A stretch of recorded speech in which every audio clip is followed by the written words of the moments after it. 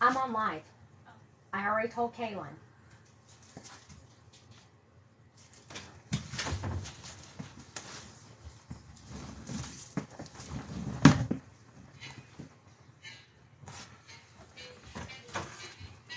Hey guys, just talks amongst yourself. Trying to get my other account set up here. I can see you guys' comments. All right.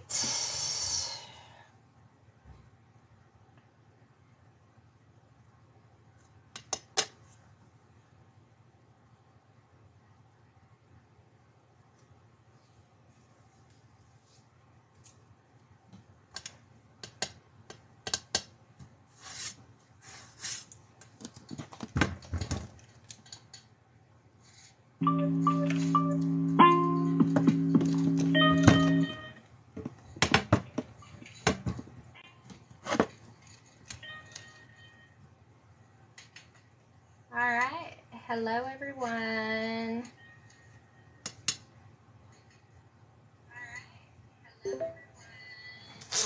I got my handy dandy little kid tablet here so that way I could see you guys' comments. Oh god, and now there's some crazy feedback going on. So if it sounds weird, sorry. Okay. Oh, I'm so glad. I never know if I'm too spastic for live, obviously, because I got banned for a week for saying God knows what. But TikTok never got back to me after I peeled it. Hey, everyone. All right, I'm reading your comments and stuff. Gosh, my board is filthy.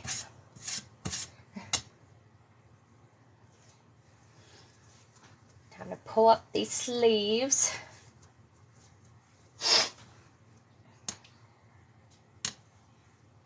Yes, thank you. I'm sorry, but I have been jonesing for freaking pizza, and I haven't had pizza in like so long that I made my husband go and get pizza. You want me to eat some juice? I already have something to drink. So, yeah. So if you hear me chewing and that triggers you, sorry. That's right. I love pizza. So you may hear me take a bite once in a while. So it's lunchtime here and I'm starving. All right. So on live today. Oh, sweet. All that's holy. That is the best pizza I've ever had in my whole life. Sorry. I don't usually eat. I'm going to turn off my headphones. But, yeah. And I only like cheese pizza. Alright. Can everybody hear me okay? I had to turn off my headphones.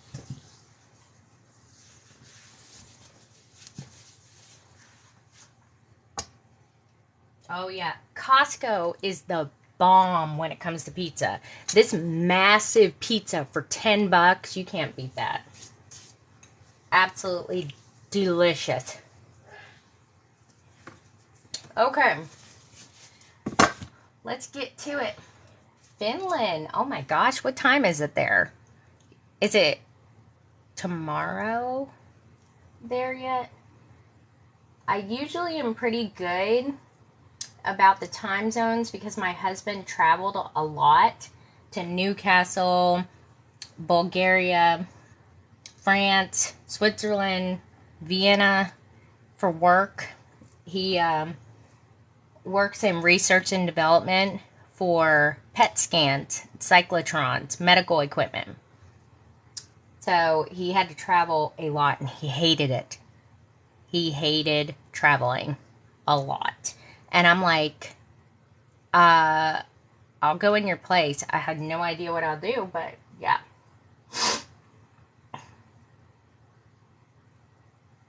My other account.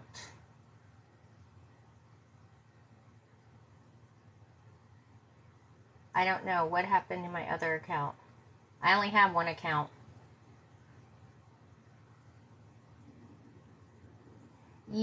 Sort of. I'm making a group of books. And the reason why I'm making a group of books... Sorry, I'm really spastic today, so because it's Saturday, and I feel like I'm really off my game. But I'm going to... So I bounce around a lot, so sorry about that. It's called ADD. I have it real bad. Had it since 8 years old.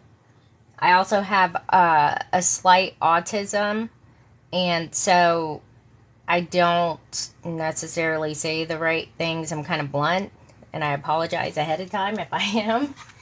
And I'm like a roller coaster, but eventually we get back around to it. So I'm making a group of books, and I'm making the books first. And those of you who have followed me for a while, I usually make a book, and then I make journal inserts, and that's kind of the thing. Well, I'm making all the books first, and then I'm going to pick one, do the journal inserts for it, finish it, and that way I have the books all ready to go. And everything. And also on my YouTube channel. So you don't have to watch a 3-hour TikTok, recording. I'm going to be doing, I've had a lot of people, they'll ask me, how do you do the cover? How do you do the signatures? So I'll have a video, and I'm going to do it in parts. Oh my God. Look at my crazy neighbor out here. Look at this. See her jogging? That's ridiculous. It's like freaking 30 degrees out here. Sorry. I got distracted. There ain't no way. Ain't no way on this planet. She's crazy. She's always out there working out. And I'm like, you're crazy. And I'll tell you all about these. So I'll have a video that's like part 1, making the cover. Okay. Part 2 will be like, doing the signatures. Part 3, and so on and so forth. Oh my God, here she comes again. Sorry. She's insane. Ain't no way my big butt would be out there jogging in 35 degree weather. So that's what we're working on. And everything. I'm trying to look at you guys' comment. A lot of people ask me what kind of paper this is. I use the decorative paper. I usually only use Stamperia. I work for Stamperia as a distributor, so it kind of makes sense for me to use their product and everything. This one is Sleeping Beauty, but this isn't the one we're working on today, because last night, I say last night, but it was like 1 o'clock, 2 o'clock this morning. This is called Voyages, and this is the mega pad of paper that comes with 22 sheets. And I have something extra special for this one planned. And I can't say what it is yet, but it's going to be a different shape book. And I'm waiting on pieces to dry at the moment, so I can't do this one today. This is the one we're doing today. What? Oh, God, give me a heart attack. Don't sneak up on people. I was trying to be quiet. I know you're trying to be quiet, but my gosh. I brought you cookies. Okay, thank you. Sorry, shut my door. One of my kids came in here and just scared the crap out of me. I'm hearing impaired too, and I have hearing aids, and I don't have them in, so I don't hear as well.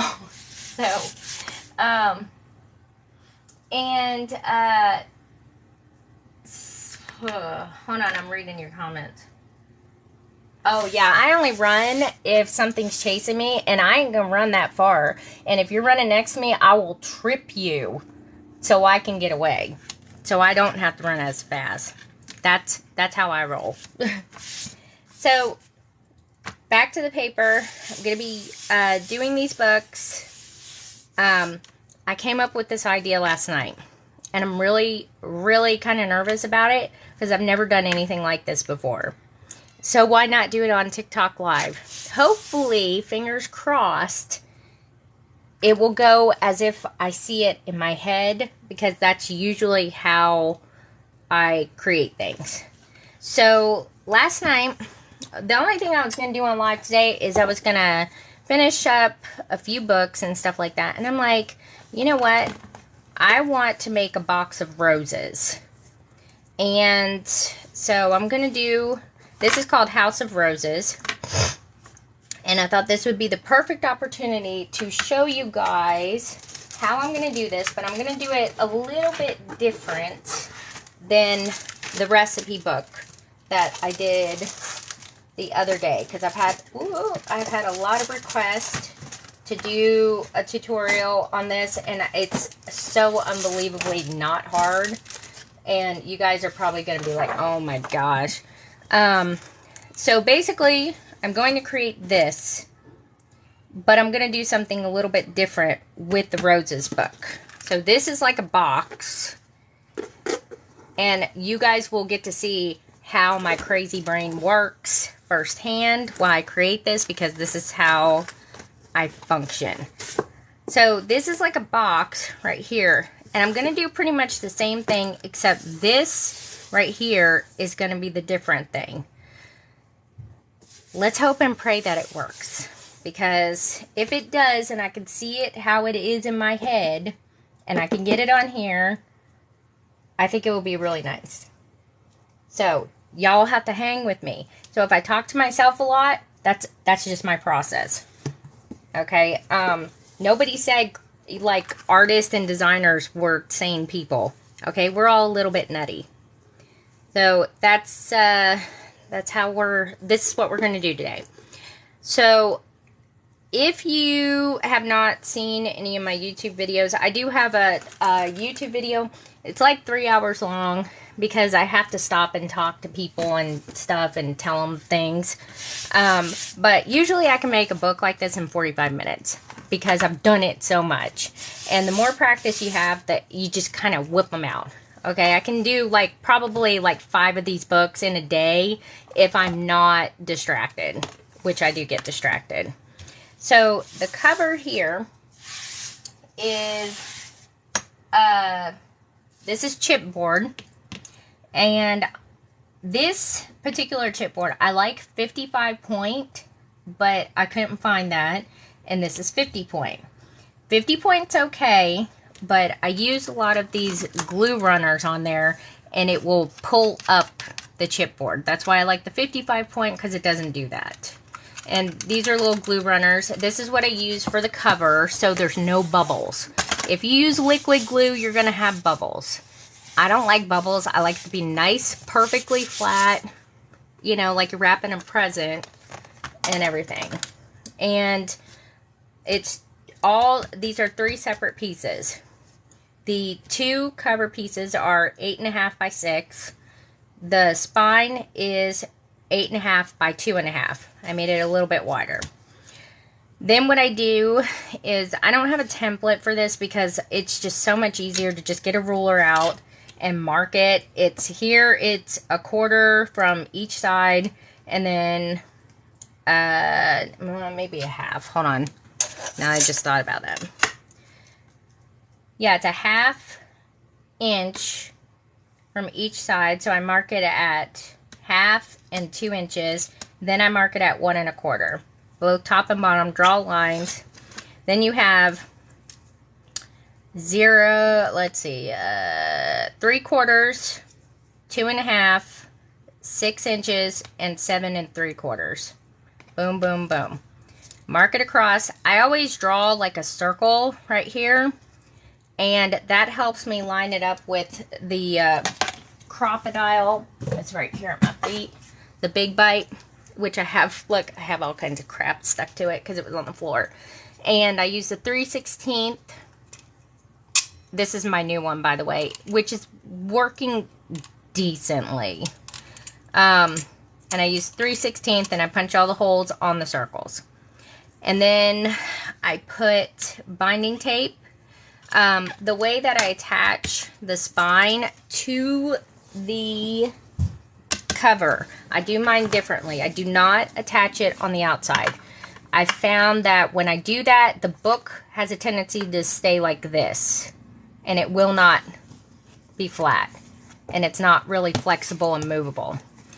So I take the flaps to the spine. They're under here, under the binding tape, and I glue them in the inside with actual liquid glue. All of this right here is liquid glue because this is going to be covered over. So that doesn't matter. And then I use a flattener here, like this, and I'll smooth the glue out. So it's really simple. It's not as hard as you think it is. And hey, Sherry, I'm finally off ban. Yay! And my daughter brought me a cookie. That's what she scared the crap out of me from when she snuck in here behind me.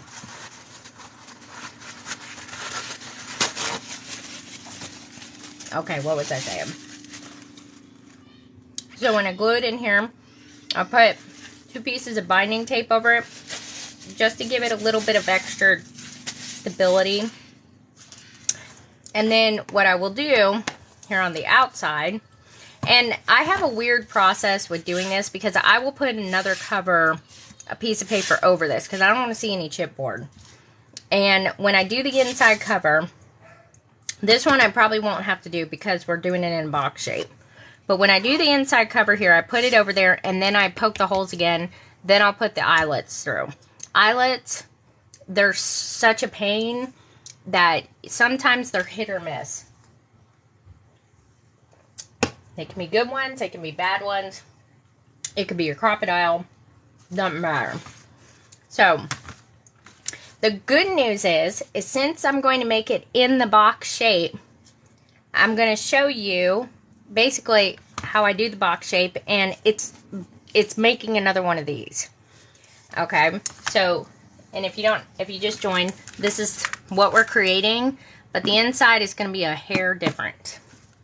I came up with this idea at like 1 o'clock this morning, and I'm like, oh, I'm going to do that. It's going to be, like, let's hope it goes well. So, what I need to do is we're doing the whole process too. You're going to watch everything. You're going to watch it all and you're going to love it. And when I say a whole process, like literally I have nothing folded. Nothing. Nothing. I have one piece of board cut out that was left over. And I'm going to use this. We're basically making 2 covers. We already have one made. We're making another one. The only difference is the second cover is not going to have the holes in the spine because we don't need that. So, I got my chipboard here. And we're going to measure it out. They're already 8.5. These are 8.5 by 11. That's a great thing because less cutting for me. That's why I use 8.5 by 11 sheets because all I got to do is fold it. So, the only thing I got to do is just cut it into 6 inches. And this is actually good. I'll give you a nice chipboard saving tip here. If you do this size book, okay, and you mark it, I'm going to do this, I guess, in a pen so you guys can see it because it's going to be covered over anyway. The other side of this is a pencil, by the way, and it comes in handy. So I mark it 6 here. And since I do the spines 2.5, sometimes I change it and I do 2. Sometimes I do 3.5. It just depends on what I want to do. You can do 2.5 here, and then you got 2.5 here. So nothing gets wasted, which I like. So you'll have 2 spines out of this and 1 cover. And you could just save the spines for when you're doing another book. And if you want a smaller spine, you can also, or a smaller cover, you can do that as well. It's off a little bit. Mark that right there. And then we're going to split it in half right there. And then we're just going to cut. Do not, I know a lot of people use like a metal ruler or whatever to cut these. Don't do that. It never comes out right. I don't know, because you have a tendency to push down on the ruler while you're cutting. And if you can do it like that, that's fine. but I've had a lot of people say it still comes out crooked whenever I'm doing it with the metal ruler. It's just a lot easier to, one, get you a good box knife, and then two, always start with the shorter end. That way you can hold on to it more. And don't try to push all the way through when you first cut it. When you do that, you're more apt to go crooked, and you want it, sorry if this is a glass cutting board, so it may make some noise.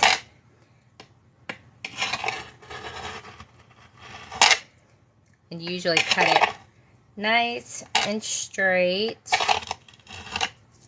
every time you do it, just like this. Ruler, to me, it just gets in the way.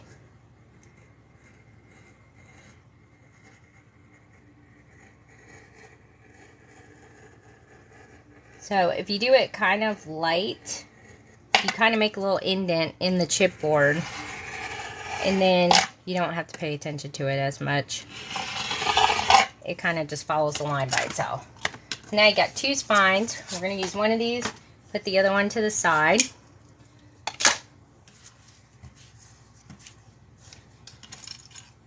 And thank you guys for the likes. All that good stuff. Share away. I usually don't do any of that because I'm not paying attention. So here is our cover. 8.5 by 6, 8.5 by 6, 8.5 by 2.5. Okay, so here comes the fun part. Finding paper. So again, we're using House of Roses, and I think I have one pack of these left in my Etsy shop, and I'm getting some more in, I think on Monday, which is good, and some more ephemera packs for the welcome home. I've been timing it kind of just right. Okay, so this is what I have for the cover right here. It's this paper, which is nice, and I always have to be really careful, and I kind of get inspired by seeing a certain cover. Might use that. I might use just the wood. What's on this side? The planks here. 8.5 by 6. Each cover piece is 8.5 by 6, 8.5 by 6, then 8.5 by 2.5. Ooh, that's kind of nice. But I'm going to tell you why I'm using, now this might work too, why I'm using a certain, hold on, I got to think real quick, a certain one. So what I want to do is it's going to be in a box shape, but we're going to make a window in the box in the inside.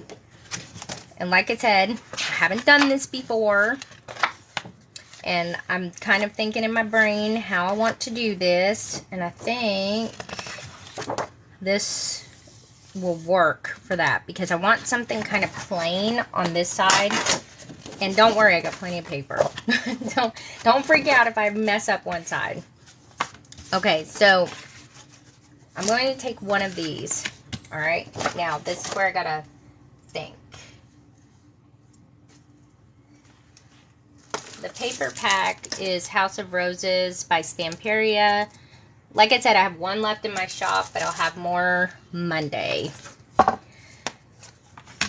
Okay. So, what I want to do is one of these covers, this is going to be the inside flap, and it's going to be a window here. And I'm going to put some, this clear film stuff in the inside. And I'm going to, sorry, I was reading you guys' comments. And so, what I have to do is I have to cut this out. The inside. So this should be fun. So what I'm going to do is think out loud. So just ignore my ranting here. We got 6 inches, and I think I'm going to make the window border probably 1 inch, because I do want it to be stable. And I want it to, but I want it to be big enough to where you can see just a little bit. It doesn't have to be a huge window. So let's measure this bad boy and see what we got here. Should be, do 1 inch, 1 inch.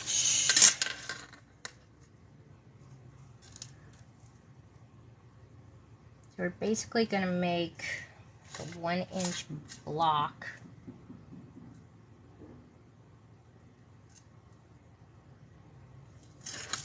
And like I said, I'm wingdinging this right now because I've never done a book cover like this. I made little windows and inserts and stuff like that for pages, but not out of chipboard. I just got a little bit ambitious, I think. Alright.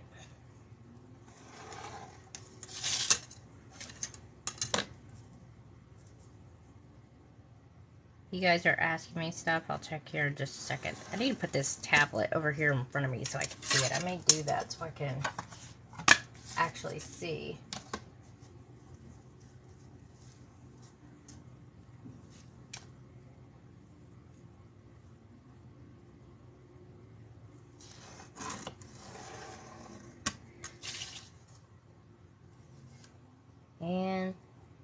And if you're doing stuff like this and you mess up, who gives a flip? Just, you know, just start over or see if you can fix it. Trust me, I've had mess ups. I messed up on the box book the other day, and I actually had to take it apart. It doesn't look like it, but yeah, I've messed up quite a bit. Okay, so I'm going to cut just this out to make a window. And I think that'll be a good size.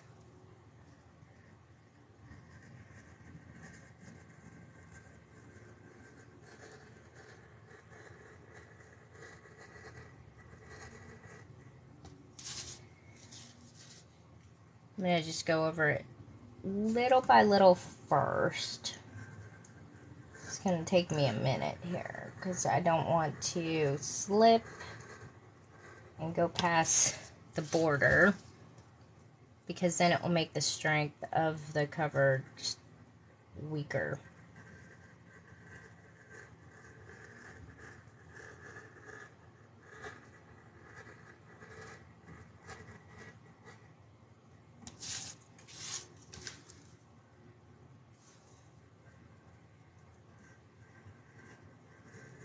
And I do not recommend using an X-Acto knife on this kind of chipboard.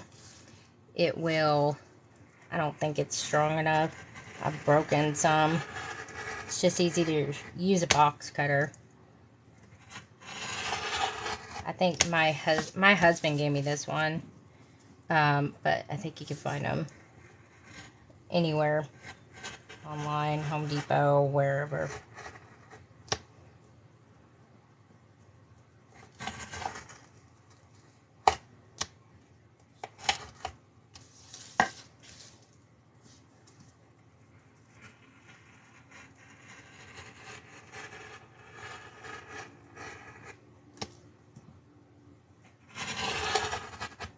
Alright, making progress.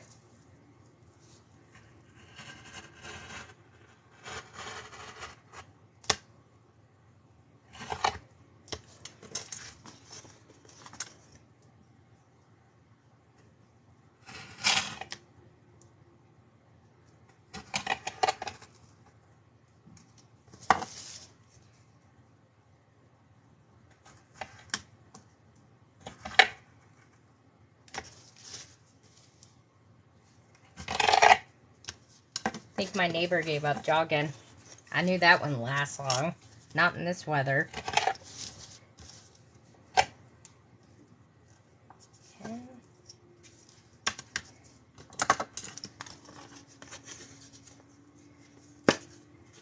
If you get a couple of little scraggly pieces on there, it's okay. We're going to cover it over with paper.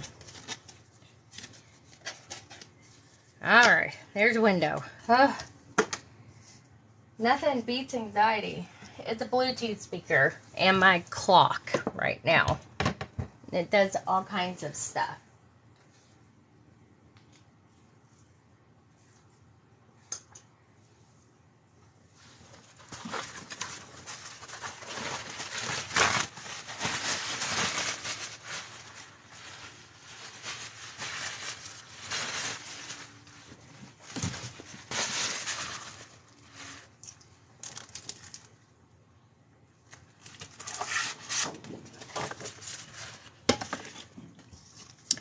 Okie dokie. So I'm going to line this up here. I usually keep about an inch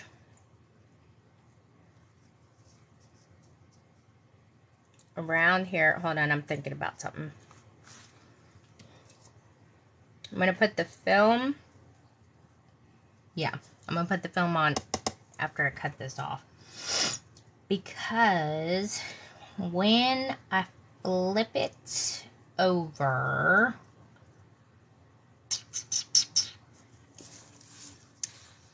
I may leave a little bit extra, because when I flip it over, I want it to go all the way to here.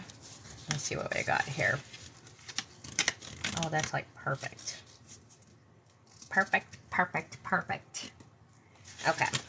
Yeah. I'm gonna do it about, let's see, about right there. Let me have one of these.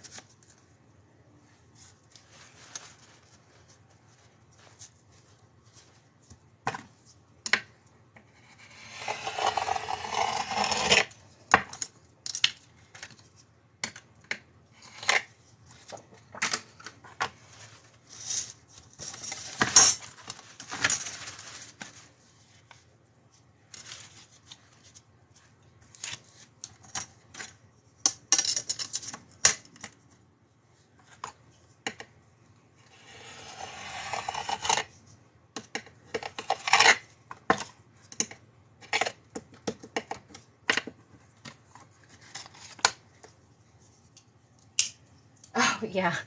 That's the only kind of soda I've actually drank. It's diet or zero sugar, whatever.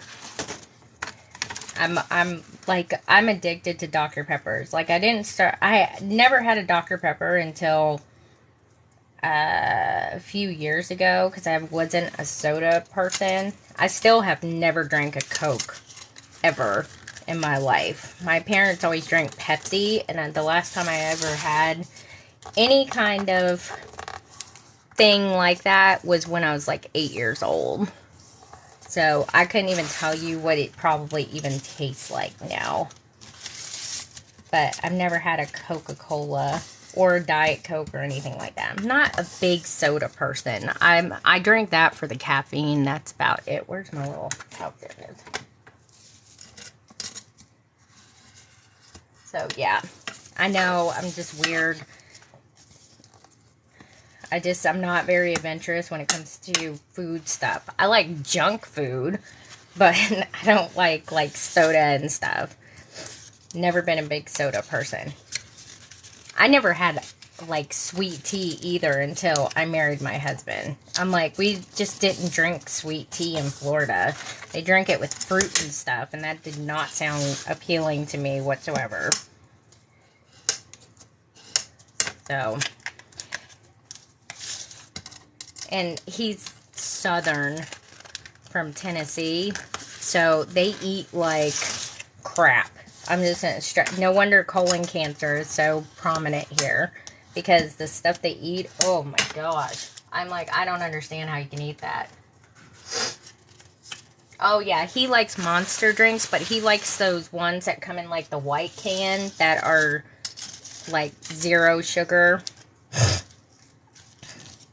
And he drinks those.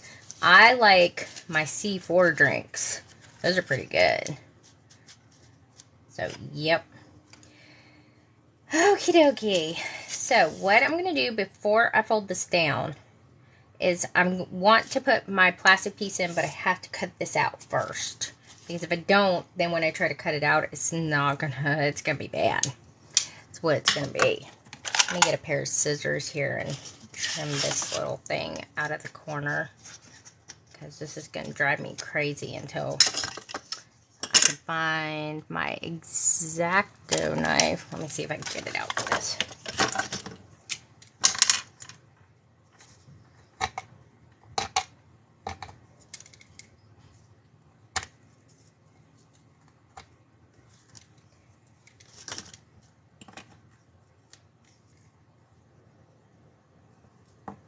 One of these days, I will actually replace the blade on this X-Acto knife. Came with a whole bunch of them, and I'm just like, it's over in my other desk, right over here, like 6 feet away, and I'm like, that's too much effort. I just like to complain about it.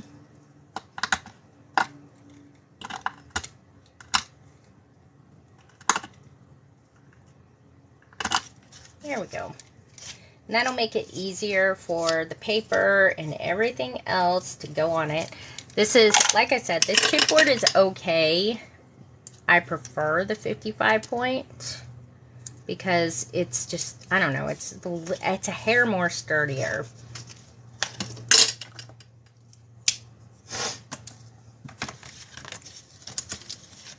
So, here we go. All right. So, we got this framed in. That way we can get it folded over. And, alright, let's pray. One thing I'm going to do is I'm going to cut this a certain way, so when I get it, I may fold it over. Okay, I got an idea. Alright, I'm going to cut this pretty much like, just trust the process. We're going to go from the corners like this, which is kind of the same way I do the covers themselves, like when I'm wrapping them over. It's kind of at an angle. If you need to, you can use a ruler. Just like that. And I'm just going to go semi-straight across. And we're just going to kind of meet.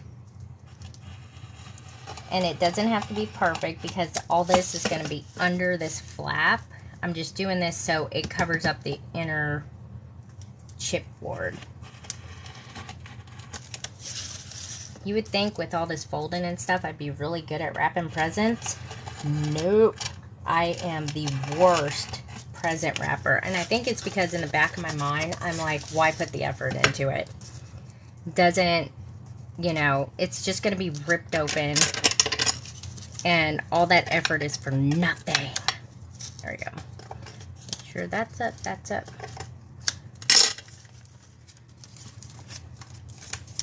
We're going to flip it over like that. Alright. And I filled up my glue today, but let's see if it's made its way down. And this is Crafter's Pick Ultimate.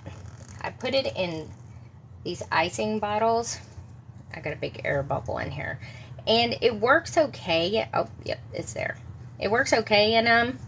But the Beacons 3-in-1 right here works way better in the icing bottles. But I like how when this does actually come out, I have a huge air bubble right in here. Let me get a needle and poke it out. When it does actually come out, I like how it comes out in a nice little, like you're icing a cake. There we go.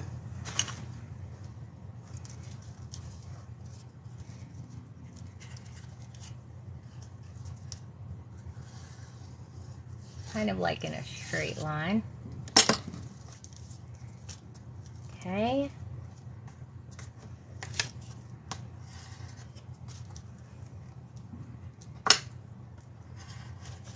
Oh, that was something else. Somebody asked me if I've ever made cakes before, and I was like, I'm not going to tell you, but yes, I have. I'm not a professional cake maker person. I just can't fathom. I would sit there and try to get a cake for one of my daughters for their birthday, and they would try to charge like hundreds of dollars, and I'm like, dude, I'm gonna go and make my own cake. And I end up, it just flicked glue all over my hand. I'd end up making it, and it looked just like theirs, but that's because if you have some kind of artistic ability, it's not that difficult. If you don't, then just pay the couple $100s, because it's not easy, and I could never ever be a cake maker because I could not stand there that long to make a cake. Oh gosh. I like sitting here in my little craft table rolling around. And I stand a lot on my feet because I work out like 2.5 hours a day. So it's not like I'm not physically fit. I'm fit-ish, but I still don't want to stand on my feet for that long.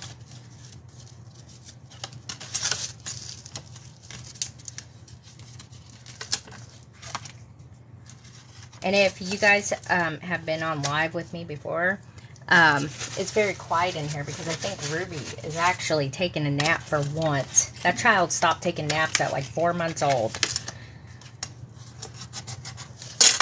I have no idea why. Only one of my kids that will never want to take a nap.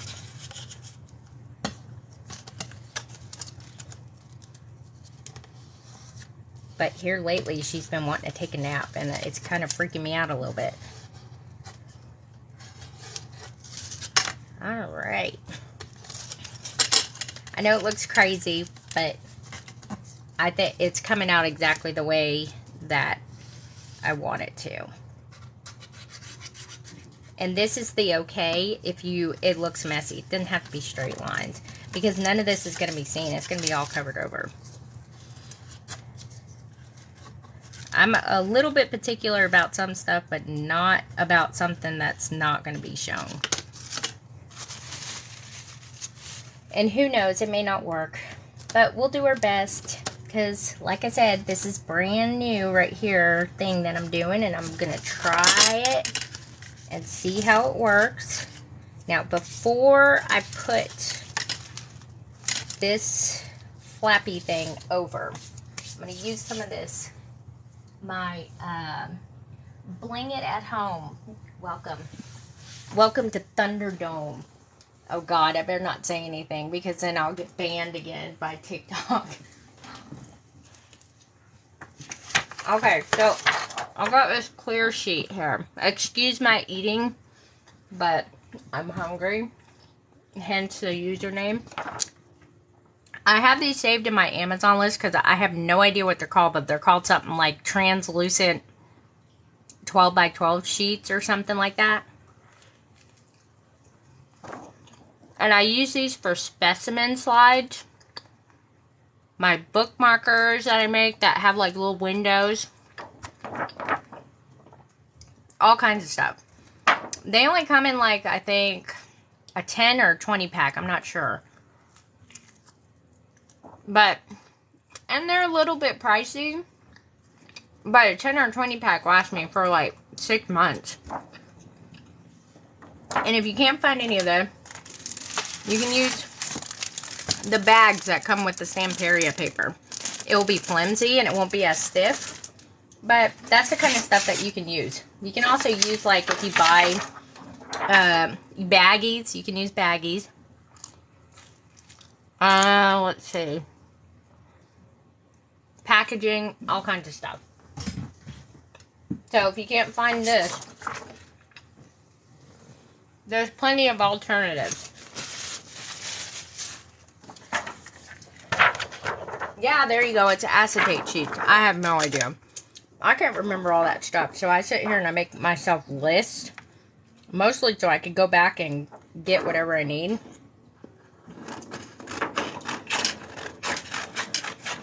Anytime I have to have, like, my husband hand me something and I need some of this, I say, hand me the little window sheets.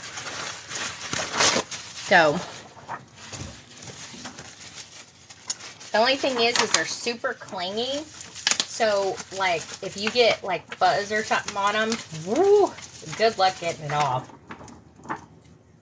Alright. Oh, that's good size. I just need to trim it down up at the top. Oh, my mail lady's here. And my mail lady, by the way, oh my gosh, I don't know how she puts up with my stuff. Because I have lots of packages and stuff that go out. And she just leaves me a bin now to put them in. And then she likes to tell me all the drama that's going on at the post office. It's hilarious. I'm like, whatever, I don't care just as long as you take my packages. And I don't have to drive down there. Oh, you can go on Amazon and create you some list. That's what I did. I created me some list. And I have like if you go in my my Linktree links, I started out before I got like Linktree and all that stuff and my own little Amazon storefront doohickey. I had my stuff already in lists, so I just sat there and transported the list that I had already onto my Amazon store, so that way I could go and get my stuff. Because I do have to restock some stuff, like the grommets and this kind of stuff. So I can't remember all that. It's too much. It's too much to remember. Alright.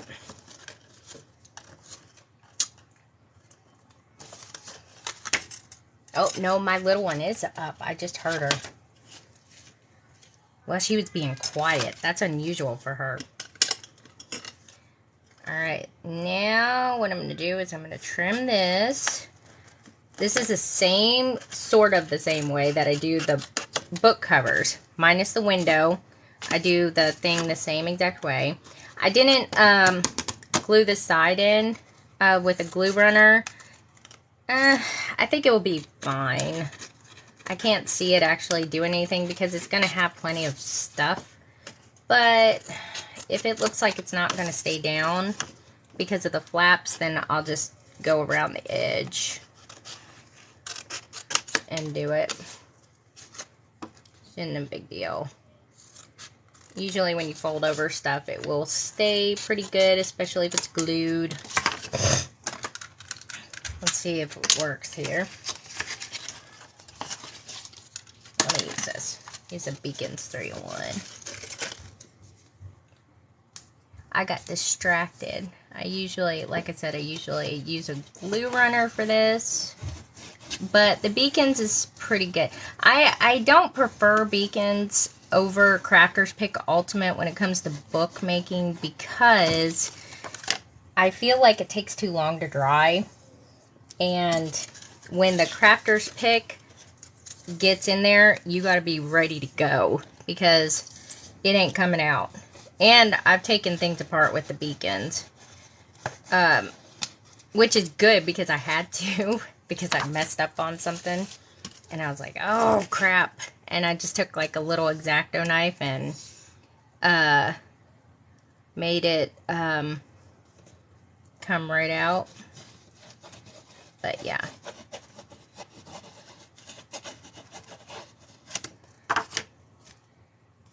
So that will hold it in there. I think I did the side. No, I didn't do this side already.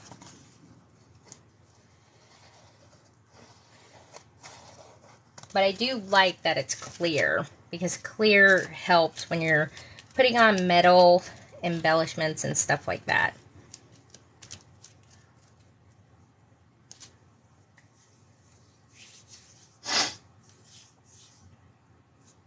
Yeah, clear packaging works good.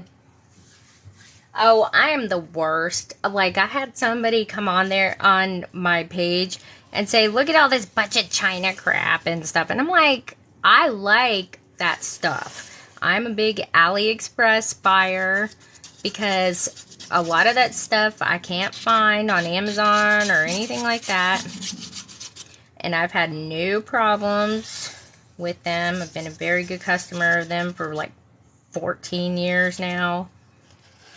And this person acted like they didn't have anything made in China in their house. And I'm like, please. You know, some of it's good quality, some of it's not, but you could say the same about really anywhere that something's made. I think they were just kind of gaslighting. I don't know why.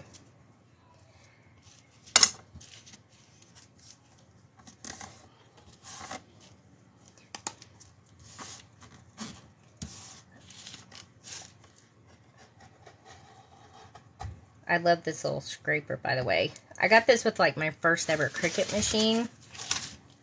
And it still works. The Cricut machine is actually in my daughter, my 12-year-old's room. She loves to use it to make crafts on and stuff. It's the one that has like the cartridges and stuff like that with it. And I got it like, oh gosh, 15 years ago now it seems. And I said, this is the only thing I want out of that pack. And I think that came out a lot better than I thought it would. See? So far, so good. So, got a window. Now, what do we do with it? Let's see. Okay, so this is how this is going to go. You're going to put another spine here. Do you guys hear my daughter? She's freaking out. Let me see.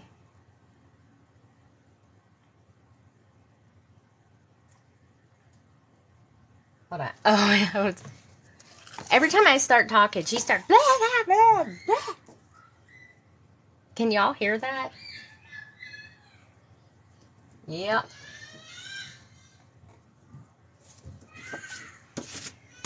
My 14-year-old kind of instigates situations. So, let me make the other cover, which will be easy now. And the spine. There we go. Got a spine here. Let me clean up my mess a little bit because usually one thing I do is I go whoop and scrape it onto the floor. I'm terrible. I'm a messy crafter. Messy. I just clean up afterward. All right. Next side. What did I do with it? I think this is it. So now this cover and the spine are going to be made the same way, except we're not going to have a window. Okay. And then what we'll do is this flap, the way I do it, so we're making like basically another cover. Okay. And we want this, the folded side right here where we folded it, to go this way.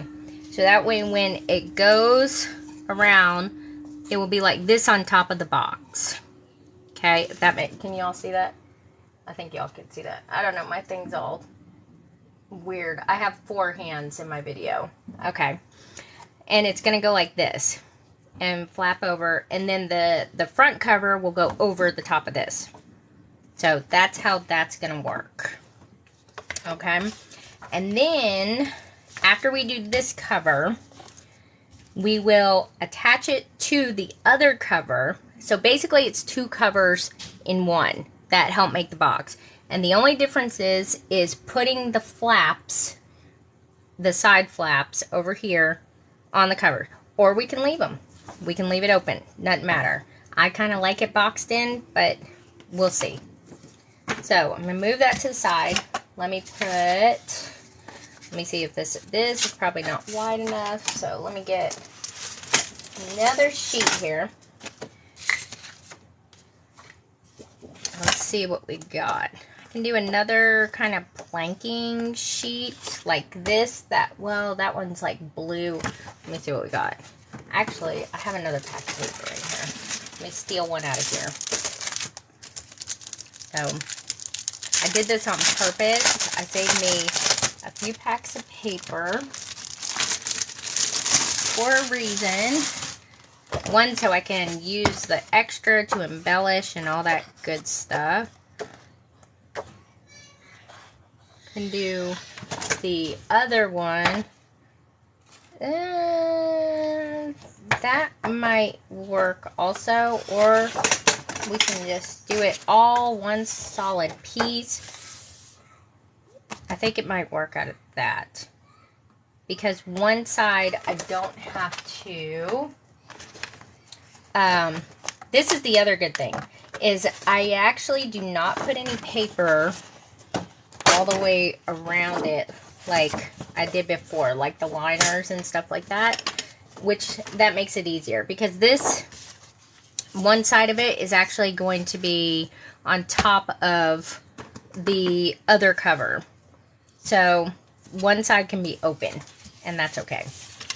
So I'm going to, now this I usually do about 1 inch around.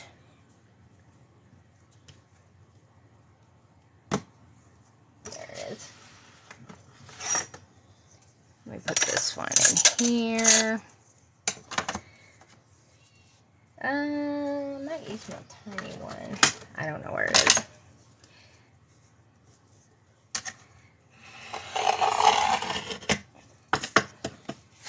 And always save these papers. I actually take these, and you can make bookmarkers and stuff out of them.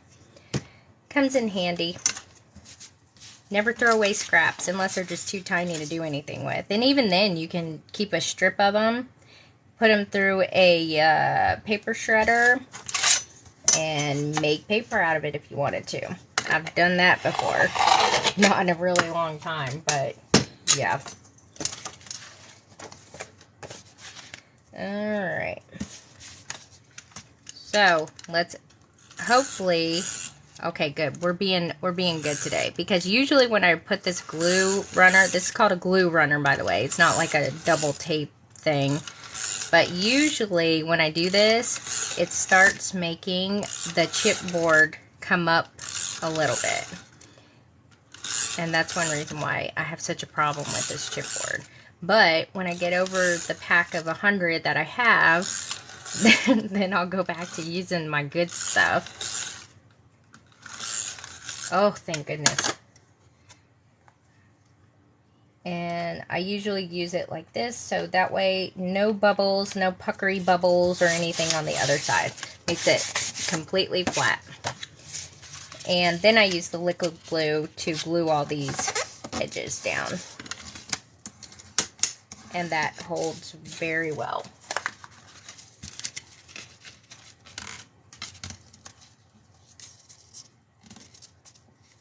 The finished Witch House book. I've made a few house books. Excuse me. The Haunted House book or the Welcome Home book I just did.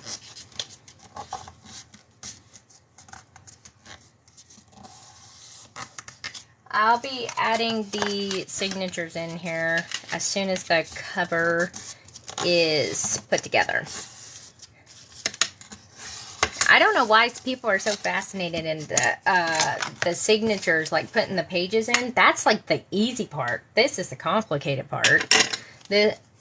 Well, I say that, but I have my own method for binding books. I kind of like my 16-year-old daughter taught me how to bind a small book one time. And then I kind of just took how she showed me and I kind of modified it to how I would do it. And that's kind of, I just kind of self-taught myself to do it. And after experimenting with it and the durability, and also looking at other books that are like mass-produced books and seeing how they put them together, that's kind of how I put my mind together a little bit. I've done them the way that like books are actually made. I just don't like it as much as just hand sewing in the signature. I've sewn books with the sewing machine. Oh my gosh, I do not recommend that at all. It's finicky. I use thick paper so it can tear pages and stuff. And I'm not super... I don't mind doing them. I've made plenty of books that way. But I want them to last a long time. So I feel like doing it this way makes it last a lot longer. Man, that pizza was so good. Y'all have no idea. I haven't had pizza in like 4 months. I'm like, seriously, as soon as I get off of live, I'm probably going to go eat me some more. I don't eat that much because I'm like on a diet. It's still losing baby weight from Rubik's there. But I do have a lot of self-control. I just get a little bit uppity when I haven't eaten.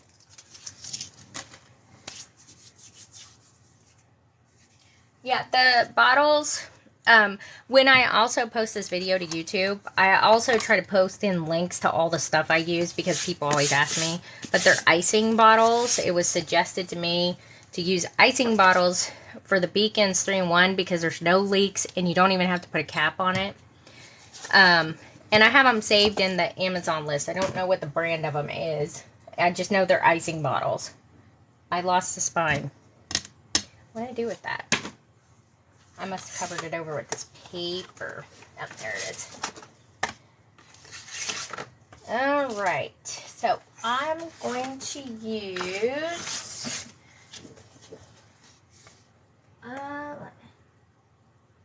from ripping on the cover. What do you mean? Just like getting damaged on the cover? I usually put, what do you call those? Metal corner things on there. But other than that, it doesn't get ripped at all. I don't know why. Okay, I kind of have an idea here. I don't know if this will work. I could put this little picture here. Oh, no, wait a minute. I can't do that because it's too close to the edge. I need a good thick edge. I could do this and maybe get the bird on there because it's going to be horizontal. And can't go too close. I need a thick edge this way. I think I'm going to do that. Let's trust the Tap Roses. Yeah, there you go. Sugar Bell icing bottles. Yeah, they work great. I get distracted by everybody's comment. Sugar Bell icing bottles. I don't know why I can't flip and remember that all. Everybody asks me all the time what I use, and I'm like, I have no idea. Here's my little ruler.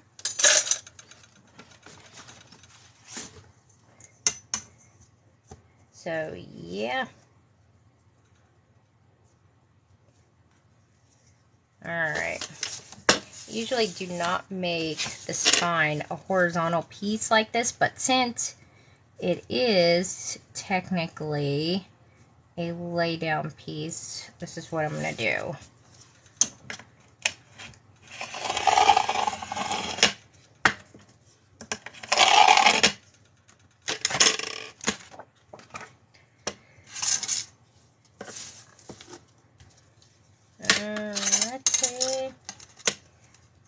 So, it's basically going to be 2 covers put into one and then put into a book, if that makes any sense. And if it doesn't, just stick around and it will. You'll understand exactly what I'm talking about.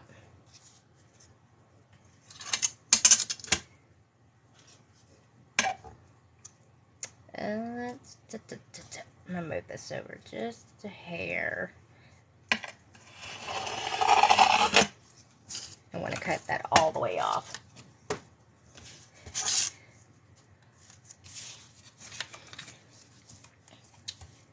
I'm sitting here. Let me do this. This is just for my reference, so I could sit here and see. We're going to glue it on the other side.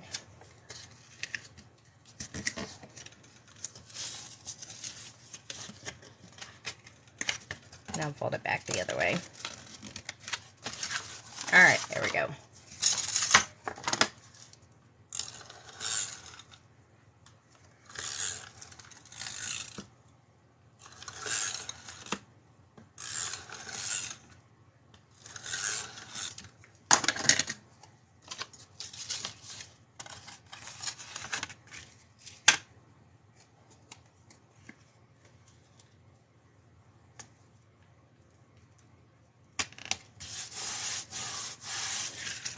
Alright.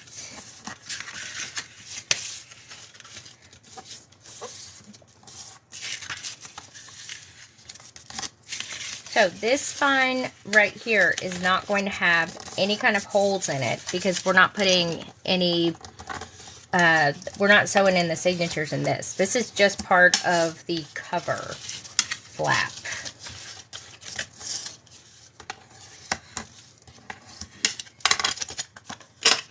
There we go. We'll have a little birdie on it.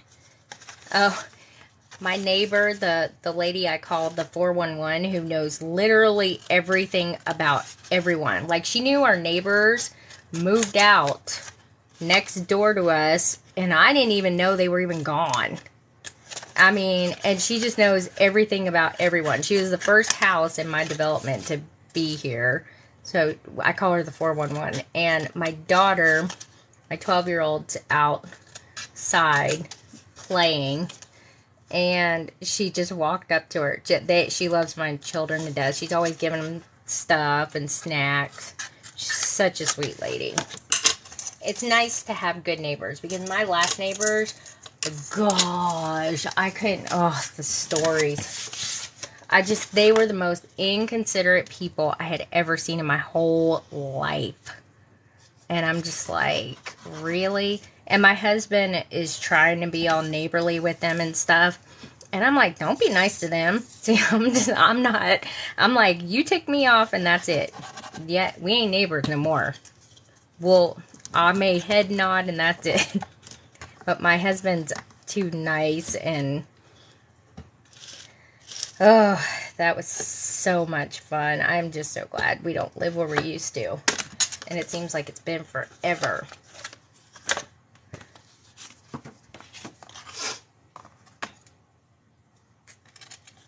Oh, yeah, she's not crazy, though. She's actually really funny. I actually made a book for her granddaughter. Okay, this is the part that gets a little bit confusing. Okay, so this is the folded part right here. This one doesn't have any folds in it. So this one's going to go face down this way. Okay, and then we're going to... This is exactly how I glue my other cover, but it's just a teensy bit different because this is a flap to the cover. So I'm going to put this on top of here, just like this. I just want to make sure it ain't going to be hanging over too much. Let me look here. This is a good thing about having a little window. I might need to trim it down just a hair.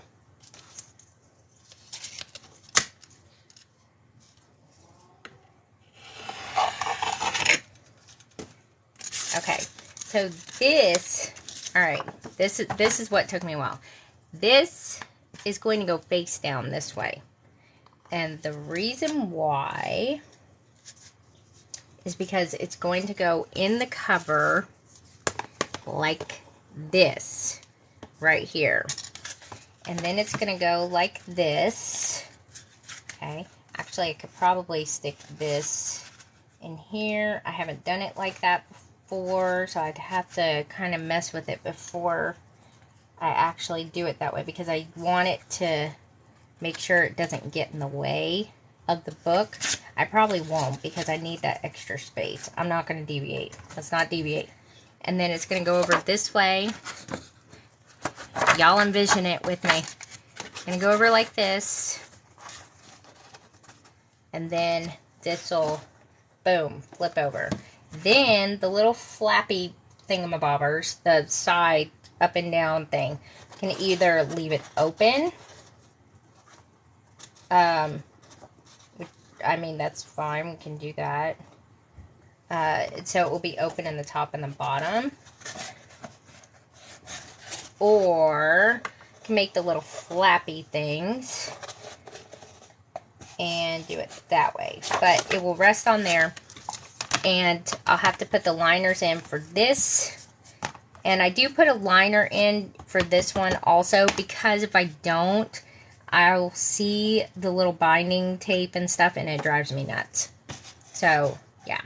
And then I can always put something a little bit over that or leave it. Doesn't matter. So this is basically how it's going to go together. It's like this. And then like that. So it's like 2 covers. I need to make a cover like this with a little window. I didn't even think about that. I'm going to probably do that for another book. Make a cover with a flap for a window like that. That'd be cute. Okay, so I'm going to put them to the side.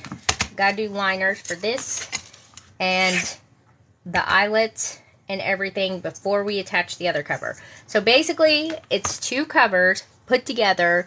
That's what makes the flap come over. And you don't even have to put the piece here and here on the bottom. If you make 2 covers, you could do it like that. And then you could have it tied to where it could tie over that, which I'm going to do. Almost forgot. I always forget about the ribbon.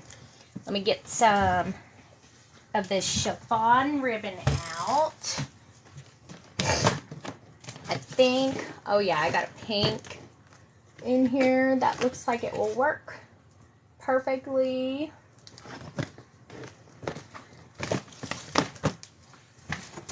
Whoa, dropping everything.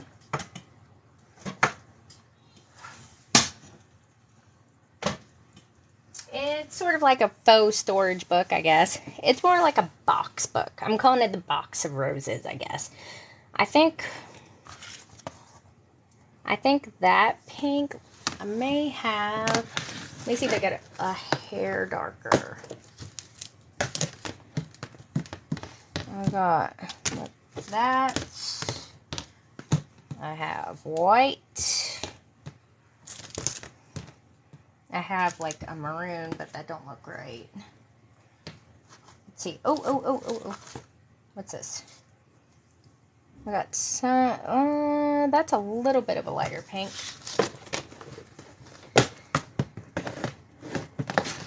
What happens when you have too much stuff. Now, somebody was asking about the house book. Are you talking about this one right here? Is this the house book you're talking about? Oh, hang on, my thing's delayed.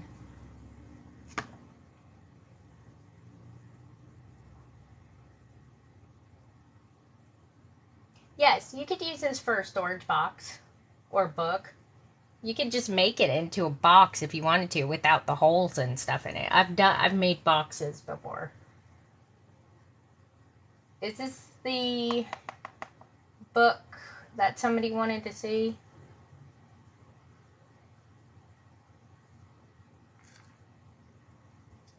It's House of Roses by Stamperia.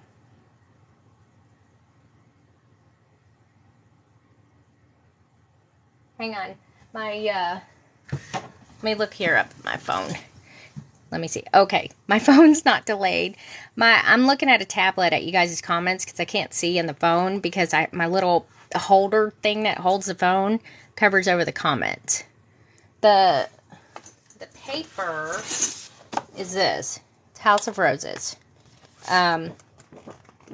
I'll have some more. I have one, I think, left in my Etsy store, maybe. I have no idea now. But I'll have more on Monday. The house book. Okay, I've done a couple of house books. Somebody wanted to see the house book, but I'm not sure if they're talking about the haunted house book that I have or the one I just did. The haunted house book, in my opinion, is the better looking one because I like gothic-y kind of stuff. But this is pretty too. And this is the first time I've done one with this pad of paper. This is the Welcome Home paper. And these are actual stickers from the ephemera packs that come with those. And so this is a book that I did on live really on a whim. I was not planning on doing this book, but I love this paper so much because I just got it in that I was like, oh no, we're making the book. So that's what the Welcome Home book looks like. I made little pockets here, and I do the same kind of binding the pages and stuff that I'm going to do with this book. And then there's a pocket up here, and then that's the little attic stuff, which sometimes, probably if you guys ever see this again, I will have more stuff in there, because I kind of I get a little nutty with embellishing stuff. So, if you guys were talking about the haunted house book, just let me know, because it's up on a really high shelf up here, and I'll have to get my, like, 6'7" husband to get up here and get it down, because he's the one who put it up there in the first place. He kind of put the shelf a little bit too high. I'm only 4'11". Okay, so the first thing I want to do, if you want a tie closure, you don't have to do a tie closure, but if you want one, which I really like, because when you start packing these books full of stuff, they kind of get like the alligator mouth journal, and they're going to be puffy like this, which is one reason why I made a thicker spine, a wider spine. It's so when they sit with nothing in them, they're like this. But then when you start filling it up, it starts getting like this and like this. But if you have a tie on it, it will stay nice in there. I have a journal book right now that's like, looks like it's doing the greater than, less than, like Mrs. Pac-Man thing on it. And I wish that it had one. And I'm thinking this pink one, well, that's two different ones. This one or this one. Let me look at that cover here. Oh, yeah, I think this pink one's going to be the good one. This is going to be the good one. Yeah, hold on one second, okay. Echo. Drop in living room echo. Okay, drop in. Jeremy, can you come and get my haunted house book down? Echo. Drop out. If you didn't know that, you can use the Alexa things as intercom systems and drop in, even when you're not even at home, by the way. It's a little trick I learned. We drop in on our girls, because they're teenagers, if they're home or something. I sit there and drop in on them, and I'd be like, I could see you. What are you doing? Everybody's wanting to see my haunted house book. And the pizza was delicious. Huh? I know, but it's good. I didn't want to look like a pig on live. I'd go for it. No, I know you would go for it. People don't judge men the way they do women. I won't look like a pig. Thank you. You just said it on that. I said it over there. You want this also? Nah. That was fine. Set that one over there on my paper. Yeah. Thank Anything you. else? No, I think that was it.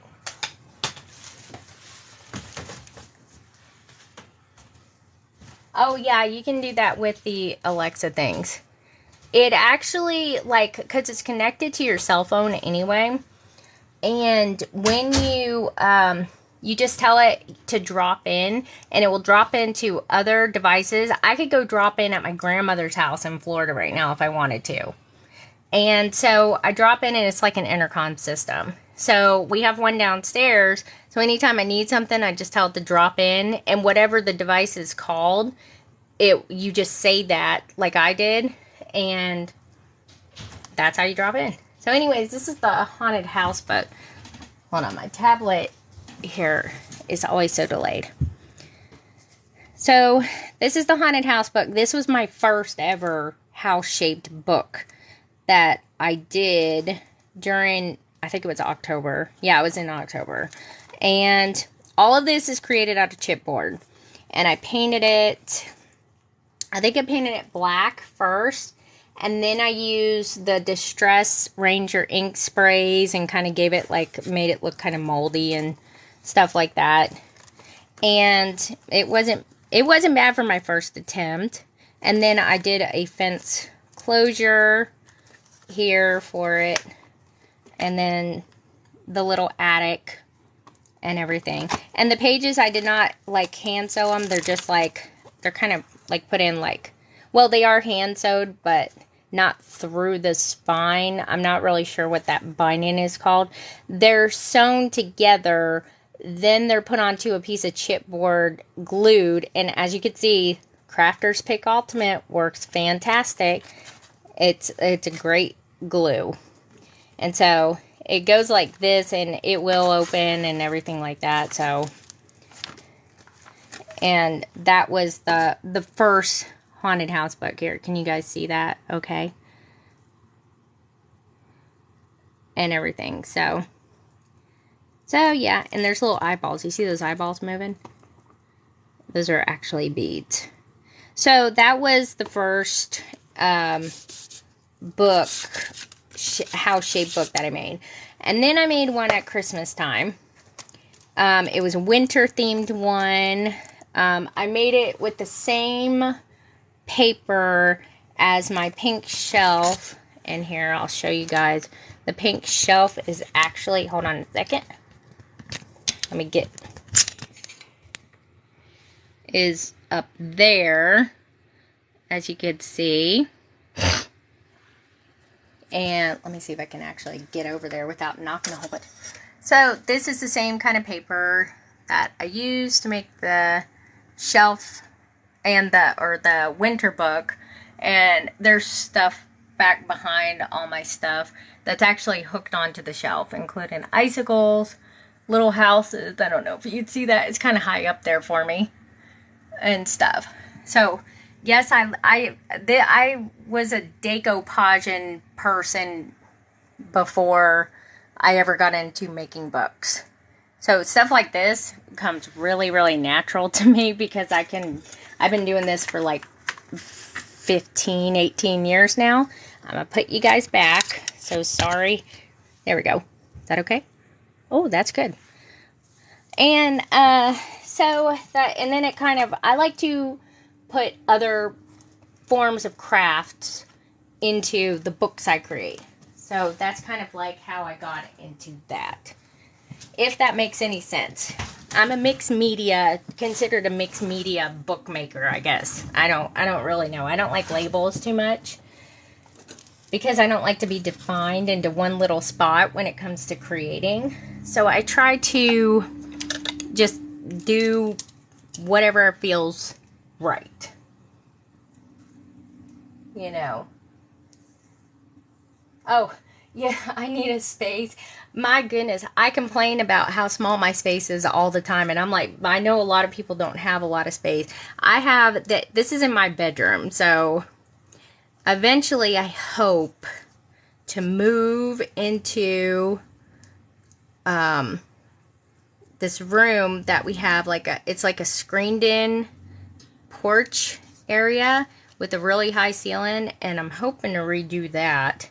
And that could be my crafting room, because I'd rather be downstairs while I'm homeschooling my girls instead of, you know, I can actually get up there. Where'd my clock go? Oh, I can actually stay down there and do like multiple things at once while I'm homeschooling them.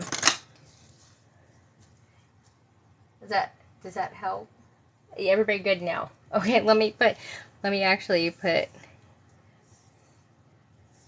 this ribbon on. Hang on, I'm trying to make. And you want to attach your ribbon first, and I just do it right across here. And I'm going to keep it kind of long because it has to go around the box too. And I do it little by little. Let me look at this. Yeah. Yep. We're good. We're good. We're good. I've only made one of the box books. The recipe book. That was like my first time doing that. But I'm always trying to do different, unique books because it's just something I've always liked to do. And I've made a wearable wristwatch journal book. I've made a tea bag-shaped book. The Heart Accordion book. I know that a lot of people know about that one. And other accordion books. And I actually have a special one planned that I'm hoping to start working on this week with one of the book covers that I did. And I'm hoping it comes out good. Oh God, glue on the fingers. I have a thing about glue on fingers. Ooh. Oh, well, welcome. What do I always say? Welcome to Thunderdome. This is the Thunderdome crafting world.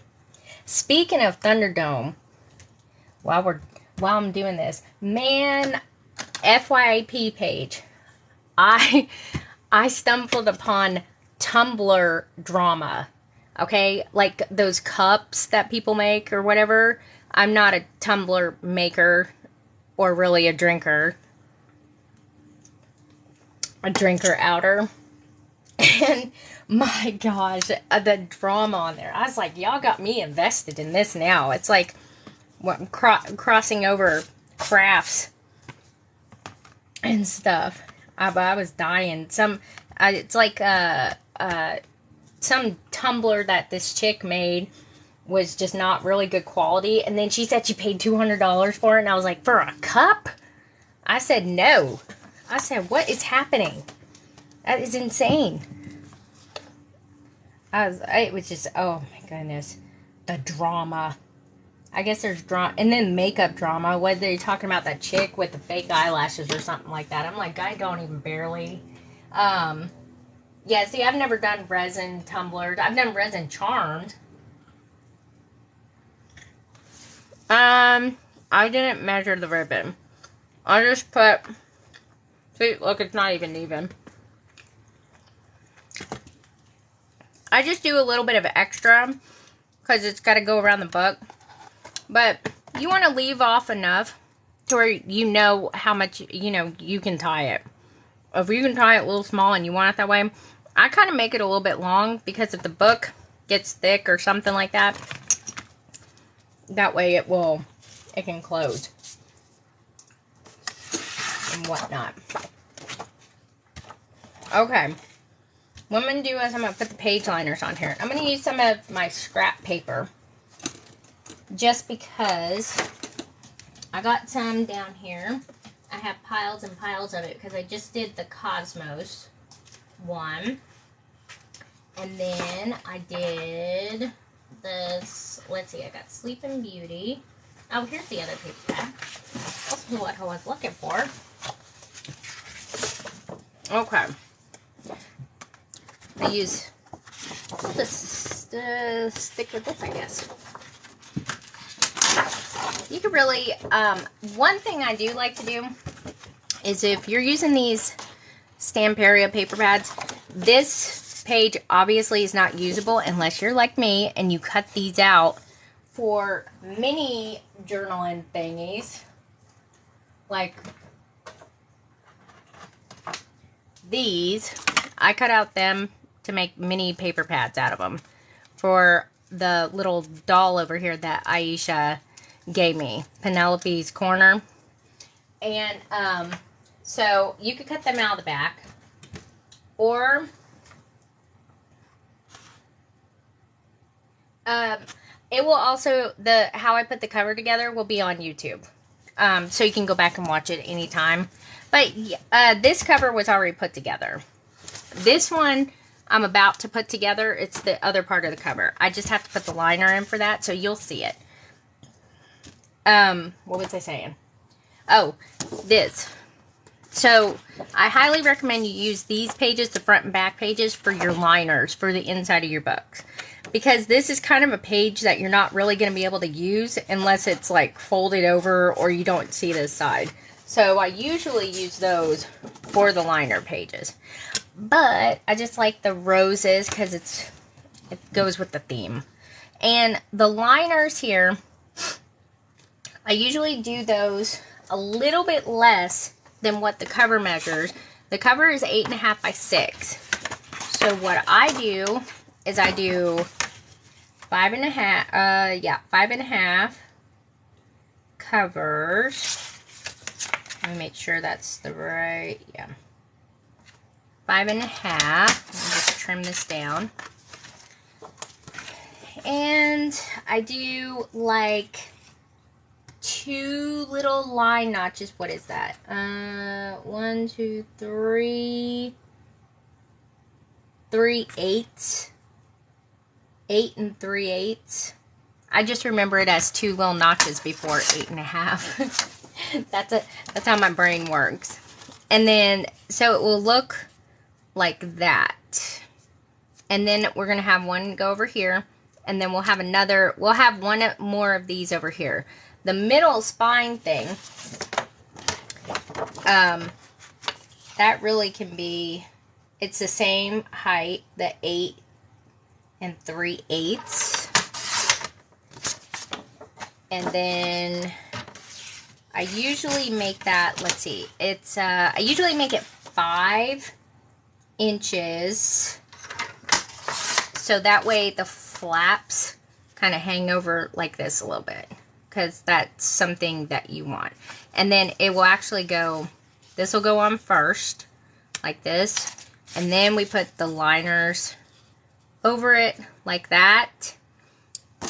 And the other liner over here. Let's see, let me make sure that is, yep. And again, the other liner on that page is 5.5. So it will look like that. I don't know why I do it that way. It's just, it's a habit. So I'm going to put these over here. And one thing I will suggest that you do is whenever you're doing this middle part, I always take like a scorer or the bone fold thingamabobber, and I just run it down where the book bends, that little crack right in there. You don't want to push too hard. I'm kind of rough with my books, so I want to make sure they're going to hold up. And if they can hold up to me doing all this stuff, I know they're going to be good. And then I just kind of fold it over like this. And this makes it a little bit easier for it to kind of mold to this, like this when you glue it, just like that. And that's kind of what we're looking for. If you don't, and when you go to glue it, it will pucker, just from experience. And if it does pucker a little bit, which it probably will, use a flattener or something like that. So that will work also. And you can also just fold the book like this and push it. I know you guys can't probably see it, but you can just push it down. Just try to keep it straight. Where's my little crack? There it is.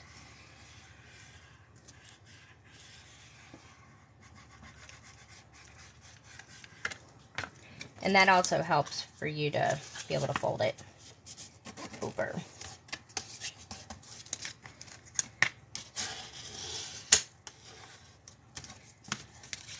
So then when the book closes, it will be nice and like that. Then I'm going to use the glue.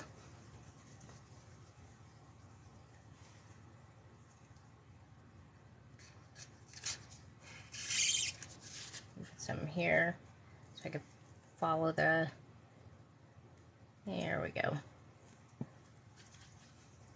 I usually put my glue upside down in this cup that I have over here. That way I don't have to keep shaking the thing to get it to come out. Makes it a little bit easier.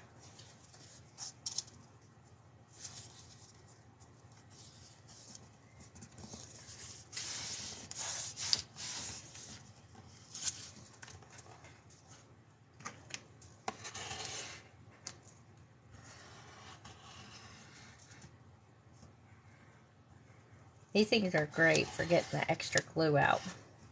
If any glue gets on here, that's okay. It's going to be covered up. This is what we care about. It's down here. You get any excess glue, better to have a little bit too much glue than not enough.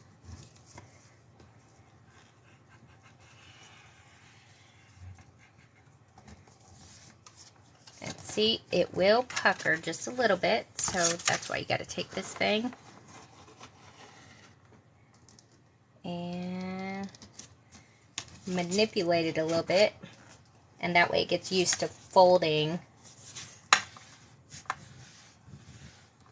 like it's supposed to.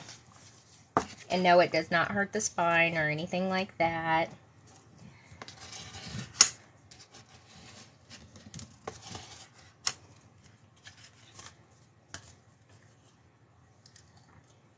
And then what I'm going to do is I'll turn this over and I'm going to repunch the holes, and then I'll put the eyelets in.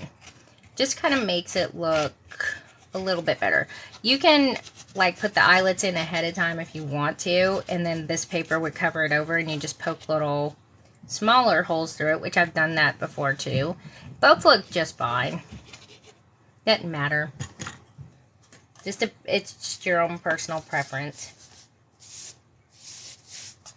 Let me get this ribbon out of the way so I don't get any glue on it. That's the only thing bad about having the ribbon on there is it gets in the way.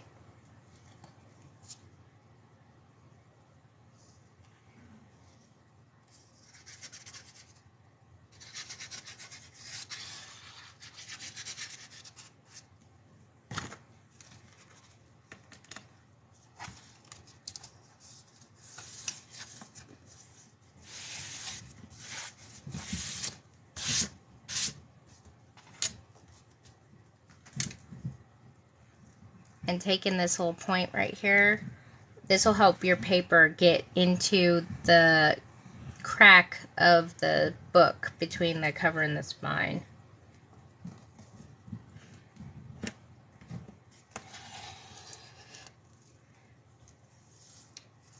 This one didn't pucker at all. See, sometimes they're just finicky like that. Sometimes you get one that just will never ever sit down and stay. And it's just a little bit rebellious glue and paper. Alright, that one looks good. I always recheck them, sorry. I'm kind of thorough that way. I want to make sure I don't have any glue anywhere it's not supposed to be, that it folds right, and that way it looks like this with no puckering, if you guys can see. Oh, yeah, yeah. And then we're going to put on the liners. And then we will attach the book to the cover after we put that one together.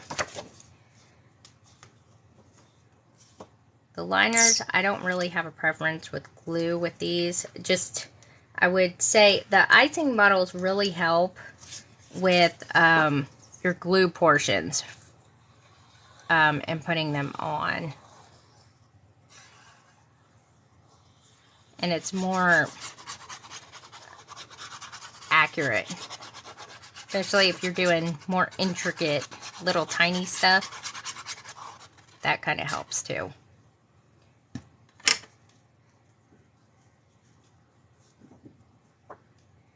And I just line it up and I leave a little bit of an edge over here, and it does overlap the spine paper in the middle.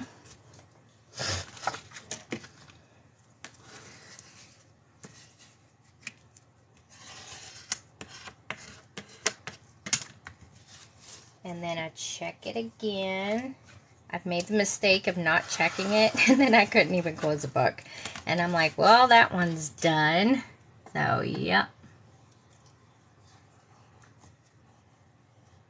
And this thing is great, by the way. If you can find one of these, get it, because I use it for everything.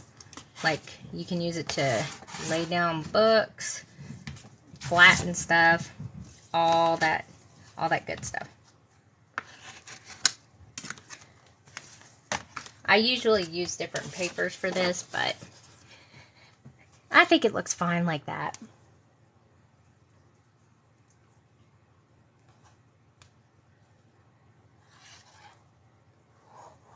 Oh, thank you guys for answering questions. Because, yeah, I'm... Actually, even if I'm not on live, I'm probably talking to myself like this, too. I kind of get in the zone.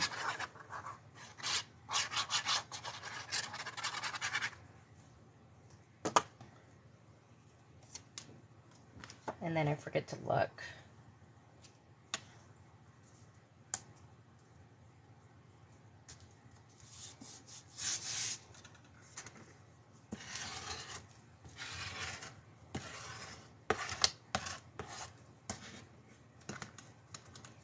And also make sure you pay attention to your cover, because on one of them I put, it was upside down. The one cover I did the other day, and I'm like, oh my gosh. So I had to put another liner in there. I was like, you're in there, so you're getting covered back over. Okay, so now I have my holes right here. I'm going to use, where'd that crocodile go? Oi. Oi. I'm going to use this to repunch the holes. Just so they're there. Again, this is just my process of doing stuff. If you find an easier way that you like to do stuff, then go for it. I just find it easier since the holes are already there. No matter what, I gotta punch more holes anyway, so might as well just do it all at once. And get all the pieces of paper out.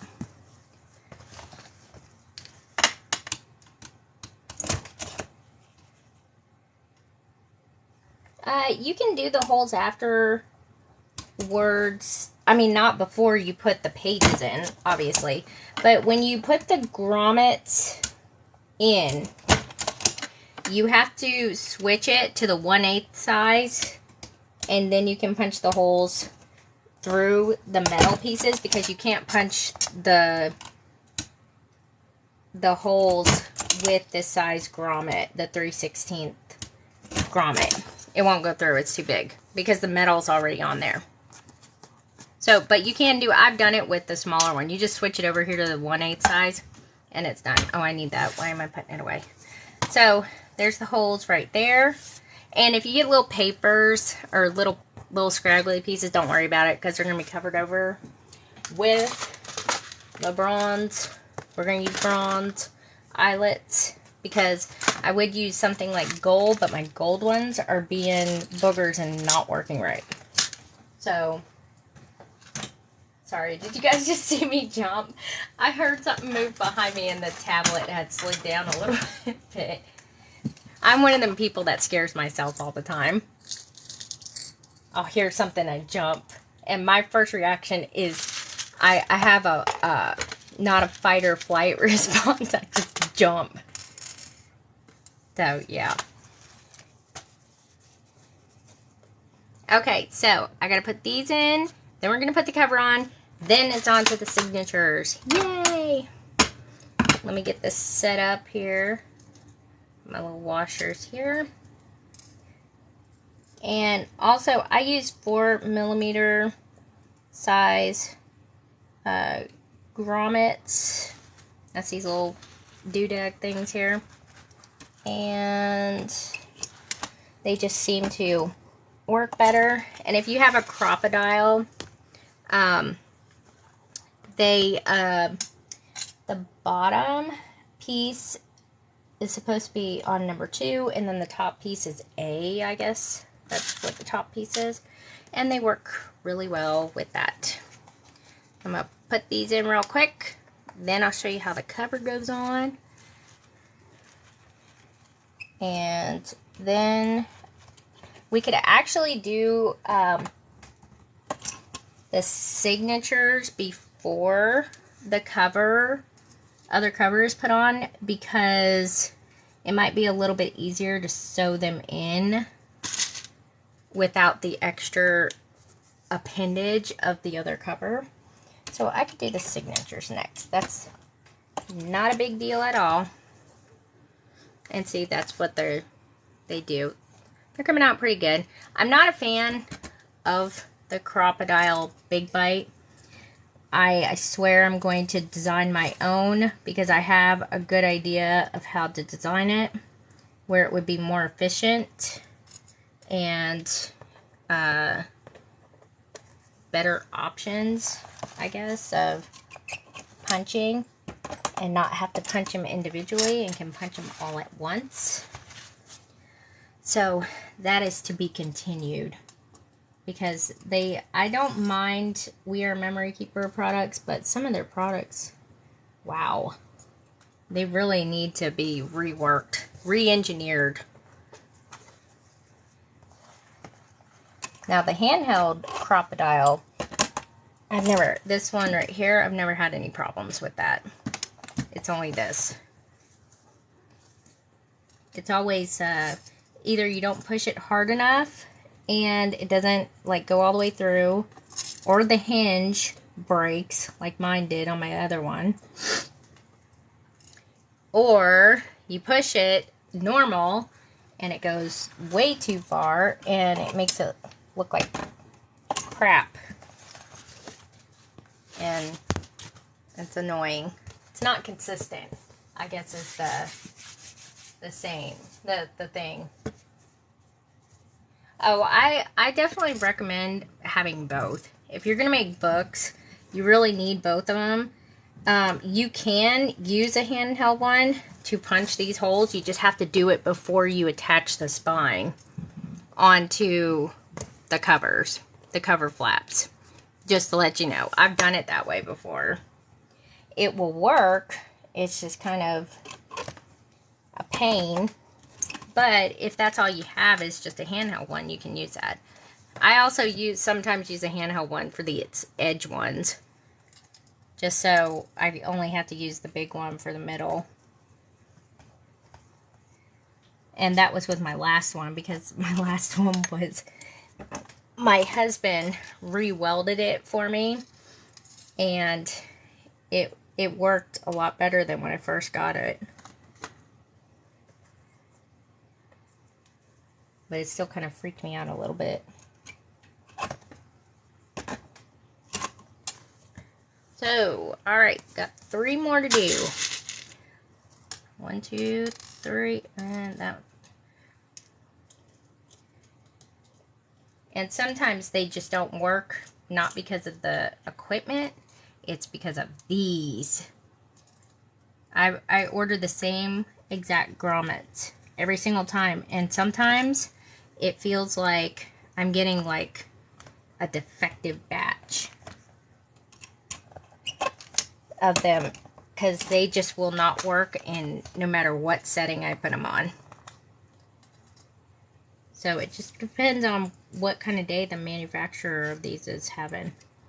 And I don't recommend buying these anywhere but online because they are so expensive. If you go to a craft store or something like that, or on the sites that sell like We Are Memory Keepers and stuff like that. And I'm cheap, so I like to buy good quality stuff. Alright, so there we go. I don't want to spend an arm and a leg either doing it.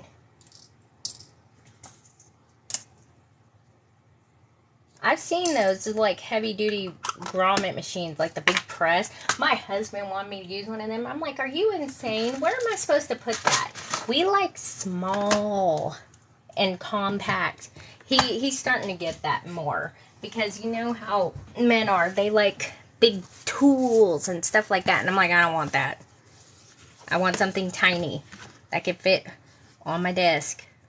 You know, but I've seen, like, he was showing me the bigger ones and stuff. And I mean, I don't know. It might be a trade-off to have one that's, like, for everything. These are supposed to be for leather and everything like that. And I'm like, yeah, right. So, this is how this other cover's going to go.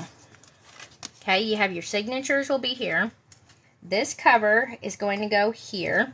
You have your ribbon. just like this. So it's going to go over that way. And then this is the other spine, which I'll have to put another piece of paper over it. And I could put it like this. Oh yeah, like that. And this is going to go here like this. And then the little window, there's the folded side, is going to go here like this. So then it's going to fold over like this. Signatures will be where my bottom hand is. Let's see if I can get it. And then it's going to go over like this. And then it will tie here on this side. Just like that. Is it making sense now? So that way, and actually this is really good and sturdy. And if you didn't want to put a book in here, you could also make this into a box. You know, you just would glue the side. You could sit here and actually just glue the sides on here. But I've made boxes out of chipboard before. And this chipboard, I mean, it's nice. I don't mind using like cardboard boxes, like shipping boxes that come in the mail. The only problem is that I don't like that squishy thing that it does. If you know what I'm talking, you know, it's got like the little holes or whatever in between. Oh, it drives me crazy. And so I'm going to attach this together real quick. And then I'll probably put something like a pretty piece of paper right over here, because this is not going to have holes punched into it, which is good. less grommets. And then we're going to do the signature. There you go. That whatever you just said. I don't even know how to say that word. That's like me sitting here talking about Britney. I'm talking about Britney Spears with my husband. And you know the court ordered thing that she was in? I cannot. I try to say it to him all the time. And he just looks at me and he's like he's annoyed because he doesn't want to hear about Britney Spears. And I'm like, how do you say that flipping word? I can't ever say it. It just doesn't flow off the tongue right. So, yeah. That's how I feel about that kind of cardboard, too.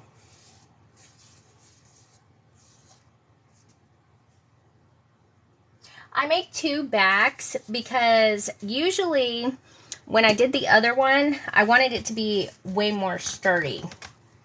And I had to have something to attach to it. And if I only attach it with paper, because of the flipping open and close, I'm afraid it would make the paper really, really weak. And it would not hold on there. I wanted something that was going to be like super tough. Because if you look on this book, this is what we're doing right here. This book is the same kind of concept. And it's actually good and sturdy right here. But I made it to like that. Hang on, I got a knot in my thing. Oh, no, I don't. And this is why. I flipped it over here. And I have it here because this is super, super thick spine. It's not going anywhere. Oop, I got caught on my thing. And it just made it easier to have a hinge point for this top piece that's not going to be like a piece of paper just sitting on there, if that makes any sense. Because see, this is actually a whole piece right here that I used to go across there. And it's also attached right here. It's just attached in between the 2 pieces. And I also put the ribbon in between the 2 pieces and everything like that. So I kind of used it like an anchor, you know, to kind of make it to where it's not going to fall apart. Does that make sense? Yes, I use cloth to cover my books sometimes. Not a fan because I don't like the wrinkly looking stuff. I'd rather just have a little bit of cloth, but I like the smoothness of, and I like this paper. So I'm a big Stamperia fan, which Stamperia does have fabric paper, but they're usually only 12 by 12. I haven't tried to make a big book out of the Stamperia paper, but that may be like a future project to do. But it just sits nice and stiff. I tried it with one flap and it was not holding up very well. And that's why I didn't want to do that again. I wanted it to be more stable. I'm kind of weird about stuff like that. Because if you think about it, this is just a piece of paper holding on to here. And when I'm done with it, it will be way more stable with that. I may put another piece of binding tape right here also, just so it will hold on to this also better. I don't know. I just like overkill, I guess. And then, let's see. This is going to go, yeah, we want it on this side. So that's why I just put another piece there. It's kind of a spur of the moment thing. Yes, cloth, I definitely agree, is hard to work with. It's hard to keep it straight. And to me, it's paper never lets you down. You know, than cloth does. At least for me, anyway. It's just so much easier for me. But I have done cloth covered books. But I try to do different stuff. Because I always see, like, cloth covered. Hang on, my big head's probably in the way. I want to make sure this is nice and straight before I start doing that. But I do have some plans, though, with some cloth books. I came up with a few ideas for some, but I don't do, I've done them once in a while. But I prefer paper. I'm just a paper person.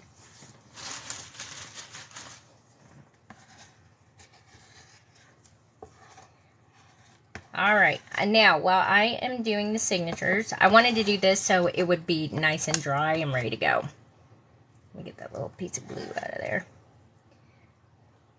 That way when I'm messing. And I'll put a little piece probably just over that to cover it. Or decorate it, I don't know yet. So that is going to be, now what do I do with it? There it is. So be like this. Extra decorated piece. And then the signatures will also, see right now of course there's nothing in there. When the signatures are in there, it will hold it up like that. This flap, and it'll be like that. And then there's that spine. And then this will be this spine. Oh, I put a birdie on both sides. Well, there's kind of a birdie on every side. So that's kind of like how it will be. So then when we open it, we'll have a little window here, which means that our first signature page, when you open it, needs to be something pretty. Because, or you can put something on top of the first signature page, like actual 3D flowers, like underneath, since it doesn't go up. But it also makes you lose room when you're making the you know, your book, unless you made a thicker spine. Oh, that's good. Isn't the Welcome Home paper just gorgeous? I love it. That's why I ended up making that house book on live, spur of the moment, because I was like, I gotta do it. I gotta do it now. I can't. Alright, so pages. This'll work. What I do with my signatures, and I've had so many people, where'd they go? Okay. These pages here, you can make them easily on your computer. All it is 2 tables of lines. Go into Microsoft Excel. 2 tables of lines. Make 2 pages of it. Do double-sided printing. Boom. They come out of the computer like that. I don't do anything special. I print them off of my computer. So this is brown craft paper. Let me slide back here. My husband put these new wheels on my chair, and they're rollerblading wheels for office chairs, and they don't get stuff caught in them, and they're rubber, so they move across the floor. So every time I move, I go flying that way. I highly recommend them, by the way. So what was I saying now? Oh, the paper. So I printed this. It's double-sided. This is craft paper I got on Amazon. It's already cut in 8.5 by 11. I don't trim paper down. I don't like to do that. I like to do simple.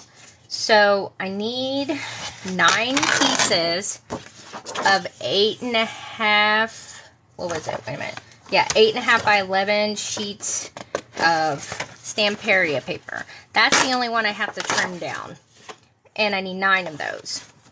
In order, this is one reason why I use 2 packs of paper when I'm doing a normal book, because they usually have tags and stuff like that in there, and you can't use that. So I always use 2 packs. So if you want to make one of my books, you got to have 2 paper pads to make it, if that makes sense. And then you'll have plenty of extra to make all your little inserts and all that other little goody stuff. And then you'll have extras of these, which I like making all kinds of stuff with those. And I try to choose different ones too. 8.5 by 11 is the paper size that I need. Let's see. 1, 2, 3, 4, 5, 6. Got 6 pieces there. I think I already got. Did I get that one? And I always try to make them all different. The line paper is real. Yeah, I already got that one. And if you don't have an extra sheet, what you can do, I'll show you what you can do with that. Because you can use another side and make it into a pocket, which is something like this. Here, let me take this one.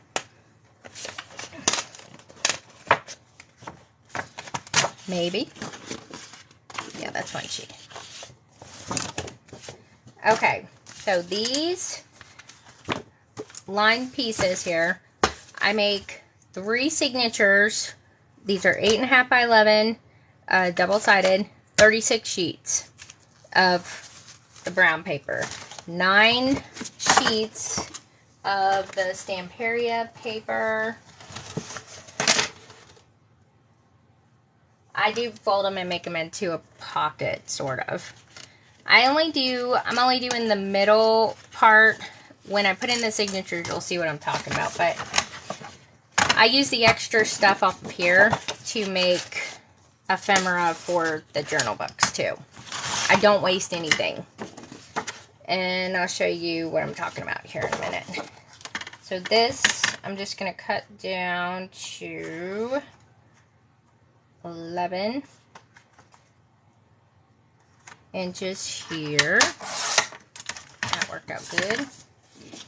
And then these little strips and everything, I use all of them.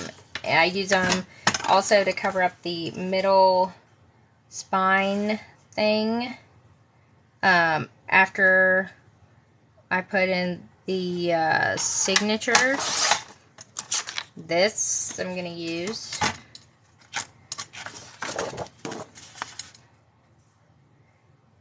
And that just about even up with that. So there's one page. So that will work out. It's got to go this way with the butterflies. And then I'm going to fold this in half. As you can see, this page is off. This is going to be one of my pocket pages. So that's going to be a middle page. And probably this one also, because it's got that clock thing on the other side. I did this, I had to do this yesterday with the Cosmos books because it had lots of planets and moons and like astrological signs, like the circles and stuff like that on there. So that was fun, I'll tell you. And again, I'm cutting these down to 8.5 by 11. Just so everybody knows. This sheet looks like I'm over it and we ran out of time. There's not much to it. May use the other side then. Looks like little hills. And 9 sheets of this. Now this one's going to be the tricky one here. Let me do this.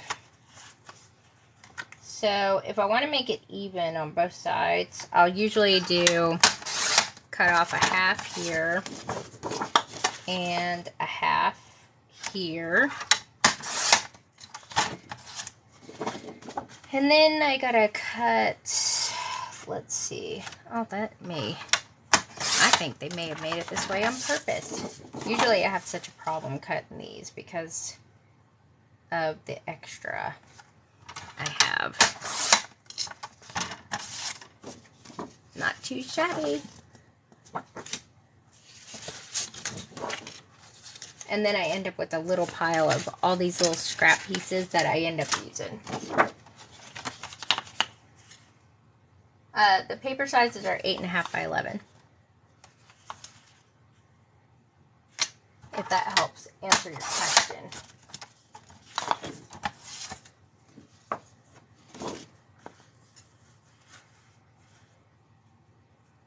All right.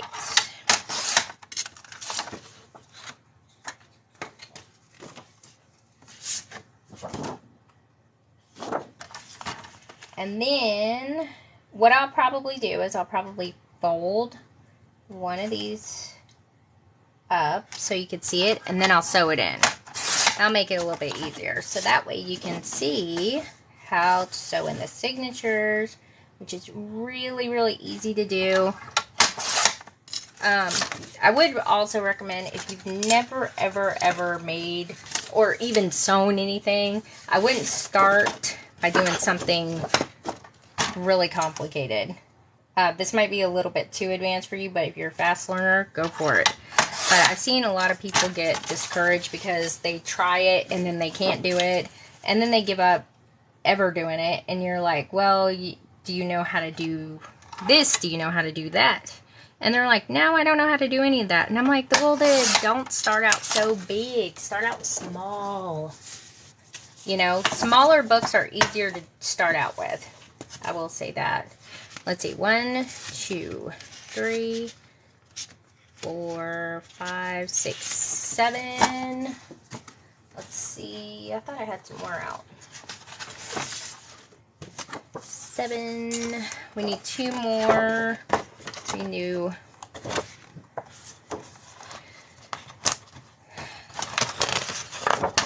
Take this. Let me take this cover.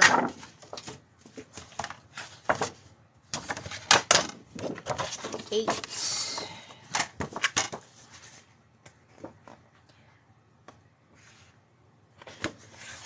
And we'll use this one. 9. So 9 pieces of 8.5 by 11.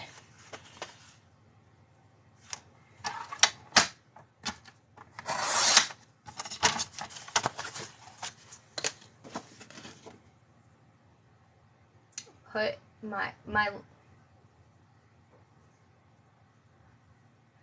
the glue that I use is Crafters Pick Ultimate. And I don't know what you're talking about, a link. Well, link to what? If you're looking for any of my links, they're under my profile picture over on my main page. Under the Linktree profile picture, all of the links to everything is in there, if that helps. My YouTube one is a button actually right next to that. That's actually handy. I wish they just had buttons. Oh yeah, YouTube is a button right next to those where it says message, I think. That little square button, it's the YouTube one. But the Linktree, the link thing, it has those in there also. What was it? It has my YouTube channel. But yeah, my YouTube channel is 4 Girls Stole My Heart, LLC. See, that right there will make a really good thing. Alright, so 9 pages of this. This is where the magic happens. Oh, by the way, look, I have to show you guys. I got distracted again because I just saw them under my desk. I have food everywhere, okay? So excuse me. My husband bought me these, and they're so good. And look, they even have little Valentines on the back. So if you're really wanting to make like a junk journal, but food too. So usable, edible. I almost said eatable. Edible. Yum. I literally have snacks everywhere in here because I get hungry. Okay. So I do 3 signatures, and I'll have 12 of these in one signature and 3 of these in another. So the first one we want to do, I want to make a pocket page. Let me find those ones. Okay, so this one's going to be a pocket page because of that. I don't want that side shown. And that one's going to be pocket one. I need 3 pocket pages. It will make sense in a minute, I promise. I could use... No, I don't want to use that one for a pocket page too. Because, well, hang on. Let me see something. If I fold it... No, I think this one will be good as not a pocket page because you could write on both of the pages. And anyone that doesn't look that great on the back, here, I'm going to put that over there, maybe. That's a maybe. You know, it's just kind of blah. Alright, we'll use those 3. I usually have more than that.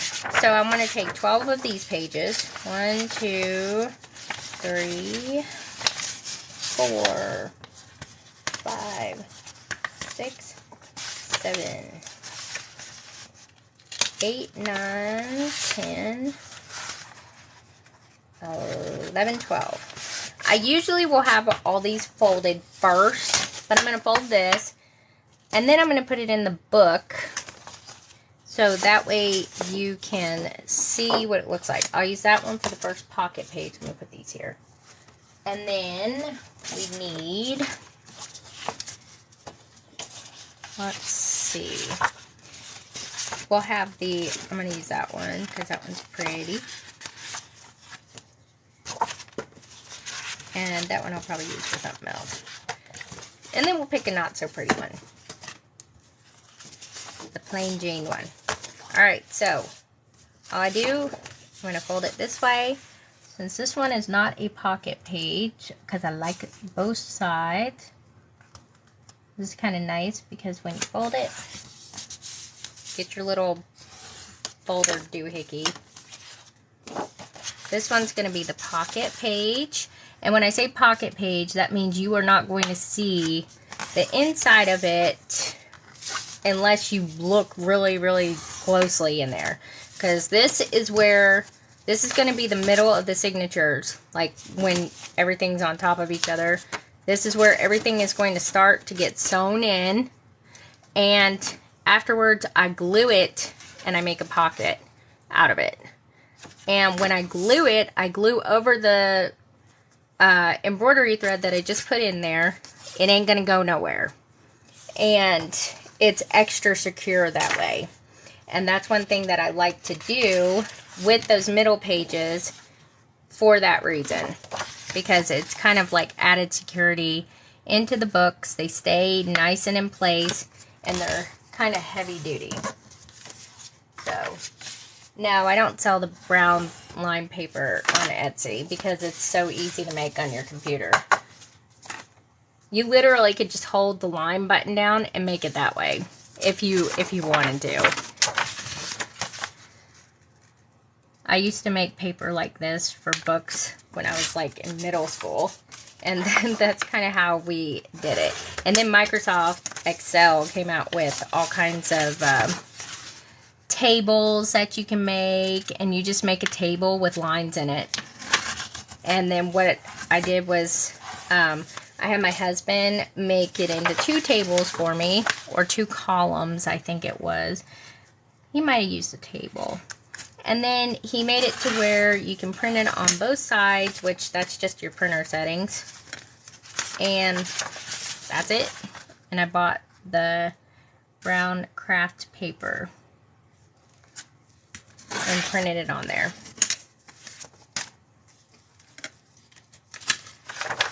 So, yeah. But, yeah. So, I'm going to fold this, and I will go ahead and I may sew that one in. I usually start in the back and sew my way forward. Like whatever signature is going in like is the last signature, I usually start that way. I don't know why. I just found that it's a little bit easier for some reason to do that, to start it that way.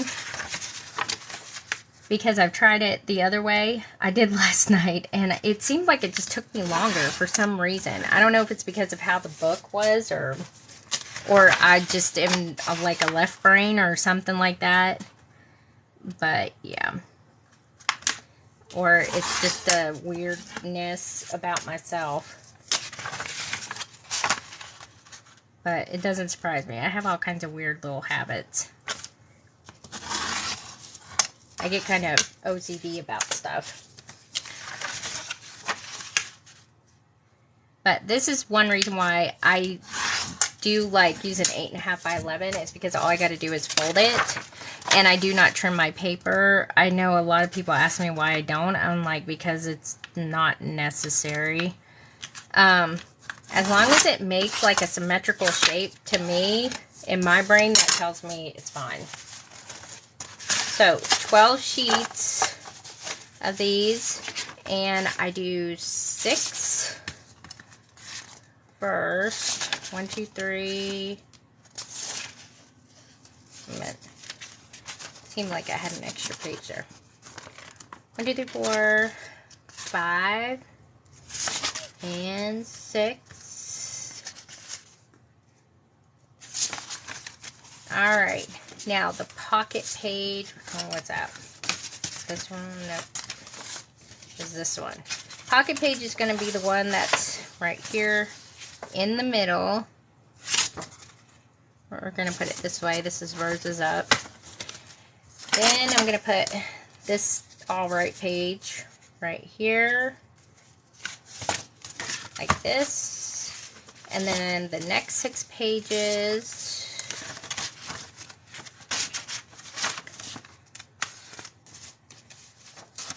And I'm going to show you how I poke the holes in them. There's the 6 pages right there. And then outside page right there. So that will be one signature. And as you can see, I don't trim my pages down. I just leave them like that because I like them like that. And the way that I do, where's my little binder? My pokey hole things is I got this little binder thingy from somebody who I still to this day have no idea who it is, and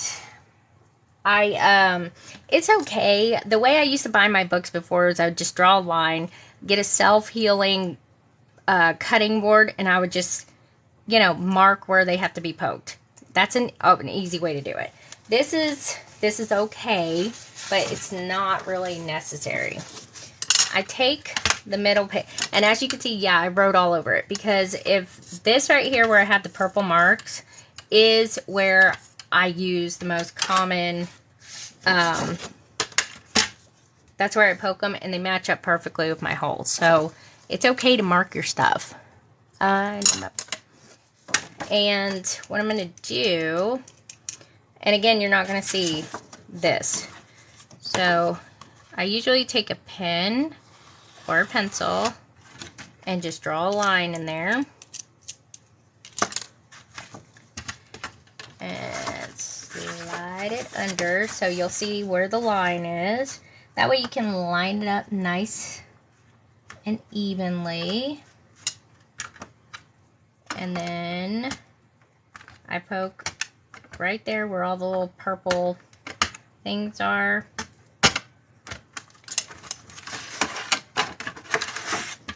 And then when you look at your spine here, I always just double check just to make sure that all the holes right here are all matched up. You can also mark them on the outside right here where your holes are, and then you don't have to measure anything.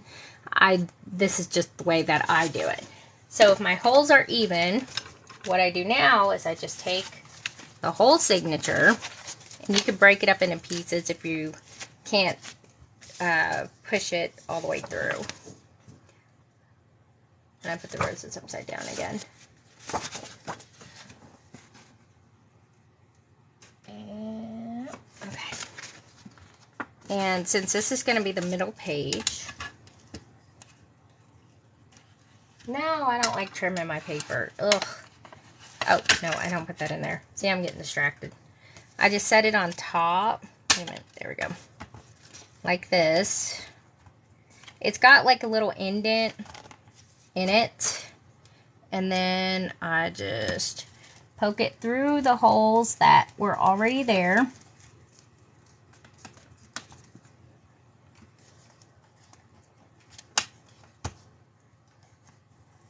Where is it? There it is.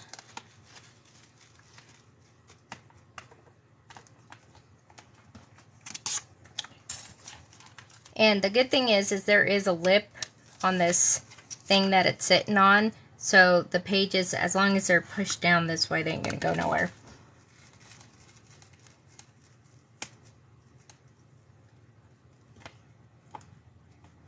And if it doesn't go through, I know my pages are a little bit off. But as long as they go all the way through, we're good. Like that. And then I just sit here and do this. So make sure we're good. Ready to go. And again, these holes they follow the holes on the spine, which are 3/4 of an inch, 2.5 inches, 6 inches, and 7 3/4 inch. That's how I know it. I've done it so many times. Oh. And then I got from my embroidery thread. Yep.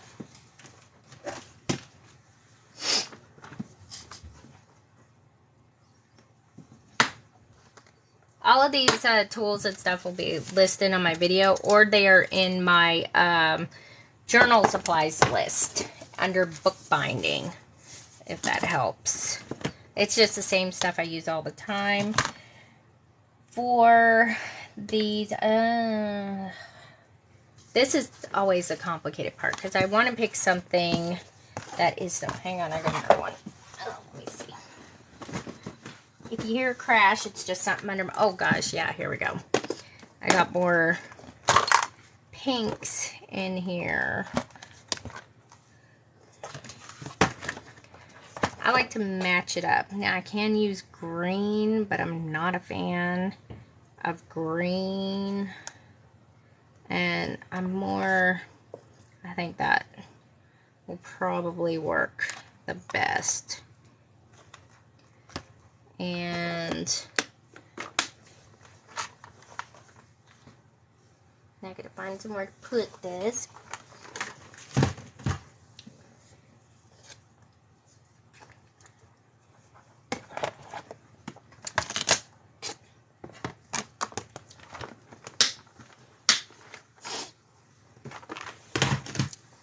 Okay, so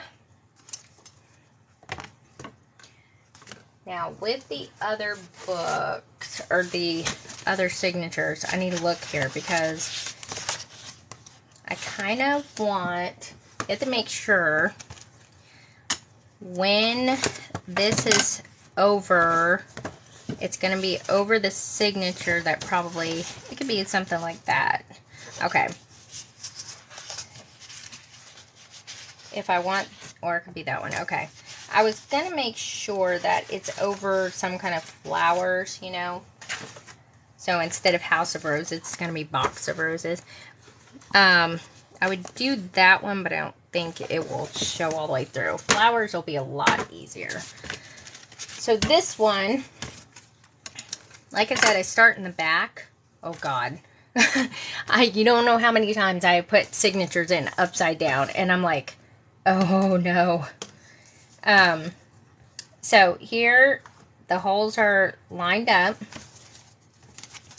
and I don't know if there's actually a rule of thumb with this, but this is just what I do, because I don't want to shorten myself any of the thread. So one, I leave a little bit of a tail, about that much right there. And the rule of thumb is you usually count out you do it by the length of what it is. So since I sew it twice through, just to be extra secure, I would count it out 2 times. So I have my tail, and then I go 1, and then I go 2, and then I also want to leave a little bit of a tail here so I have enough to tie the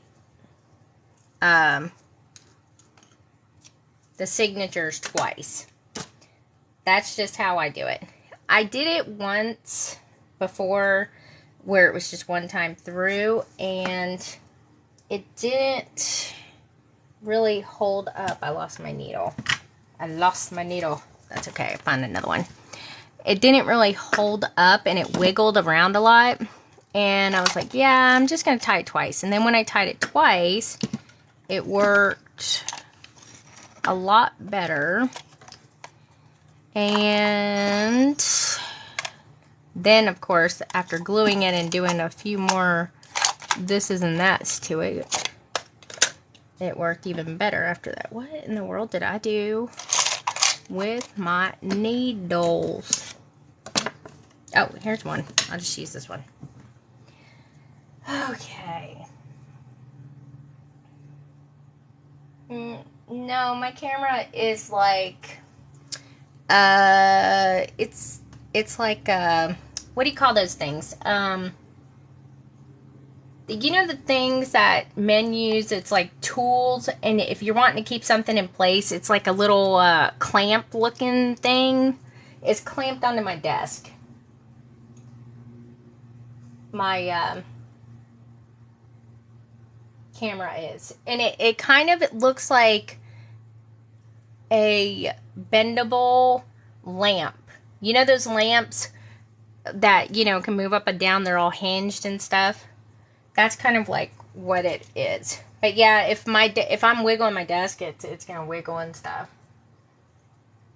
So yeah, and everything. Thank you guys for the likes. I'm oblivious to that kind of stuff. I just kind of am in the zone right now. So thank you for the likes, for the gifts, all that good stuff. Sharing, caring, and hanging out with my spastic self for Saturday. I'm usually pretty useless on Saturdays because I work all week homeschooling my kids and stuff, and I usually sleep in. My husband makes breakfast on Saturdays. Alright. Also, whenever you are doing your hole poking thing here, you want it to be an even number, because when you go to sew it, you'll get both your starting and your finished thread on one side. If you do an odd number, one's going to be on one side, one's going to be on the other side. Just a little tidbit there for you. And now I'm sitting here thinking I just forgot something, and I don't know what it is. I'll think of it while I'm sitting here sewing. I got banned from live for a week, and with no reason. It just said because of hateful behavior, and it didn't say why. I have no idea why. And then I appealed it, and they never got back to me. And I was like, by the time they get back to me, I'll be able to do live again. So, yeah. I was like, really? And like I said, here, I'm going to do it this way so you guys can see just a little bit better and I can see. Because usually I have my big head in the way. And so I can see where I'm actually poking these things into.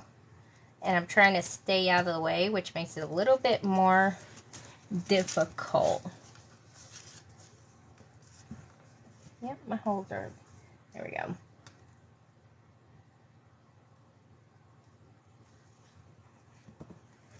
I was doing this last night and my husband was like, what are you doing? Because I was leaning all weird and stuff on my desk. And I'm like, I'm trying to sew these in. I can't see. And he was like, you need reading glasses. I was like, do not.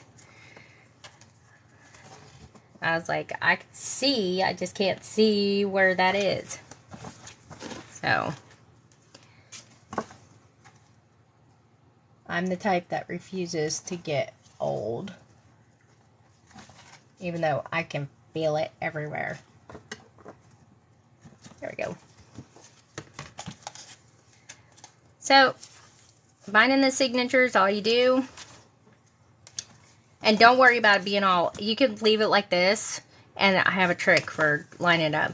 But you're going to go in, make sure you go in through your eyelets here. Then up, in, up. And then that way they'll both meet on that side.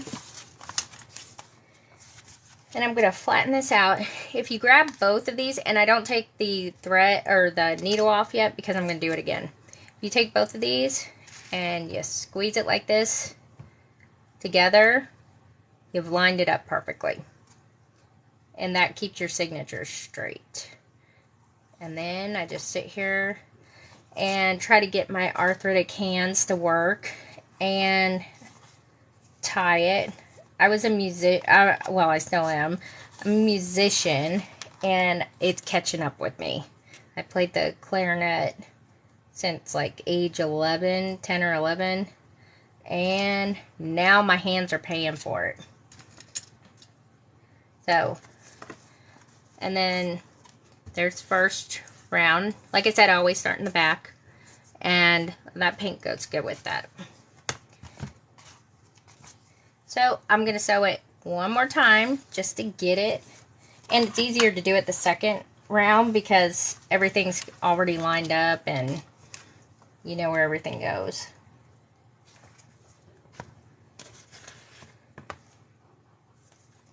And then what we're going to do is glue it down, make this a pocket page, and it will hold the ephemera or whatever you want to put in here. And it also makes the book more secure because you're gluing in all of this stuff that you're sewing and tying in together so it won't come untied.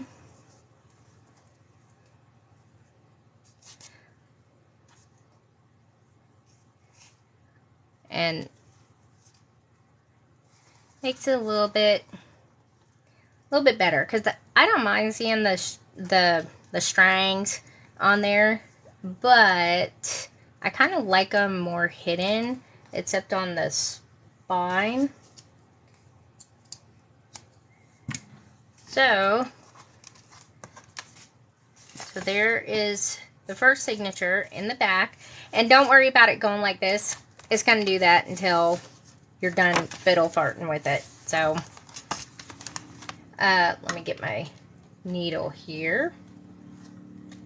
Usually after I've done stuff to the book, like making the ephemera packs and stuff like that, it will chill out and lay flat.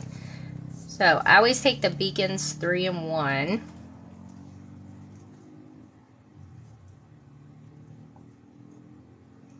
Oh God, watch my other video. Don't watch this one. I'm so spastic on this one. I have another video on YouTube, and it was from TikTok Live. And I made an entire book from beginning to end with the cover and everything. It's about 3 hours long, but the great thing is you can fast forward. Because I had to stop a lot to answer questions and everything. So follow that one. That one was the Imagine book that I had finished. But yeah, I covered this in glue, so it cannot go anywhere.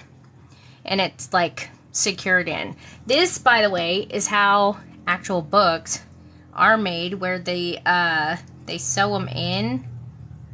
And I put glue here and here because this is going to be a side pocket page. I usually do a side pocket page, a top pocket page, and then another side pocket page. Since this is in the back, this is the last side pocket page. And I will punch it so that way you can tell it's a pocket page. And because it will just blend right in. And I'm just going to hold it here for a minute on the sides, down here by the crack. And I don't know, I just like it this way. When I started making these kind of books, I really like the pocket pages because I like hidden pages and whatnot. So I've done a few books that have lots of them, and then I forgot where the pockets were in there. So this is like my basic pocket page book. I just did an art book that is somewhere that has 5 signatures in it. And so that one has a lot of pockets in that one as well. So what I do to make the pockets is first not lose the punch that I use. There we go. I just get a circle punch, and I sell the craft paper. I work for Stamperia, so I use a lot of their products. These circle punches, don't buy these individually. God, you'll pay an arm and a leg for them. They come in a group. They're like on Amazon, and there's like 5 different punches. And trust me, you will use them all. Hang on, I got the glue from where it was attached to the actual book on here. I usually rip that off, and then I forgot. Let me get a pair of tweezers. Somewhere. I don't know about you guys, but if you ever do use like embroidery thread and stuff, you find it everywhere. Because I always forget to put it back. And it, like, I'll find it shoved in drawers and everywhere, and I'm like, why? Why did I even put it in there? Maybe I was just cleaning up and threw it in there. There we go. The Stamperia paper, when you know, like it's attached in the paper pad, it has that glue on it. And I usually remember to, cut that side off if I'm not going to use that side. But even if I'm going to use that side, I usually get it off with pair of tweezers. And this one is a 2-inch circle punch. So I just line it up, make sure I don't have my other page in there, like that, and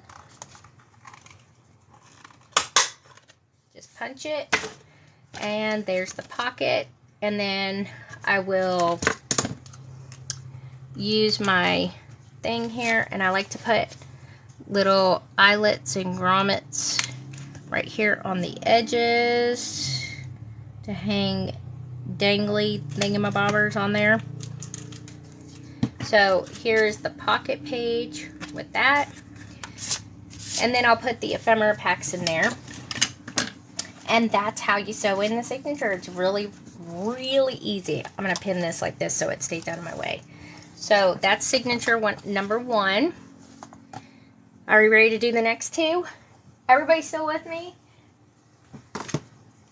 Let me get something to drink because I am parched.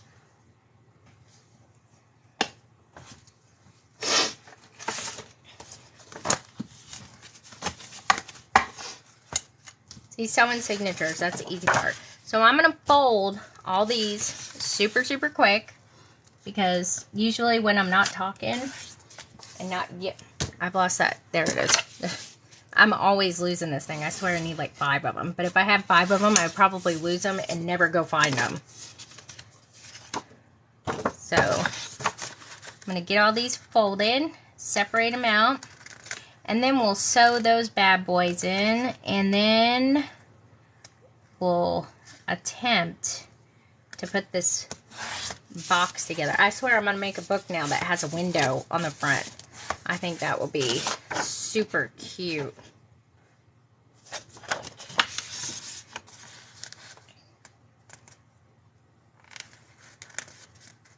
And then I will be working on the reason why I made a whole group of books instead of just one single book is because I want to have the books ready to go. So when I start making journal inserts for them, I'm probably going to start with the recipe writing one because I already have about 20 to 50 different journal inserts that I have thought of to put in there already, because that's like my jam. Like that and travel ones, I can seriously make tons and tons of inserts. I could come up with tons of ideas for inserts for that kind of stuff.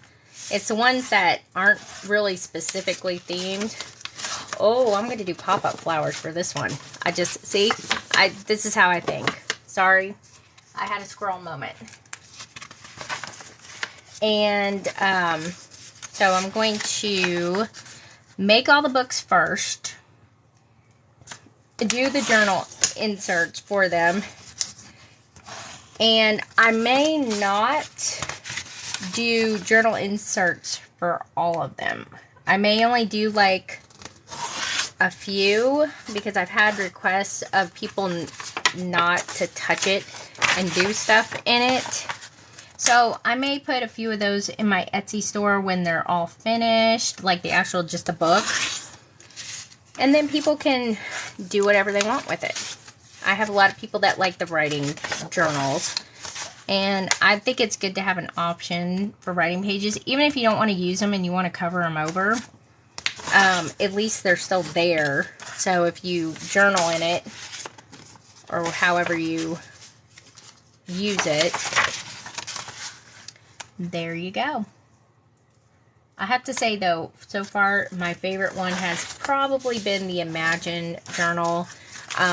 That one I could have kept on making stuff for it, but I like to stop so other people can, you know, put their own stuff in it. To make a single book, just the book, or with the like the extra stuff. To actually make a book, I can make one in 45 minutes. Like signatures in it and everything. 45 minutes. If I am adding all the other extra stuff, that's where it takes longer. Because sometimes I have to sit here and kind of fiddle with stuff to get it to work. Or I'll come up with an idea and... But I've probably start to finish made, like including the ephemera stuff with it. I've made 3 books in one day before. I started in the morning and I finished in the evening time on a Saturday one time. And I've made 3 whole entire start to finish, including ephemera books. I was exhausted afterwards because my brain felt like a fried egg. Yeah, with everything. The Imagine journal, yes, it is on all of that. Every one of my TikTok lives where I've made these things, and I'm also going to be making shorter tutorials, like how to do a cover, how to bind the signatures, you know, so that way they're in there. But I like the TikTok lives because at least you get to see everything. And this TikTok also live after it's done processing, which takes usually about 5 hours and then another hour to upload to YouTube. I always upload them to YouTube. But the Imagine Journal, when I put that together on live, yeah, it's on there. It's under book tutorials. Any kind of journal inserts that I do, like pop-ups or anything like that, those are under the journal insert ones. And some little modified stuff on there because people will have problems making something, or I don't explain stuff the greatest. And sometimes, most of the journal inserts that I do, I don't measure anything. I look at the piece of paper and I say, okay, I need about this much to get it to move. And so then when I have to come up with measurements, I'm kind of like, I can kind of get close enough, but I usually base it on whatever paper I'm using. Like if I'm making something like a waterfall thing and I'm using these to make that, that's what I'm going to base my measurements on. I don't measure like the papers out, I guess, if that makes sense. I'm kind of a little weird when it comes to that. I hate measuring stuff.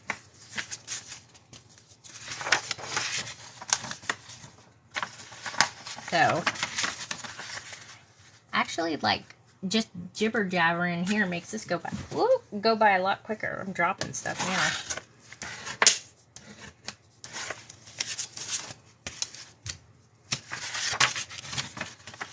And if you guys don't follow like Aisha Khan on here, her and I have very, very similar taste in creative ideas and stuff. We do very similar things. And she's another good person to follow. She has a little bit of a different approach to her journal. She usually will have a certain journal she does for like a month, and then she makes all the inserts for that, like the whole month. Me, I'm like, I tell her all the time, oh my gosh, I can't believe you're still doing that book. It's like, I would have been over it by now. So she's very patient person to do that. But I personally, I like to try to finish them because I want to see the end result. And a lot of times everybody's like, oh, I can't wait to see what you do. Me neither. I can't wait either. Because I have no idea until it just happens. Sometimes it just happens. You never know. I think that's kind of the creativity process. Let's see. What do we got here? 1, 2, 3, 4, 5, 6, 7, 8, 9, 10, 11, and 12. Again, it's 12 of the brown pages and 3 of the decorative pages in each one. Alright, now I gotta find my ones that are the pocket pages. Let's see. Alright, that one's the pocket page right there.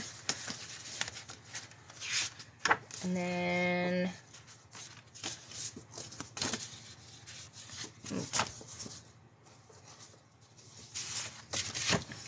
I did not squish this one down all the way. Okay. May make, let's see what we got.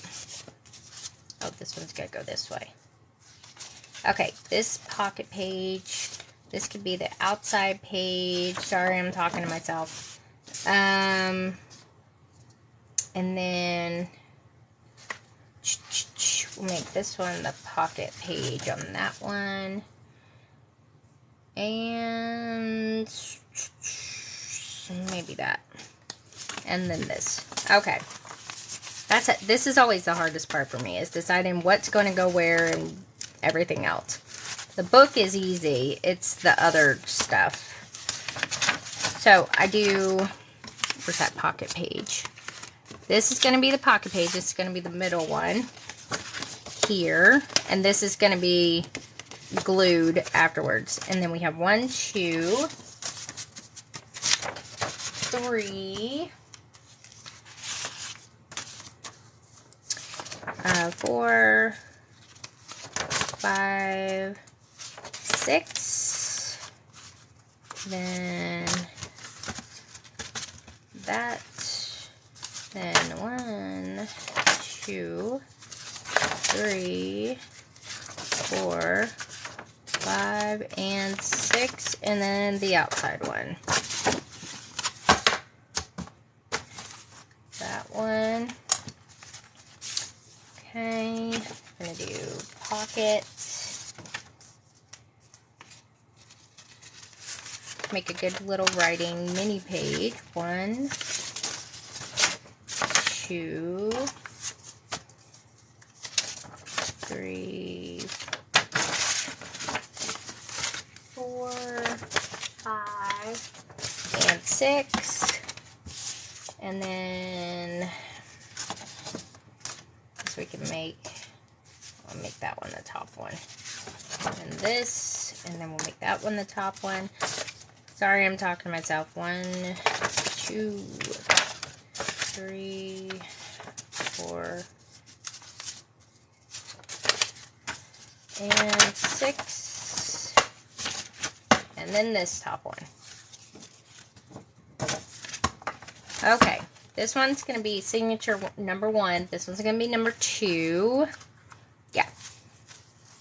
Actually, what I'm going to do, let me switch these around then. Because I want this one to open up at the top. It makes sense. It will make sense, trust me. And then this one will open on the side. Okay, so this is signature number 2. So we're going to work on this one because this one's next in line to go in the book. Oh God, don't do signature number 3 and then number 1. Oh my gosh. I don't understand how anyone could do that. I don't think anyone would do that, but you never know. Just do them. I always do them backwards. Do them backwards and then do them in order. And if you're just now joining, I draw a line through there. This is the pocket page. This is where it's gonna be glued and all that stuff. Now this is where I'll probably work really quickly because we've already done this. And that way I explained it.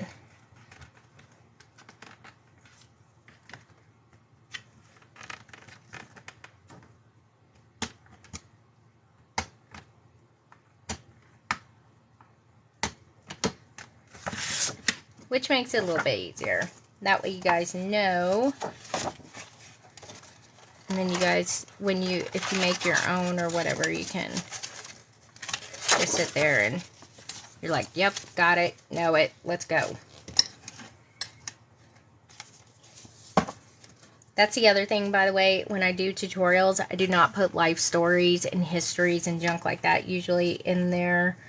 I'm not one of those recipes that does that. That's weird. I just want to see the tutorial. So I just kind of get down with it. If anybody wants to know the history of it later, then I'll respond to them. But other than that, I want to just make the tutorial and not put any more dribble in with it that is unnecessary. I really think people just do that to get their hours in if they're YouTubers and stuff. To be honest with you.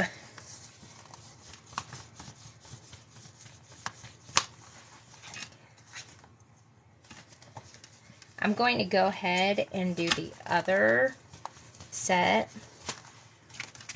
Just so I can have them done. Actually, I'm like a little paranoid right now because the other day I was doing this and I poked my finger with the, not this one, a different one. Oh, and it was like really, really, really painful.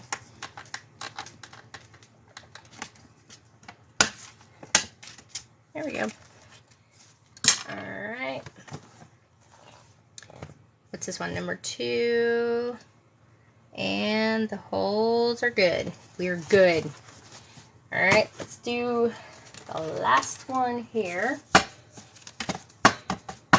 Yeah, it hurts. It hurts like, oh, I don't use profanity, but I did in my head.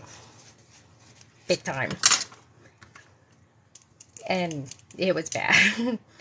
And I felt bad afterwards, but it was really sore. I probably still have, still have a pin mark too. Oh, I was looking out the window. I thought somebody was pulling into my driveway, and I'm like, what? Who is that? No, they're lost. I have a really, really good view outside, so stuff gets really distracting out here. If you guys want to see. Here, look, I'll show you real quick. That's my view. That's the 411 lady. She lives right there. And the jogging crazy lady lives right there. So, yeah, that's kind of my view. On my second floor. My daughter actually has the best view in the house. Her window, I don't know, it like sticks out more in the house, and so like it's not, you don't have any of the house, I guess, blocking things, I guess, I don't know, but yeah. And then we have this house that's being built on the tiniest little piece of land I have ever seen in my whole life, and it's enormous. They literally have no yard, and I'm like, it's the most. And okay, 411 over here told me she knew the lady's whole entire life story, I swear. And I'm like, how do you even know this? They haven't even dug anything in that yard yet. I didn't even know it was sold, that land. There was nothing. It was just a field. And she already knew the whole life story of this person. And she's from Ocala, Florida, which I'm from Ocala, Florida, so I already thought that was weird in itself. And she's a hairdresser, and her mother is building her this huge house. It's black, too. The whole house is black. And it's building her this house for her and her boyfriend and her boyfriend's mother to live in. And I'm like, how does that work if they break up? And she's like, I don't know. And she's a hairdresser, and she's supposed to be, like, paying for this house. I'm like, she ain't gonna be able to pay for that house on a hairdresser salary, not here in Tennessee. What's she thinking? You know? So, yeah. Now you know my neighborhood gossip. You know, so, yeah. All of these books, yeah, I am selling them when they're finished. I've already kept the books that I'm keeping for myself. I try to keep at least one of each style of book that I'm doing. Mostly, not really for nostalgia, but for reference, if that makes sense. Because sometimes I've gotten better about writing my notes down and stuff. And usually I can, if I make them so much, I can remember them and just whip them up. But if I end up making a book I haven't made in a while, like the round ones, I've had a few people ask me when I was going to make some of those again, and I'm like, oh, I don't know. I have a list of books I'm trying to make and accomplish, and I made a lot of books last year. I think I made 158 between May and December. And that's the ones that I could remember or that I had in my Etsy shop. So my whole goal this year is to make like a book out of each Stamperia paper pad. There's 107 paper pads. And that's not including if they come out with any more. So that's kind of the goal this year. And not all the same type of book. I like to make different books. and stuff. But yeah, they're gonna all. Oh yeah, the haunted house book. Yeah, that's my favorite. That one's not for sale. That's my baby. It stays on my creepy shelf up there. Yes, I do have a creepy shelf. Okay. Signature number 2. We're on the home stretch. My husband's probably going to be popping in here and be like, do you need anything? Are you almost done? It's like, can't survive. Nothing can. Thread. Alright, y'all give me some direction. What do I do with that thread? Is that it? Yep, here it is. Never mind.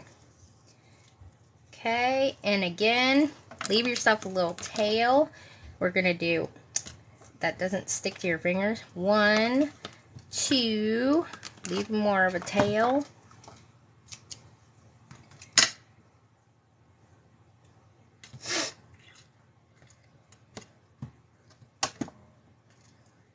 And then, oh, for Pete's sakes, you had to go under there. See, if I knew where my other thing was, I'd just leave you under there, but nope. That has disappeared. Uh-oh. If you guys hear screaming, the toddler has awakened. Or should I say Her Highness. Boy, she is all funny. She's at a fun age where you never know what's going to come out of that mouth of hers. And she's definitely wittier than my other children were at that age. COVID kids, I'll tell you. The kids born in like 2020 and 2021, woo, they're a whole fun little bag of tricks. Definitely different from the other 3. Miss Fine is... Tell him more Diet Dr. Pepper and some snacks. I have. You should see all the snacks I have under my... Look. Hold on. I'm like a magician. I got snacks everywhere. These are fantastic, by the way. And I may have one. And I have a mini fridge. It only holds like 6 cans of soda under my desk over here. And, I took it from Ruby's room because we have a 2-story house. I had a C-section with Ruby. And if I was going upstairs, I was staying upstairs. There was no way on this earth was I was not going to walk downstairs to go get her formula out of the fridge and then walk back upstairs to feed her in the middle of the night. I was like, it ain't happening. And my husband was like, well, we could do this. And I said, no, it ain't happening. We're getting a little mini fridge. We'll put her little formula bags in there. And we'll put the warmer in there. And it will be all good. And it's not up for any kind of debate. This is what we're doing. And he said, okay, that's what we're doing. So then when she outgrew her formula, I stole her fridge and I put it in my room. And now we have nice cold drinks in my room. So, yep. And my husband likes to buy, I have those, I think they're called Coconut Dreams, but they're the Samoa cookies, Keebler cookie equivalent for, Hi, Mom. oh, hi, oh, hey, This is my party. you did, okay, hold on, I gotta take a break because my little one's here, come here. Mommy? Come here. Okay. Do you want to say hi to everybody? Okay. Did you take a nap like a good girl? Yeah. All right. Here we go. Here. Hold on to her for 1 second.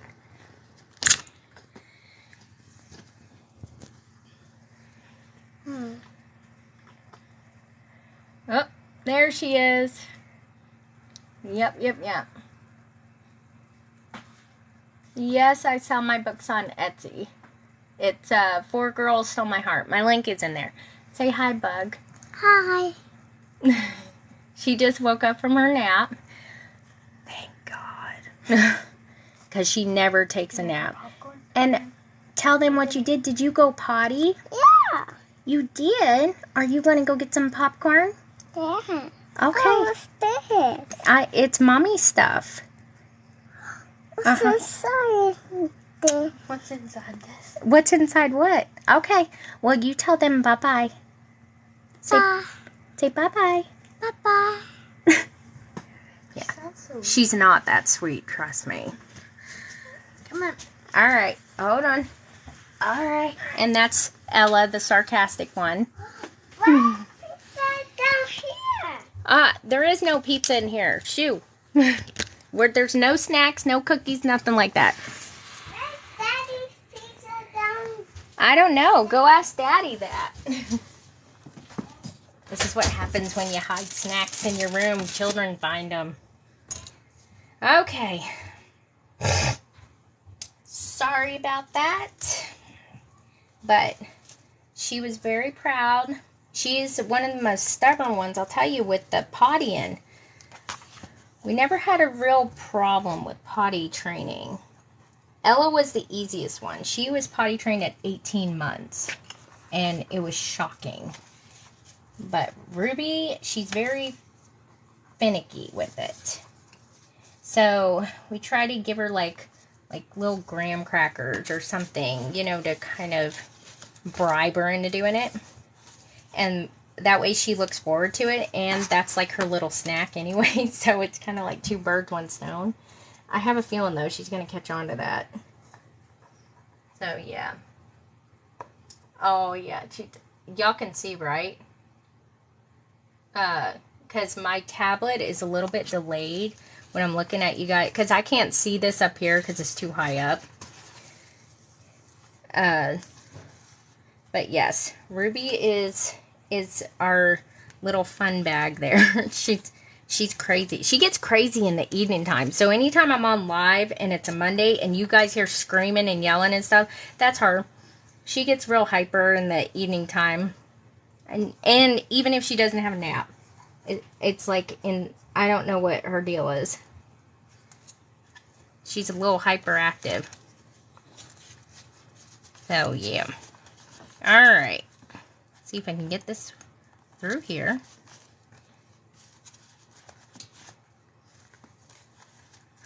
What am I stuck on? I got snagged on something here.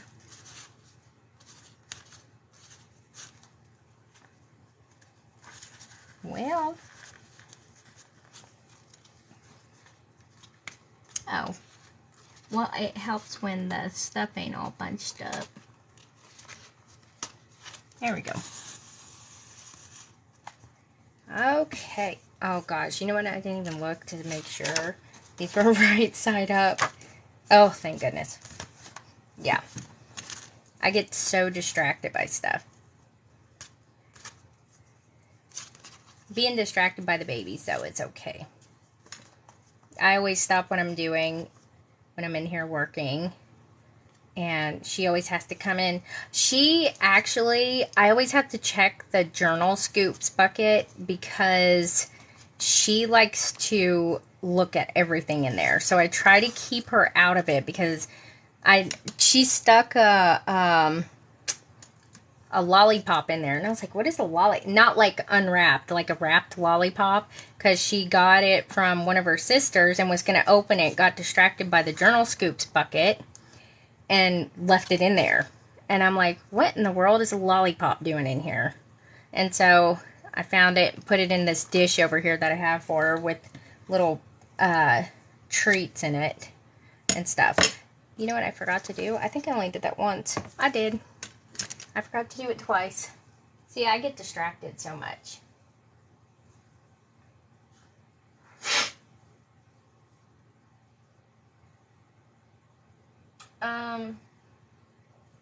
The paper, I sell Stamperia paper pads in my Etsy shop because I work for Stamperia.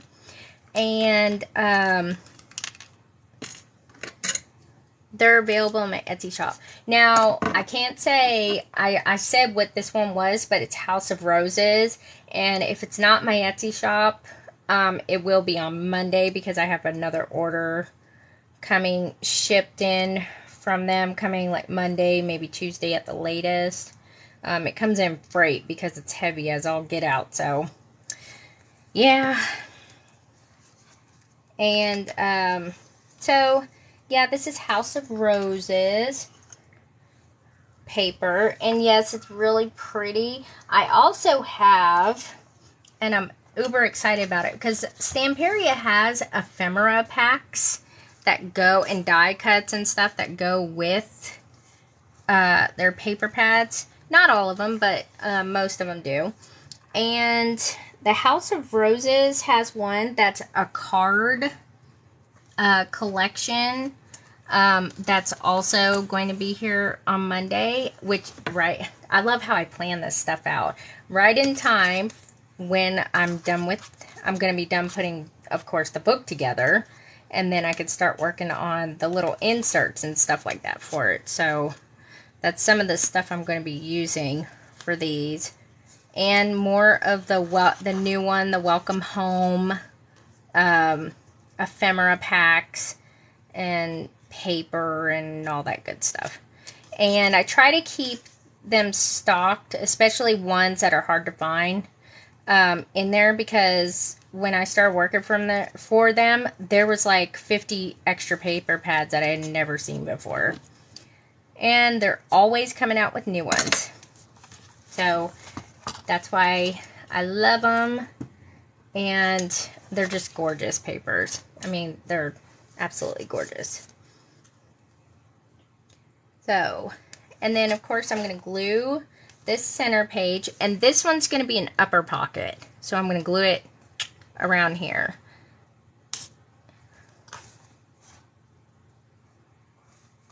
I just wanted to check. Sometimes I forget to check on the thread and make sure like nothing got caught or bunched up. I haven't done that in a while, but I'm always paranoid if I don't sit there and check. That's the time it's going to end up doing that. And then what I'm going to do is I'm going to punch a hole or a half circle or whatever in this one. And this helps keep these all nice and together. I told you, when I do these books, I kind of do overkill a little bit with them. I will sit there and glue and just, I like it to make sure. That's okay. A lot of people rush off to my Etsy store. And tonight is my order packing night anyway. I have certain days now that I pack up orders, because I've made like a deal with my post lady, and she comes and she picks up my orders on certain days because that's the day she works. So I said, okay, well, I will save my orders to go out on Mondays, Wednesdays, Monday, Wednesdays, sometime every other Tuesday. Now, I don't know. I have it written down. So I feel like she's like the bomb when it comes to the post lady, because she, which holes? Are you talking about the holes in the pages?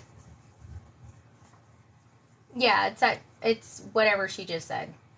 It's the book binder punch board or something like that.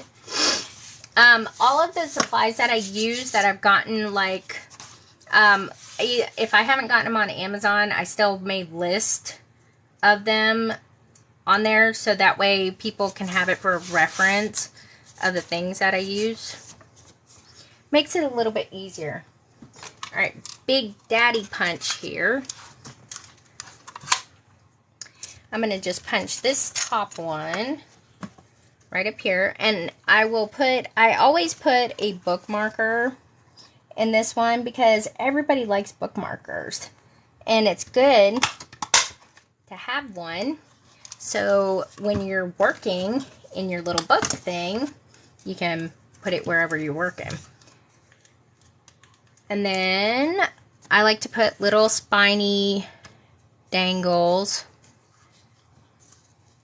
over here on the edges, just to make it look nice. I'm going to put an eyelet there afterwards. And then I'm going to clip this. These are called skeleton clips, by the way, and they work really, really well. Okay, last signature going in. And then this is where everything will either go uphill or will go downhill with the cover. The rest of the cover, I should say. Hopefully I won't cut this one again. 1, 2...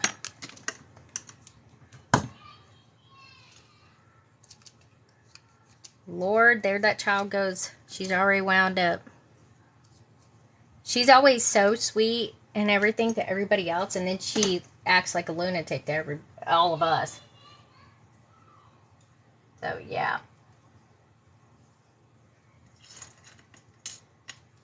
So, hey, Nikki. How are you? Are you enjoying the weather? Because I really want it to be warm already. You know I don't do well in this cold Tennessee weather. I like hibernate during the winter.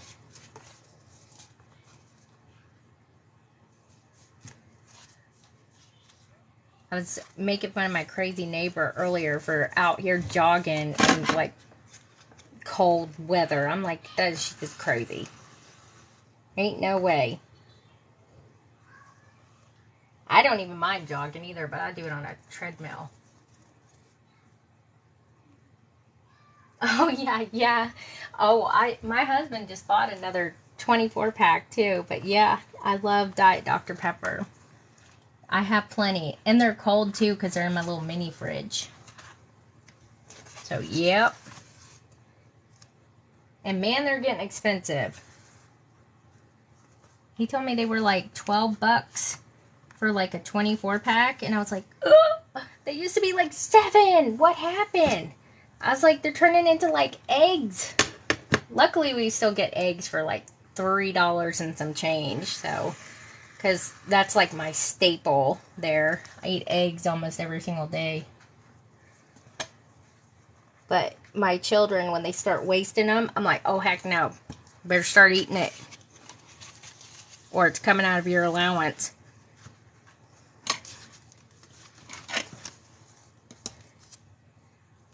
So, yeah. Everything is insanely overpriced.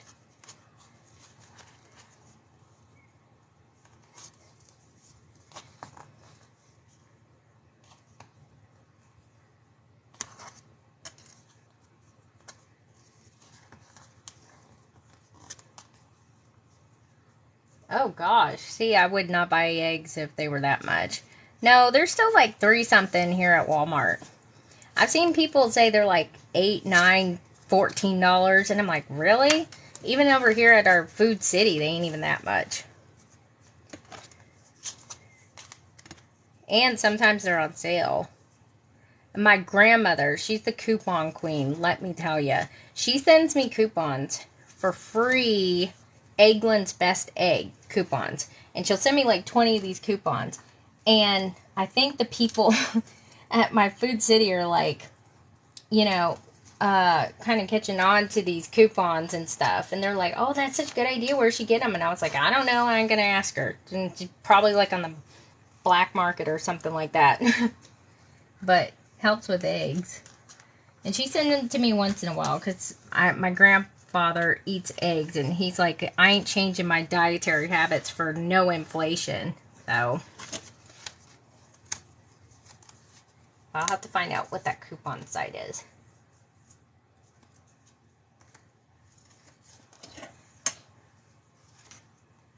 But yeah, pretty crazy. I remember when butter went up. Oh, God, I almost died. I'm like, it's butter.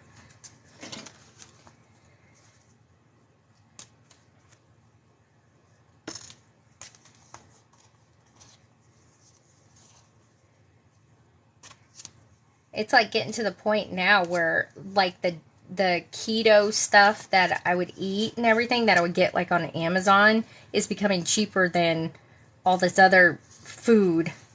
And I'm like, Yeah, I think I'm just going to be eating out of a box for the rest of my life. Except for these little snack cakes over here. I like those. And they're heart-shaped, so, I mean, it's fitting. Okay, let me move this needle so I don't lose it again. Okay, so this one is going to be, hold on, I forgot to check.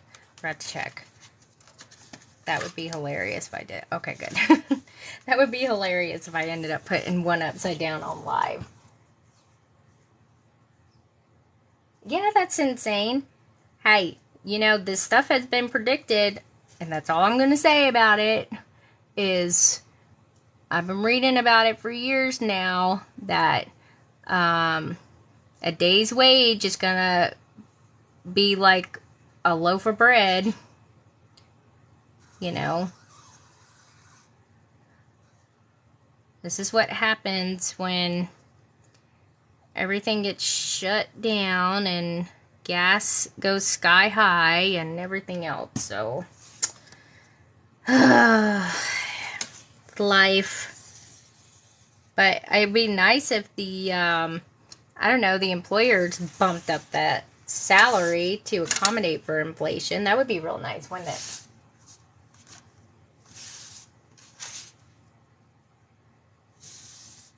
So, yeah. But no, they won't do that, will they?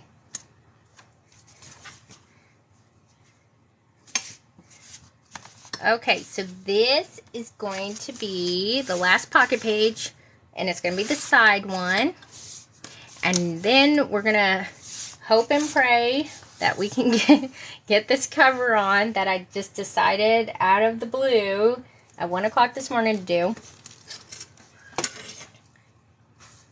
Or thought of anyway. See, this is what happens. I suffer from insomnia a lot, especially more after starting to do all these things. And man, it stinks. I still function pretty well during the day if I don't sleep well.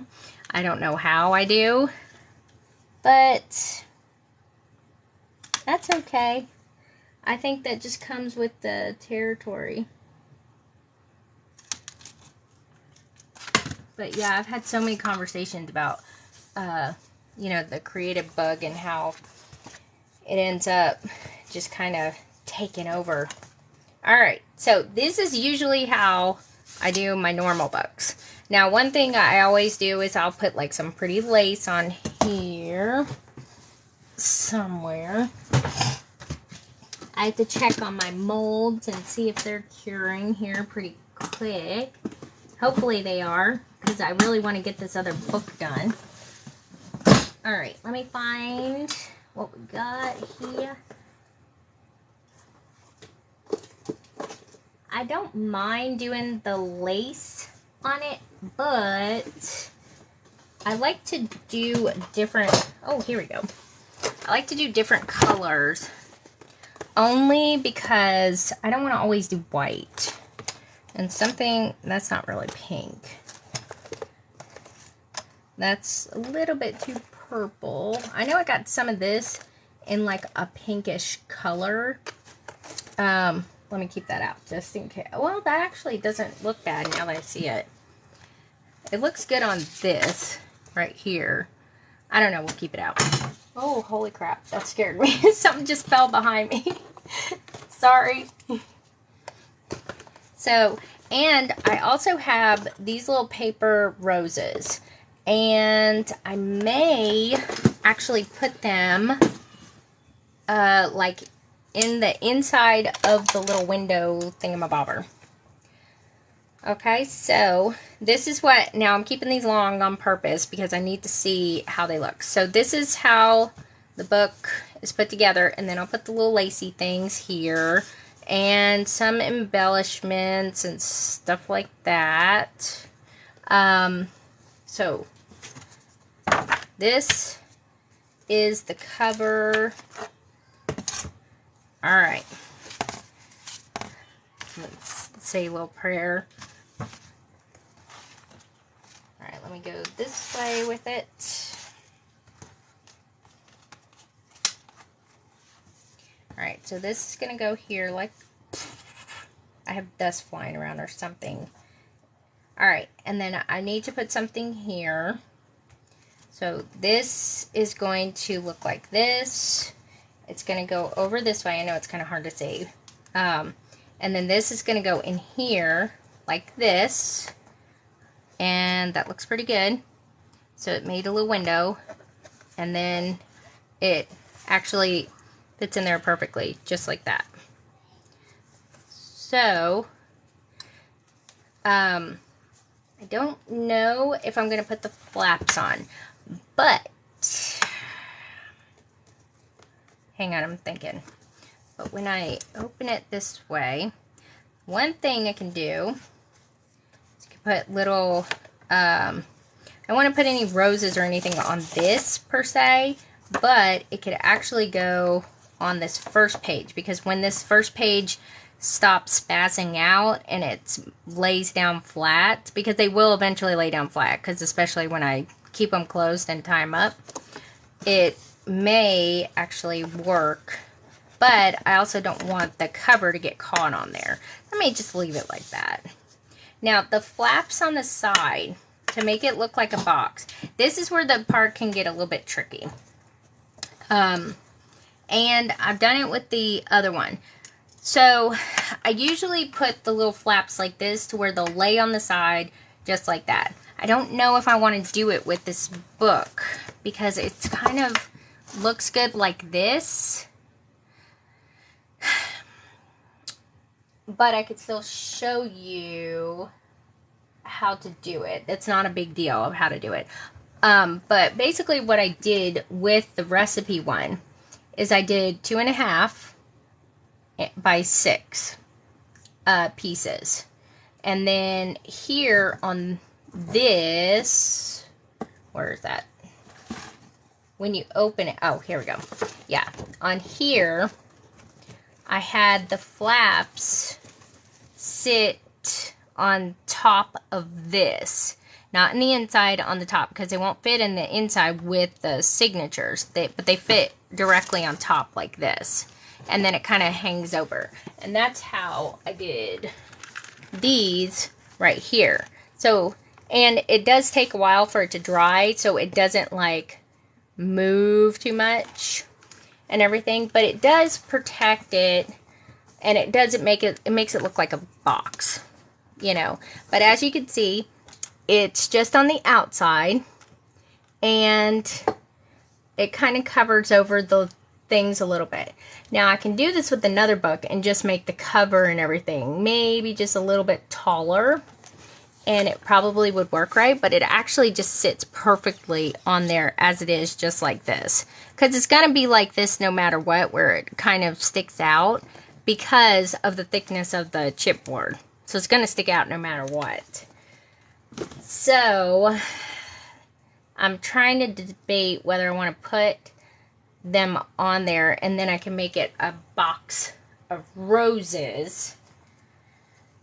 I think it looks good like this, but I kind of wanted to tell you guys how to do that, but I can make a separate video of that, like how to make a box book or something. But I kind of like it with just, hang on, let me get all these little debris things, with just the thing right here.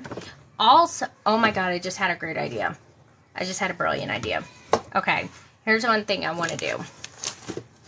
This right here, this little flap, I am going to make it, I'm going to put this as a pocket. I'm going to put like a piece of paper over it, and then I'm going to make it to where you can put, it's going to be like a card that slides in there, and it will have a pretty picture of something specific on there, so that way you can see the whole picture in there. And then if you take it out or anything, it may have a picture in the background, but I still got to put this over there. So I could always put like one of these on there with the little, you know, the little saying.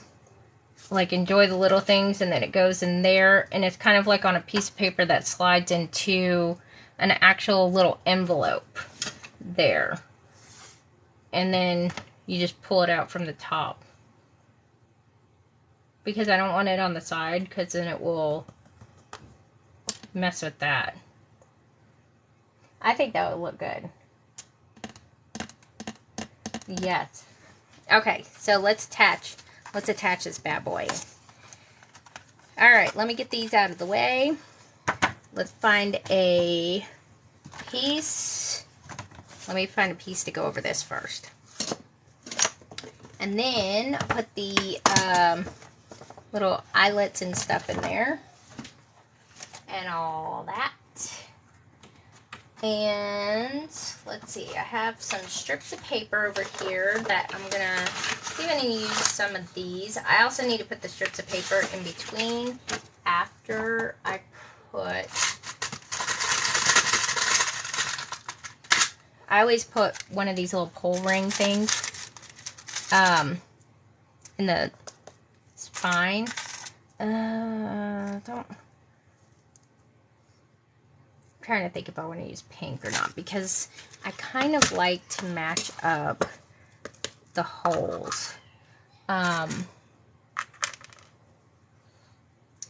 well, that one's not even bronze. It's like a red, copper, bronze thingamabobber.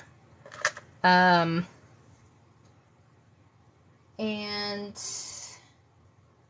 not really, here, I'm going to put this up closer. Y'all tell me which one would work. It's rose gold, a red, hang on, I'm looking, hold on, here we go. Rose gold, a red, copper, brown, or the bronze. Okay, rose gold. I think so. Rose, yeah, I think we should go with rose too. Rose would definitely work. Yeah. Give me an excuse to use the rose gold one for once.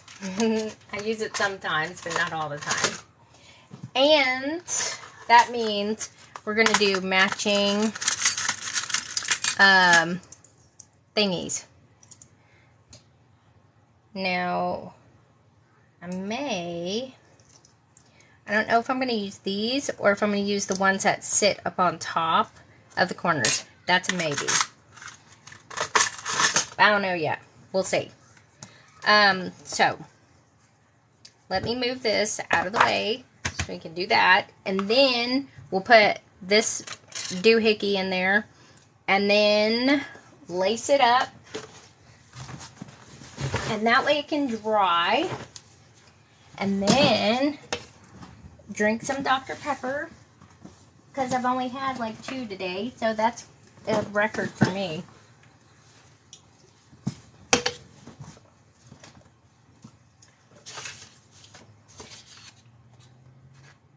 And we'll be about done, and then I'll let you guys know what is going to be awesomely upcoming. Okay, I don't want to do that. About some cool upcoming stuff that I'm going to be doing.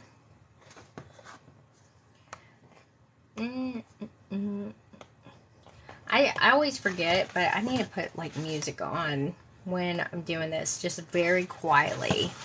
I'm usually listening to an audiobook or watching some kind of Netflix crime documentary thing or something. Oh my gosh, I watched the most hilarious one the other day. It was The Pez Outlaw. Oh god, that was crazy hilarious. I was dying. I'm like, this is, they're like, it's like they're fighting over Pez dispensers. Like it's the mob or something. It was really weird. It's really, really weird. So, some of the documentaries they make on Netflix. Crazy. Alright, let's see, 8.5, do right there. Alright, this is for this middle spine, just to cover it up. Since I don't have to put eyelets in it, that makes it easier.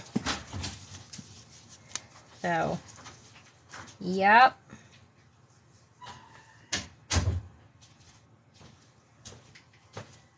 What are you doing? What I said I was coming here to do. Mm. Hours ago. I'm almost done. I lost my doohickey again. Alright. The green thing. Y'all point me in the right direction. Where's that green thing at? I know it's around here somewhere. Oh, there it is. Found it. The P Outlaw.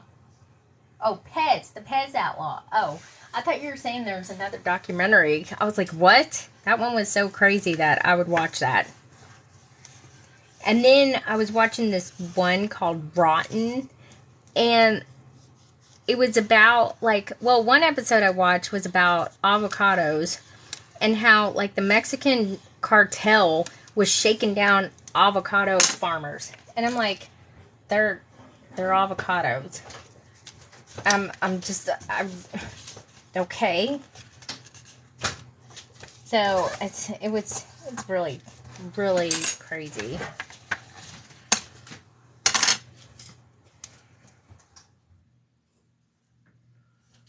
Oh, I was kind of enjoying that. The fan sound. Back home? No, it just is dead quiet in here. Yeah, it is. Oh yeah, that's better. Just leave it on.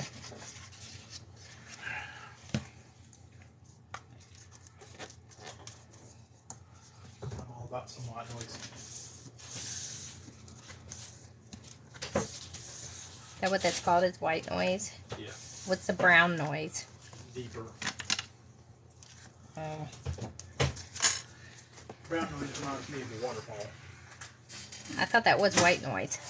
No, fan, higher frequency, higher pitches. Mm. White noise.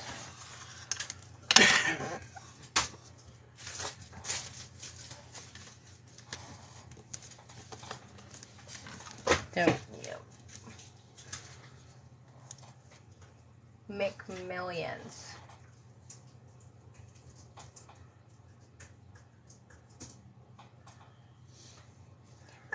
I have magnetic strips. I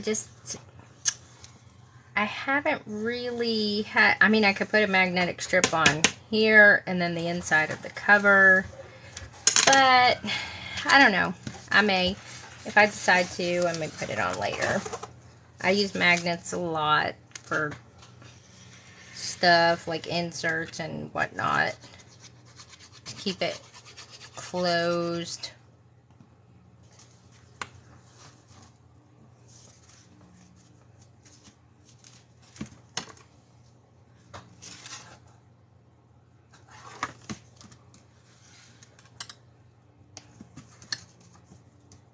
But yes, I definitely agree. You know what I forgot to do? I forgot to put glue in the middle.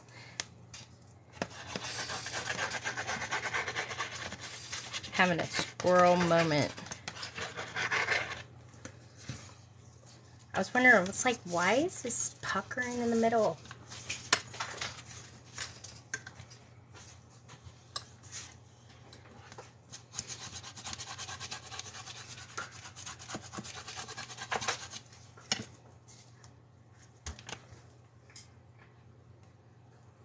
Just wipe away all that extra glue stuff.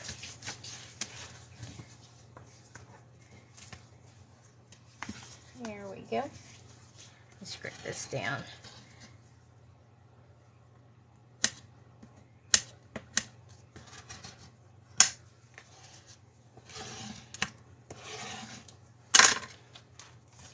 All right, let me just check.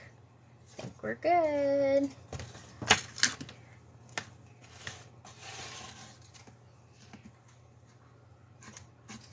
I just like to do this just to make sure it's good and flat. What's Bug doing? Is she being good? Oh, he's not listening to me. My husband's in here. He has headphones on. And I always tell him, no, don't come in here. He gives me anxiety. But he's not listening to me, so thank goodness. Alright. Let me make sure there's no... These things, I swear, they get the debris stuck on them. Like little fuzz and all that good stuff.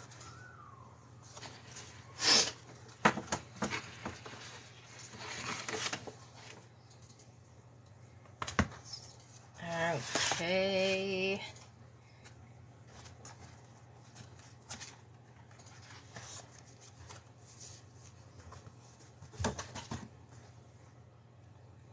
Alright, here we go.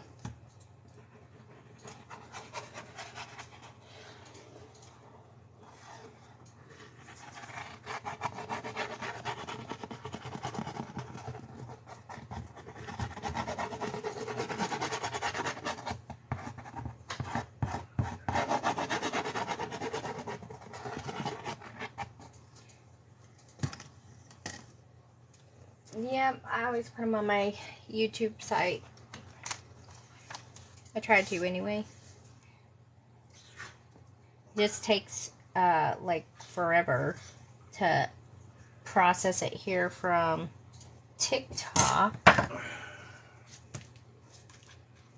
And so I always have to like wait like 5 hours, I think it is, from TikTok. And then it takes probably another hour to put it on YouTube. Okay. Don't mind me, I'm just checking. Just checking. This is why, I don't know why I like to use the two. I just think it just works better. That's why I don't cover the one side either.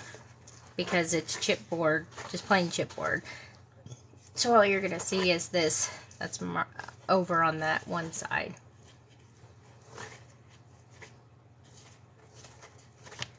Like that. You can also like set like a heavy book on it. That helps. And like I said, what I'm going to do is I will definitely get all the books made. So that way, when I go to embellish them, they'll be all ready to go. I just grab it, say, okay, I'm going to make this, I'm going to make that. So there is that. It's stuck in there pretty good. And then, like I said, the signatures. Hold on, I got the signatures caught up on a page or something. I was like, what is happening here? Oh, no, it's not. Okay. I didn't know what was happening. I got little fuzz all over the stuff. The glue, I don't know if you guys ever noticed, but the glue will always leave like some kind of debris, and I'm constantly trying to get it off of stuff. You know, like that. So, alright. There we go. So, here is that. But I still think I'm going to put a pocket behind this with a card that you can pull out, because I think that will look good, like this and stuff. So, I have no idea about the price yet. I have to sit down and figure it out. And figure if I'm going to, because I'm not even done with it yet. I still got to put the lace here and all that good stuff. So, as a matter of fact, let me trim down the ribbon. Somebody was asking me about the ribbon. I usually try to make it just a hair longer because you never know. Some people may have trouble tying it with a shorter ribbon, like me.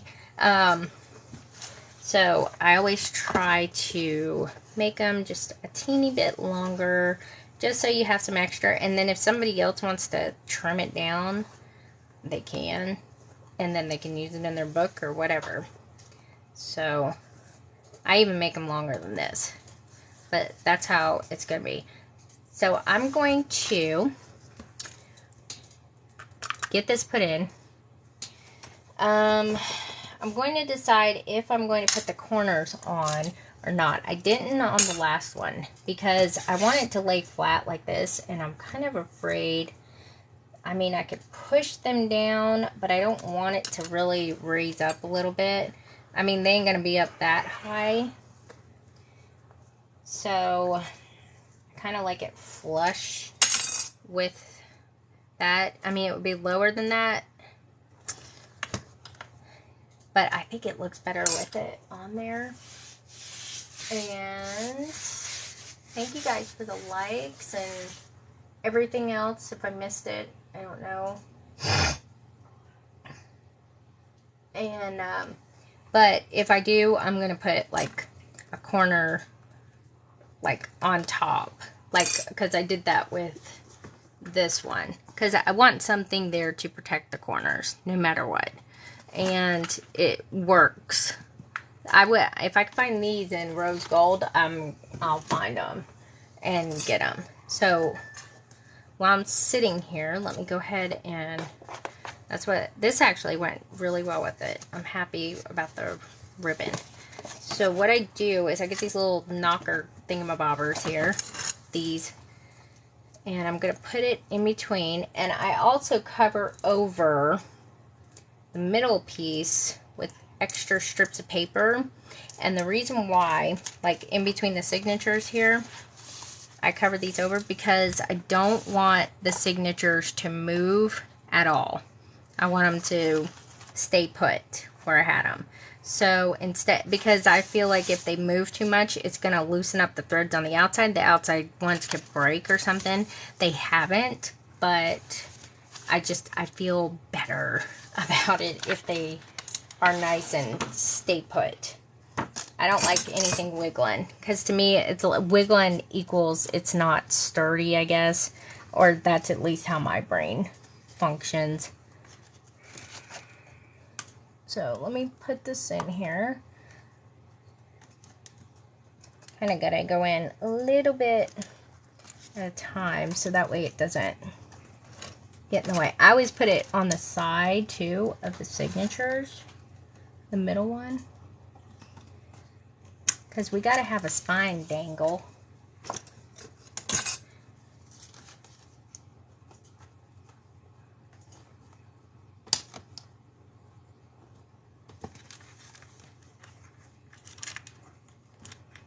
There we go.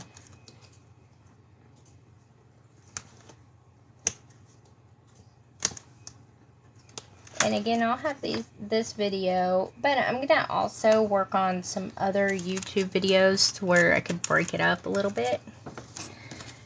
Like how to do the cover of a normal book and stuff like that. I may do one like this also later.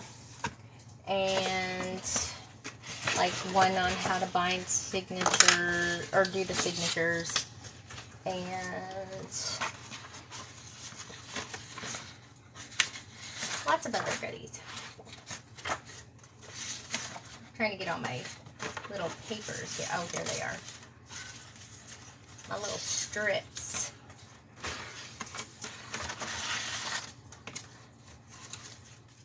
Here's one. And I don't measure, there's it. I don't really measure these. I kind of eyeball it. So looks like it's about probably right about there.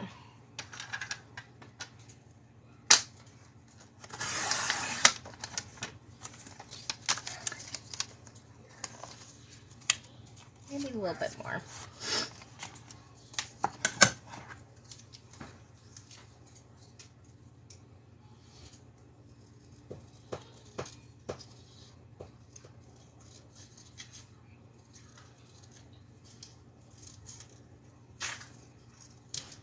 And then I'm going to cut it down to a little less than 8.5, so that way it doesn't stick off the end.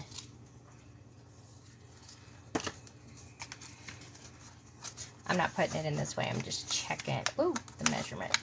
Yep, okay.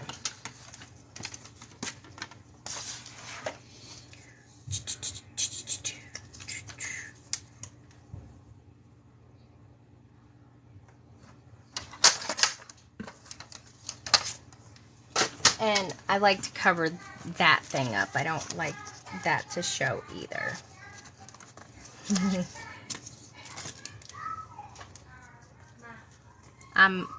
What? Are you done with Ruby's tablet? No. I'm still using it. Bring me my wallet, please.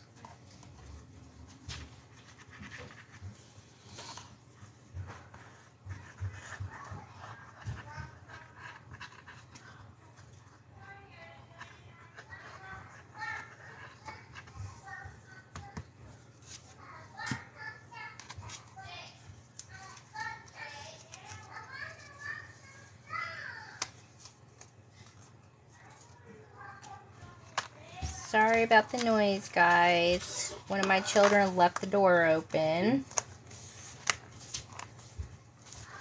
And it kind of just like snaps right in there. It's actually kind of satisfying. And then I just put it in there and it will cover up that metal piece. So if you want to take it out, it ain't coming out. Not unless you tear the whole book up. Please don't do that. Please. Or if you do, don't even tell me about it because I don't want to know.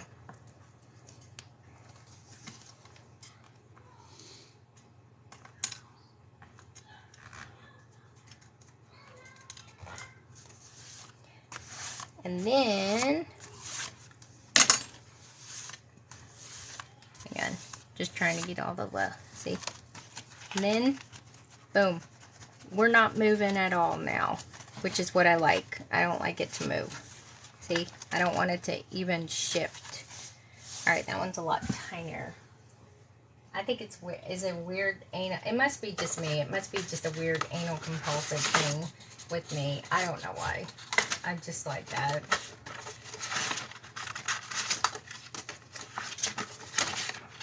But, yep.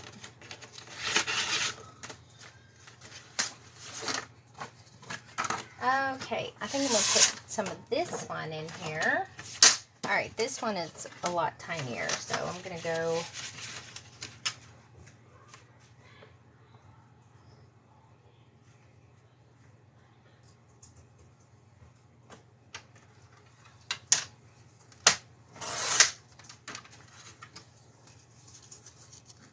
Yep, that one's good. Well, I hope you guys have fun with me today making this. I don't even know how long I've been sitting here doing this. What time did my live start? Does anybody know? Because I have no idea. I just picked a number randomly. I think it was 1, maybe. But I could sit here for 8 hours straight and do this. It doesn't bother me at all. Until I start getting hungry.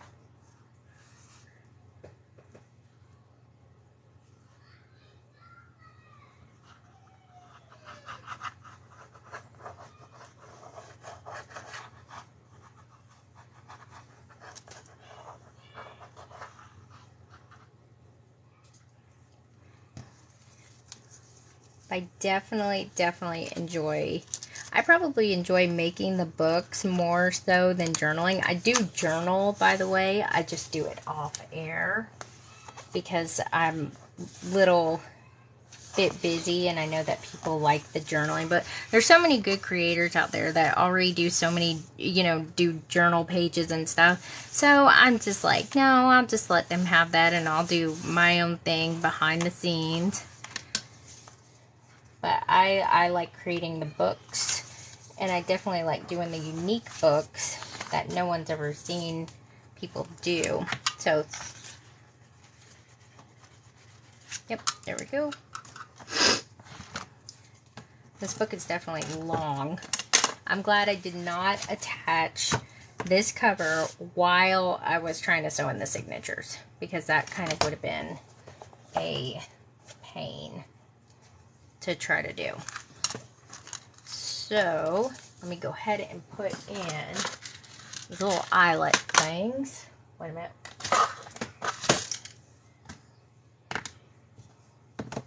Okay, hold on. We got missing eyelet washers somewhere. Why didn't I stick those back in there?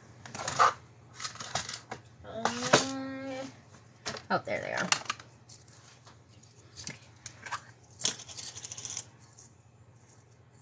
I hope you guys, I don't know what you guys are saying right now because I'm not looking, but, oh, well, thank you. Okay, that's good. I thought you guys are still, or I thought somebody was going to be like, oh my gosh, you're still working on this book? And they're like, yep.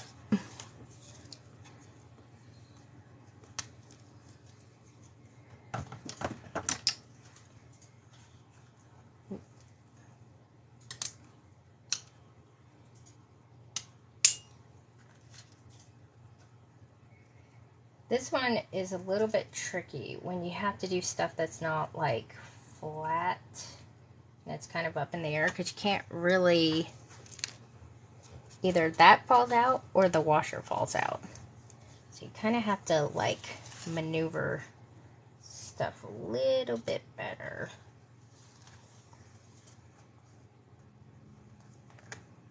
And hope you don't knock it out.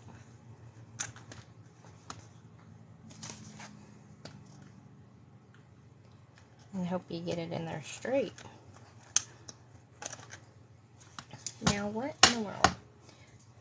I had this problem last night. I'm going to take this out. I'm going to redo this one. It's okay, but I think it could be a little bit better. Sometimes I get these weird eyelets, and they do like some kind of funky thing, and I don't like it, so I'll end up taking them out and redoing them. You just get you a pair of pliers. Now I have these right here. I just grabbed these for right now, and I don't know why they do this, especially if you have it on the right setting. There you go. There you go. Sometimes if you sweet talk it too, it will come right out. There. But I try to make it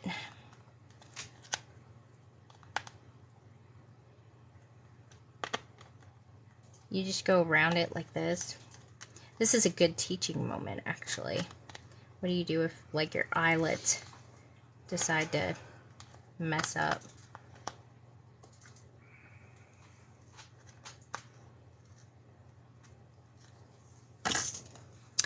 And then, where is... But yeah, sometimes they do this. And it's okay. You just try to pinch it a little bit and try to get it smaller than the hole. It'll pop right out. Usually, when I'm done talking about it, it will.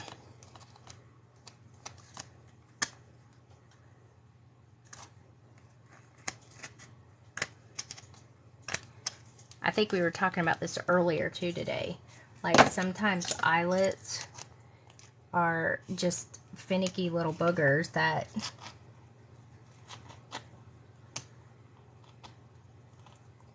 when they work great. When they don't, they don't. There we go. Alright, let me check this to make sure there's nothing wrong. No, it's the eyelet. Let me try it again. Sometimes it's the, just the way it punches or something. I don't know why it does that, but sometimes it can be a pain.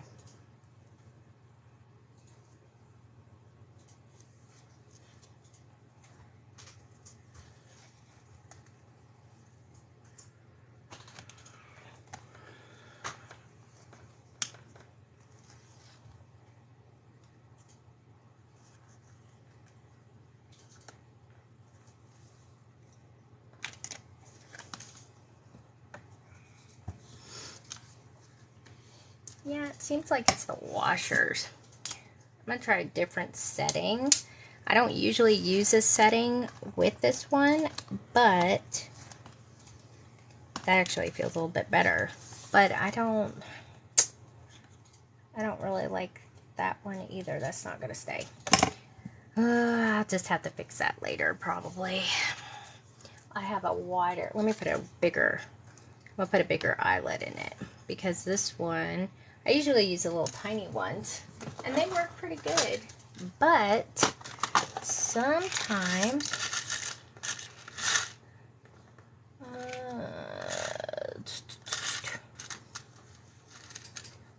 they get a little finicky. And if this happens to you, it's okay. What do the eyelets and washers do? Oh, they just leave it like a little nice little ring. So when I'm attaching like dangles and stuff, I usually will use like little bulb pins and junk like that in here, and then I put little charms on them and stuff. And you really want to have like a metal like barrier. Whoop. Little barrier thing. So that way when you put it in there, it kind of doesn't mess up paper up. So that kind of helps. Alright, let me use these ones. These ones are a little bit bigger. Just okay. And I usually have to adjust the size of this thing. Alright, hang on. Let me just make sure there's nothing going on with this thing, because God forbid that messes up. This one messes up.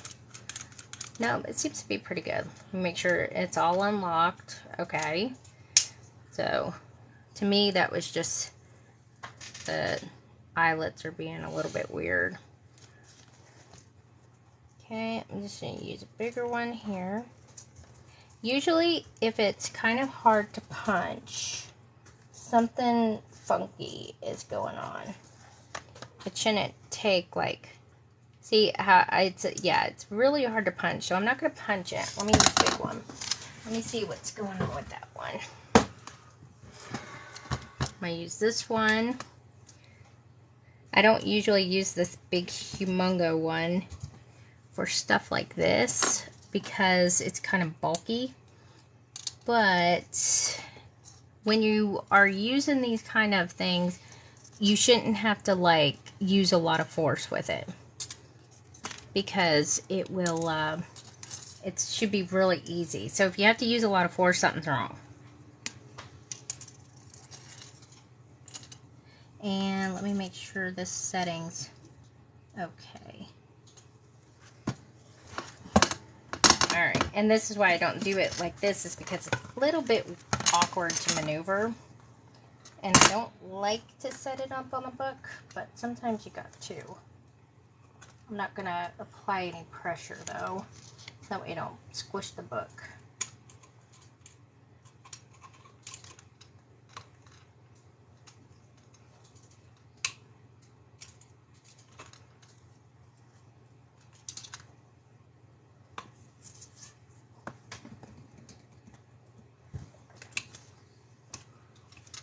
Did we get it? I think we got it. Sort of. Alright, let me stand up here. I may get in the way of the camera, sorry. I'm just going to lay this down.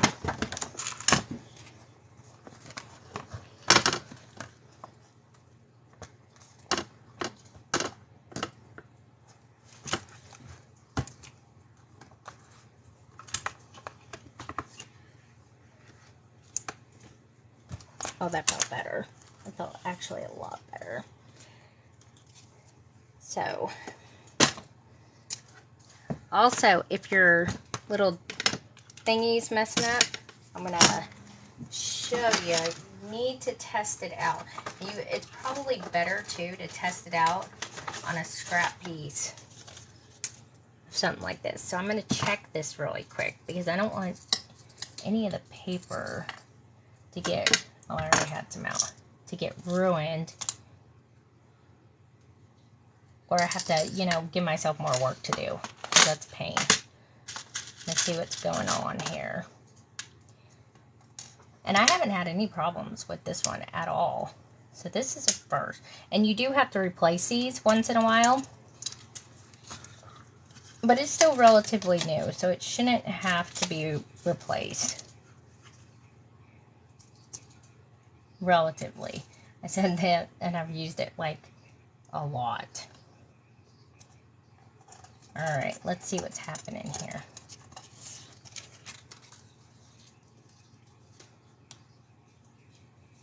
Oh, let me pick a different one. That one's already gnarled up.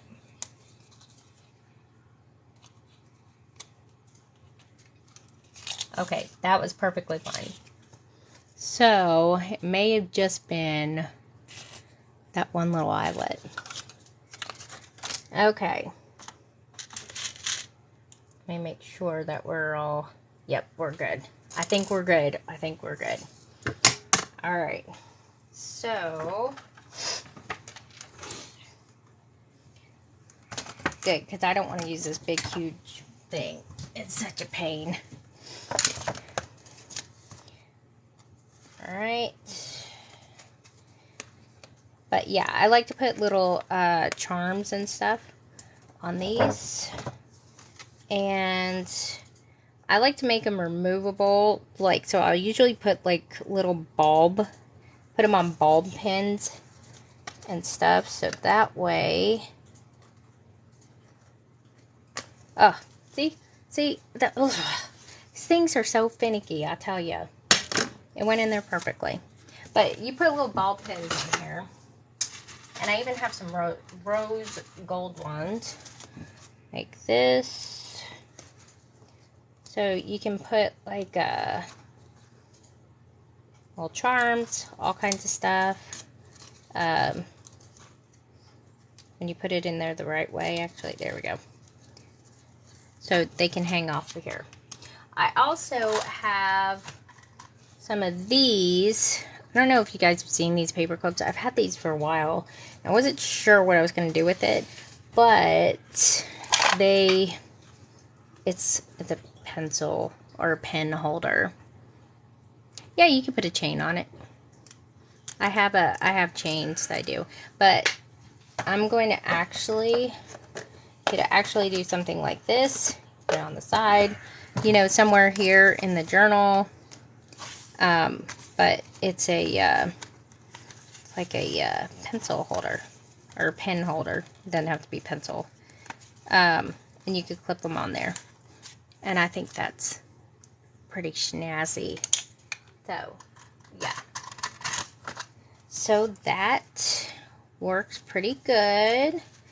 Let's see, what else did I have to do on here? Oh, the lace. The lace. Here, let me move these out of the way. And I think I'm going to use this, where'd it go?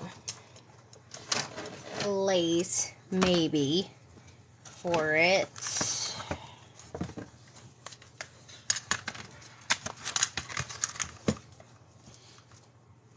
Put it down. Okay, there we go.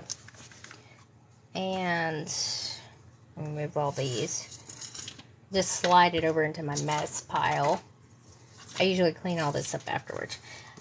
But I'm not sure if I want to use this or... See, I hate using just the white or the off cream the whole entire time.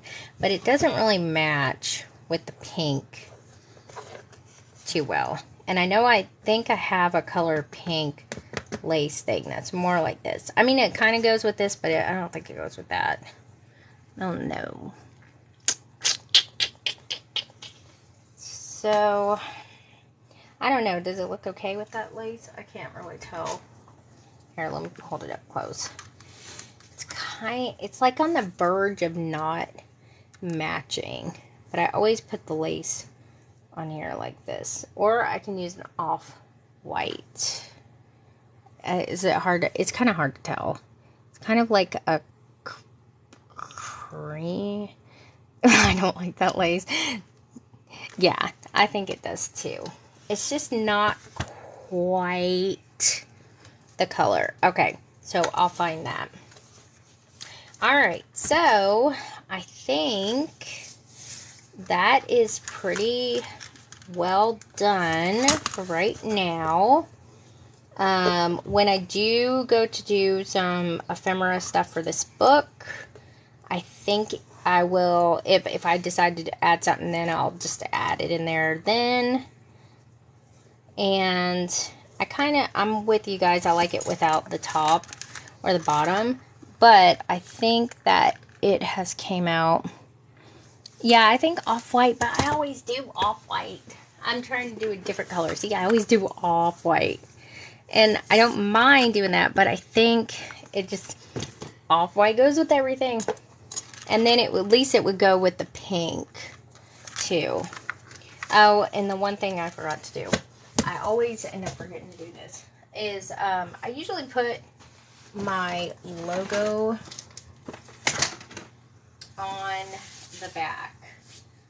When I can find my little stamper thing. Oh, here it is. And I always forget to do it. Always.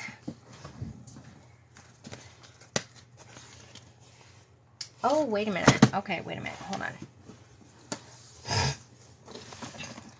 Let's see. Nope, that's die cut. Oh, these are the, not these, but Stamperia,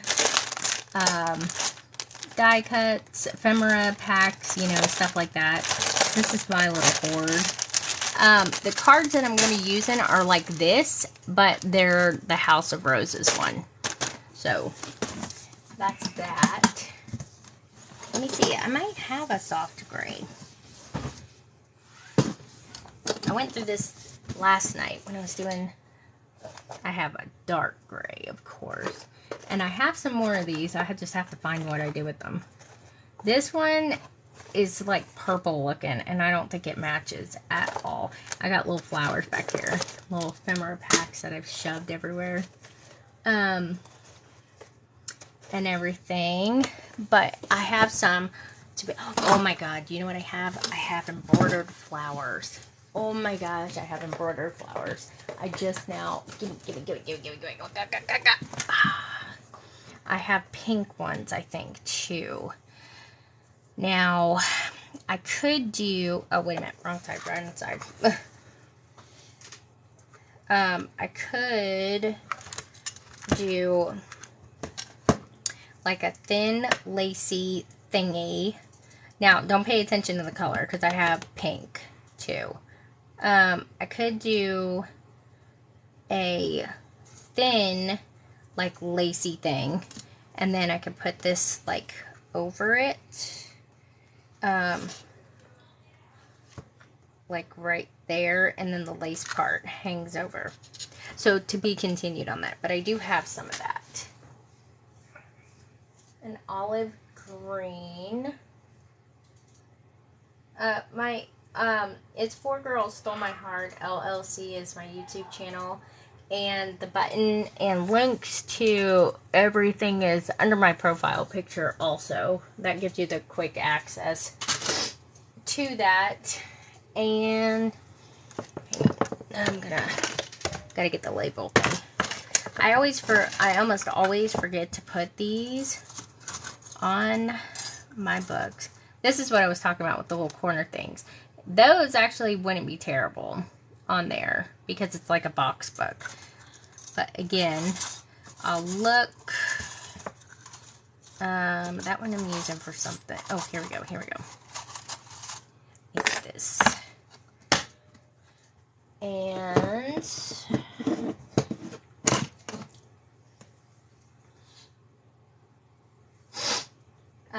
you guys like this is actually a jewelry box, and you know where I got it from? Let me tell you.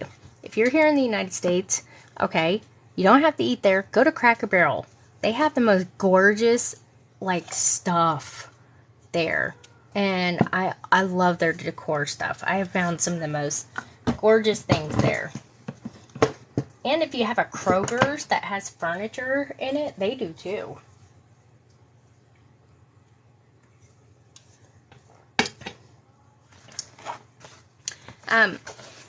If you like make your own books and stuff like that, I always tell people you should always get you a little punch. Even if you don't sell them and you just make them in general, get a little punch and make you a little handmade by so-and-so. Because you never know when somebody may be like purchasing one of your books or giving one of your books to somebody, and that person may want another one or want to know who did it. So it's always good to, you know, say handmade and stuff, because especially if you sell them, because you're supporting small business owners and stuff like that. And you know, one reason why I started doing it was because I knew somebody who was having a problem with another person wanting to kind of pass stuff off as their own of what that person made, if that makes any sense. I'm trying to be conspicuous.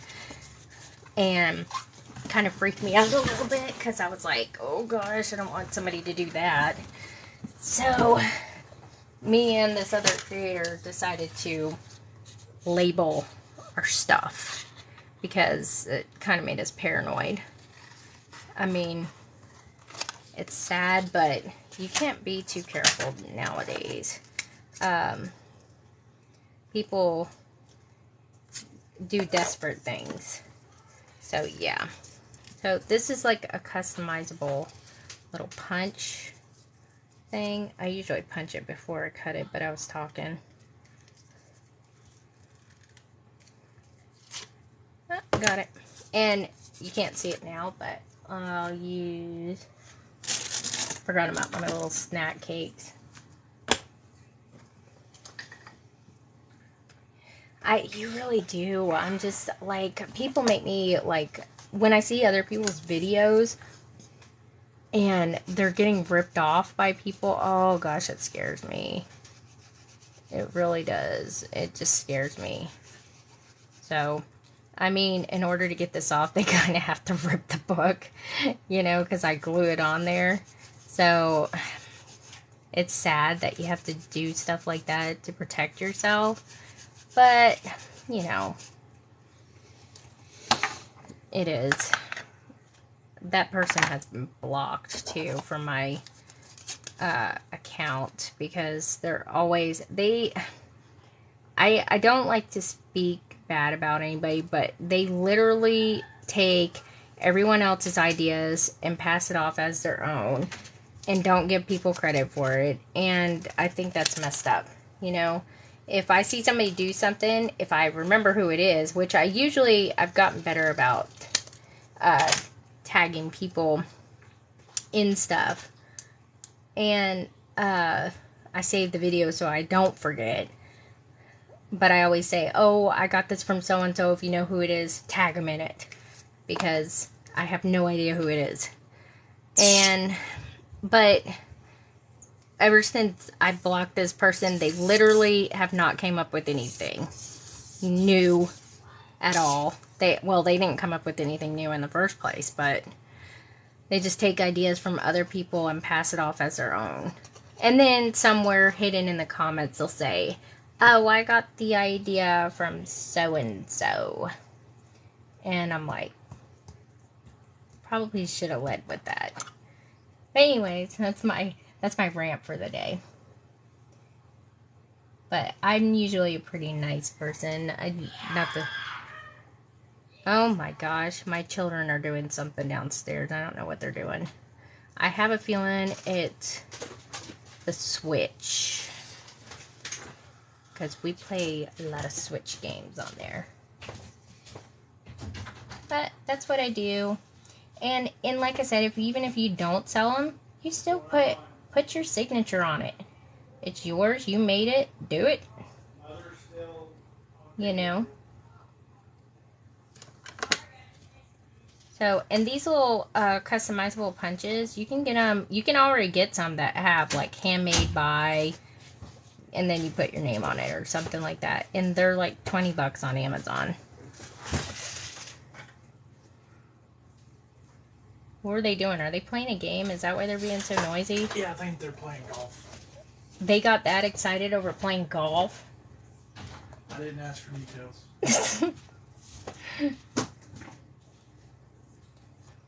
Alright. So, wouldn't that be funny if I accidentally put it upside down? Okay, so, yep, like I said, I put my little label on there. I forgot, I haven't done it with my other books that I've just made. So, I don't know about you guys, but I think I know kids, they're getting excited about Switch golf. Okay, I get excited too if I get a good score, because I play it all the time. So, I think we're all finished for now anyway. If I do anything else to it, I will make... How many books? I have only done this one today. If I do books on live, it takes me longer because I usually have to stop and explain stuff. Do I attach it? I'm reading your questions now. Do I attach it with some things on the side of the frame? You mean like little embellishments?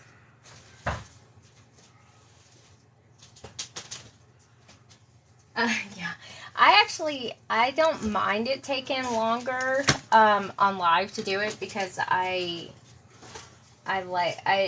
gets me thinking about stuff and I'm able to explain it and express I don't know why. It's better with doing it with people.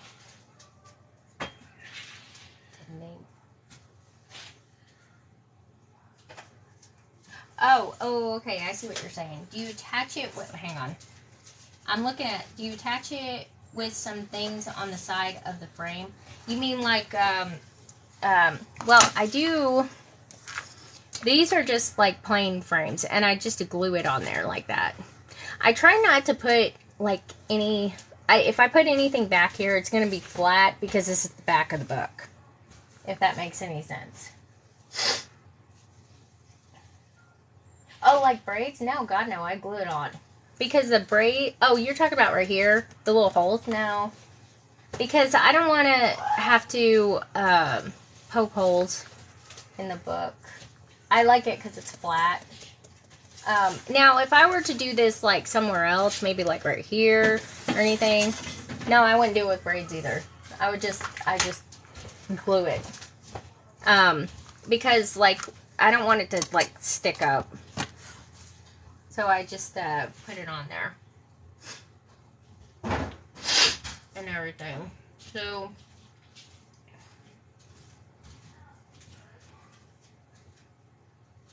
okay, yep. Hang on one second. Let me clear off some stuff out of the way, because if I don't, I'll have a huge spill. Because I have a tendency to spread out.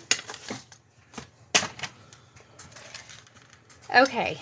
So, this also will be on my YouTube channel after hours of processing it and everything. But if you follow my YouTube channel, you get notifications of that. So, the frame here was already made. Is one of the ones I made the other day. And I put the eyelets in, sewed in the signatures, put that. And then I attached the... here, I'm trying to make it to where you can see it. I attached this part today, and it's like I made the window. And again, I think I'm going to make a pocket here, and it's going to have like its own little picture in there, but it will have a card you can pull out, and then it'll probably have a picture behind it, because I kind of like that idea of doing that.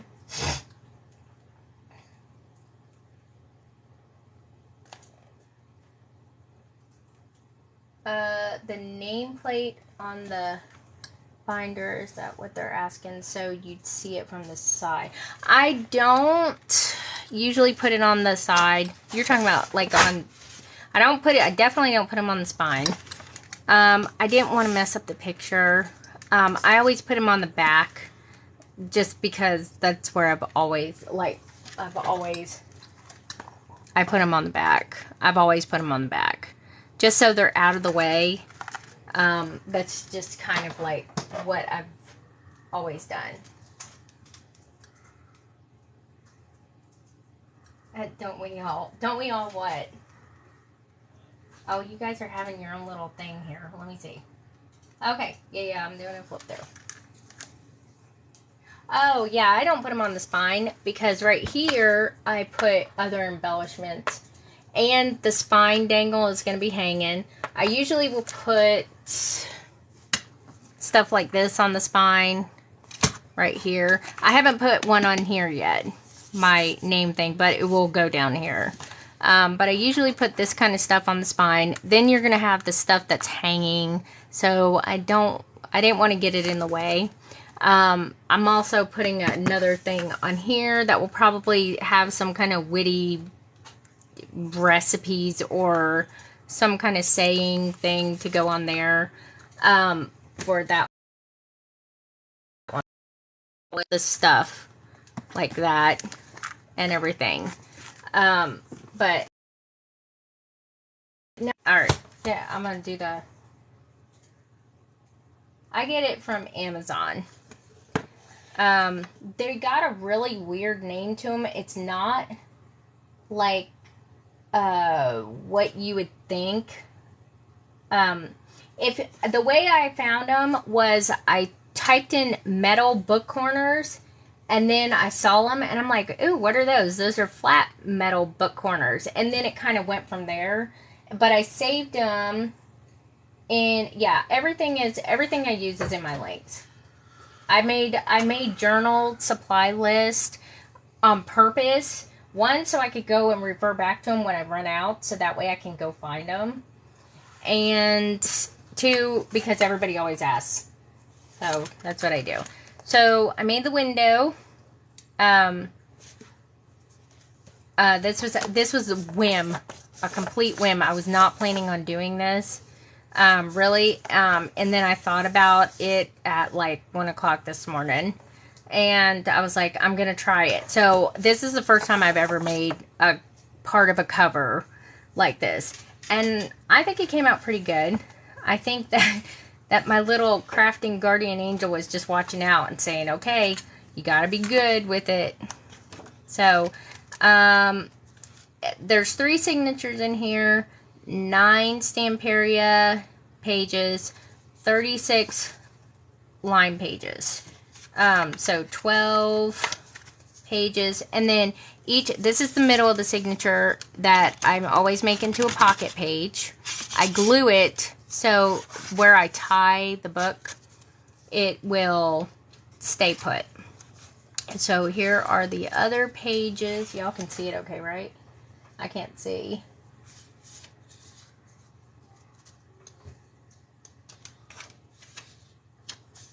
Okay. I think I'm in a good spot. I'm just flipping. For some reason, my tablet is, like, so slow. It, like, stutters. Okay, so here are the other pages. And then I got some more. And then this is the upper pocket. This is, again, the middle of the signature. It's glued on the thread that holds it in. And then this is the third signature. The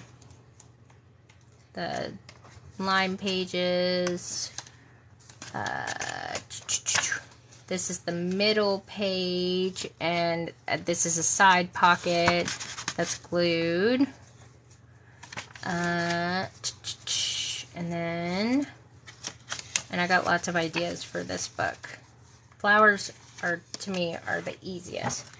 And I'll probably, like I said, I'll probably add a pocket here, and it will have a card that you can pull out, but it will be like perfectly in this frame.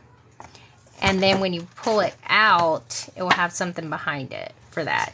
But this is basically another cover on here, and I just cut it out, and I did an inch square out. And again, this will be on my YouTube channel, so you can go back and watch it. You can go back and fast forward through the spastic moment and everything like that. So, but I think it came out pretty good. I do have another book planned, but that one's gonna, I'm waiting on some stuff that I have in molds to dry and harden. But it's going to be similar to this, but not quite. So when it goes like this, see the signatures keep it up. And then I'll have any other things that I do to this, I will, I'll probably make a video of it if I do. But most of it follows just the same book tutorials as my other ones. It's just making like 2 books in one almost kind of thing. And everything. And I'm so glad we didn't do the flaps on the top, because I thought about it, and if I put a bookmarker there and there's stuff sticking out, it ain't gonna work. And there's plenty of room also for the spine, or for the page dangles. So even if you have page dangles in there, it'll be okay because they shouldn't rub. And like I said, you could put anything in there. I'm reading you guys' comments. What? That clock, this is a Bluetooth speaker. I just have my clock displayed on here so that way I can see what time it is. But it's just a Bluetooth speaker, and it does all kinds of stuff. It plays music. It's got pixel art. It has an alarm clock. It has games. It has like a little screensaver stuff. I usually will have it on something like that. And it does all that kind of stuff. Is that what you're talking about?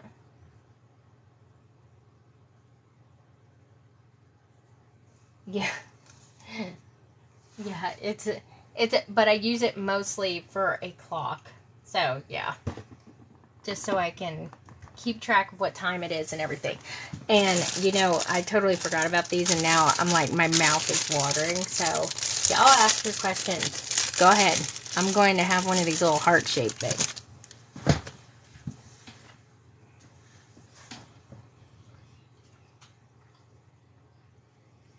And thank you guys for the likes and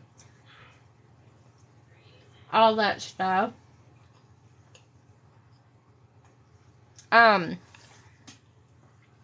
Just to let you guys know, I'm going to be starting to embellish these books once I get them done.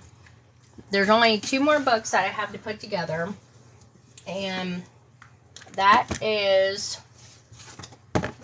this one. This one is going to be the one I'm different, and then the Sleeping Beauty one. So, I know they're pure sugar, and they're delicious too.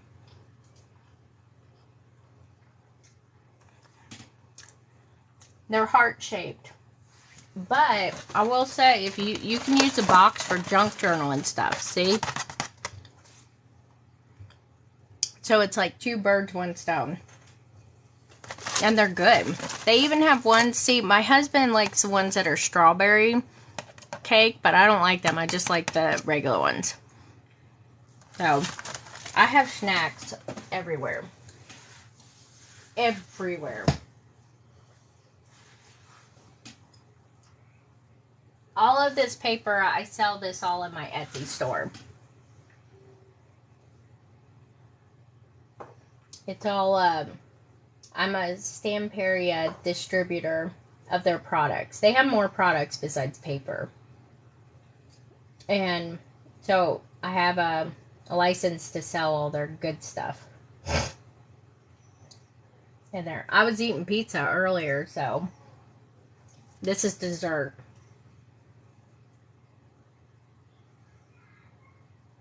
Hey everyone. I know, aren't they good? I usually get those little Christmas tree things when they come out, but I didn't have any of those. And when you're on a keto diet, some days you just need pizza and Little Debbie cakes. Oh, and trust me, I'll pay for it later. I always do. But it's like completely worth it. But these are the last two books that I have that I got to put together. And then once I get these put together, I will be starting to embellish them one at a time. And it will probably be this one right here, which is the art book, because I have so many ideas for that one. As of right now, I have books literally everywhere. I just finished up the 2 Cosmos books last night, and like I said, I got these 2 to put together. I had another book somewhere, but I don't remember what it was now. I don't know. I have books everywhere. Let's just put it that way. So this will be the first book that I'm going to embellish. It's one of the biggest books that I have probably made because of the signatures in it. It's got, what, 5? Now, this book, and I'm really shocked that nobody has sat there. Everybody has seen, most of the people have seen the video where I take, this is the Atelier Arts one, and it's like, you know, can we skip to the good part and that, all that. I haven't even shown the inside of this book yet. And I may not until I'm ready to. But the inside of this book is amazing because I like art stuff, and this is all like paintings. Like, as you can see, this is Van Gogh painting right back there. I don't know what that is. You could tell me that's Picasso and I would be okay. But it's other stuff. And then I'm going to be embellishing these maybe one by one. Now, one of these, I'm not sure which one yet, but one of the Cosmos one, I'm not going to be doing a whole lot to. I'm just going to do a few inserts and sell it as is because I've had requests to not do anything to it. They wanted to do it. And I've had a lot of people request that. So I may just like fix it up just a little bit. And that's it. But I'm not going to go to like in depth like the Imagine book on that. I do have a lot of ideas for the rose one because flowers are easy to do things with, because who doesn't love flowers? Everything flowery in Stamperia is just gorgeous. But this is going to be the next book that is going to be embellished. I made it super thick like this on purpose because this is technically going to be a more like a crafting book. So the pages in here are blank. They're not lined. It's not really like a writing journal. It's more like, you know, your whole...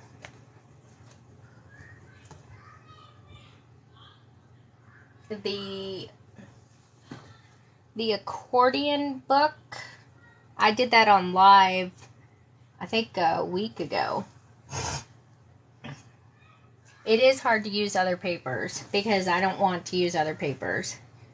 Man, oh my gosh, my tablet here is so delayed except for the comments. Okay, let me look here. Oh no, the comments are right on the money. Okay. Like, I'm looking at the tablet, my tablet here, and it's still showing the roses. So, but this is going to be the next one I'm going to embellish because I have lots of ideas for this book. And I'm excited about it. I've got lots of charms and embellishments. And as you can see, the pages are blank because it's an art book and everything. And I think there's 5 signatures. There's 5 hidden pocket pages in there. It's really neat though because it's got like palette stuff. But I really like this one. and I need to detach myself from it, because if I don't, I'm not going to, it's going to disappear and y'all will never see it again. So, but that's kind of, my books vary in so many prices.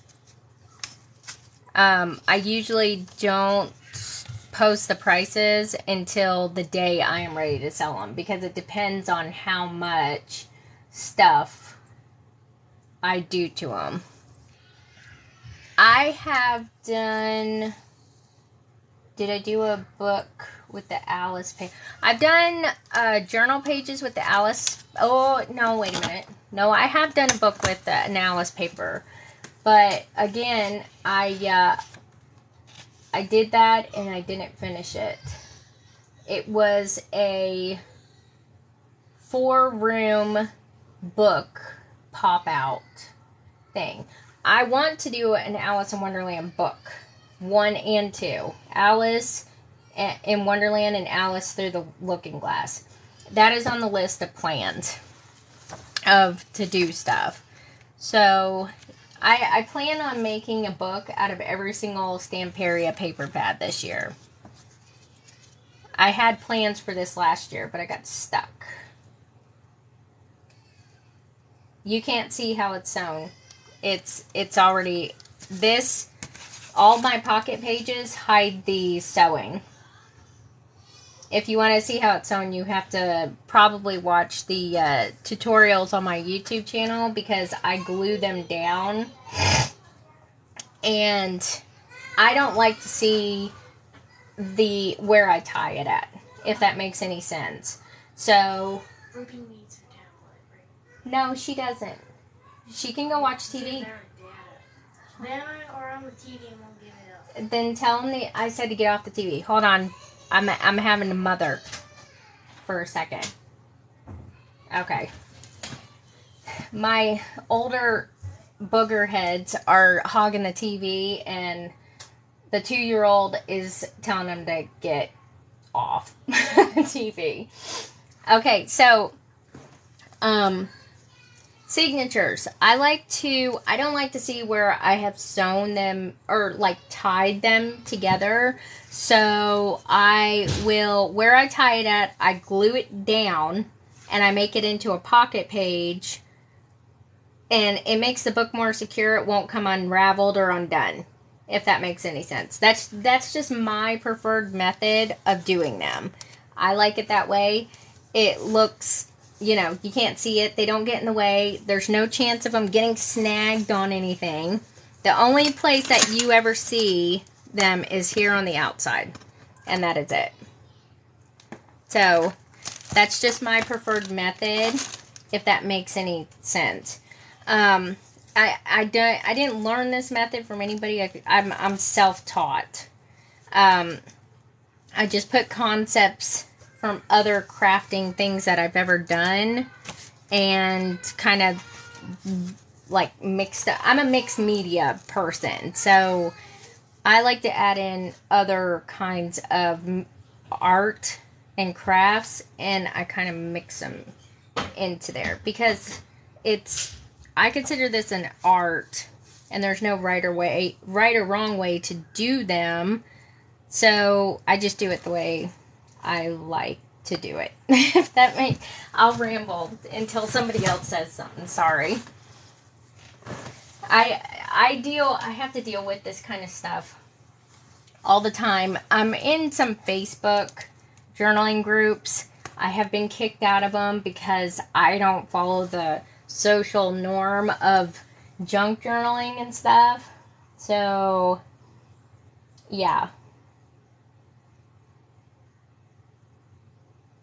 Okay,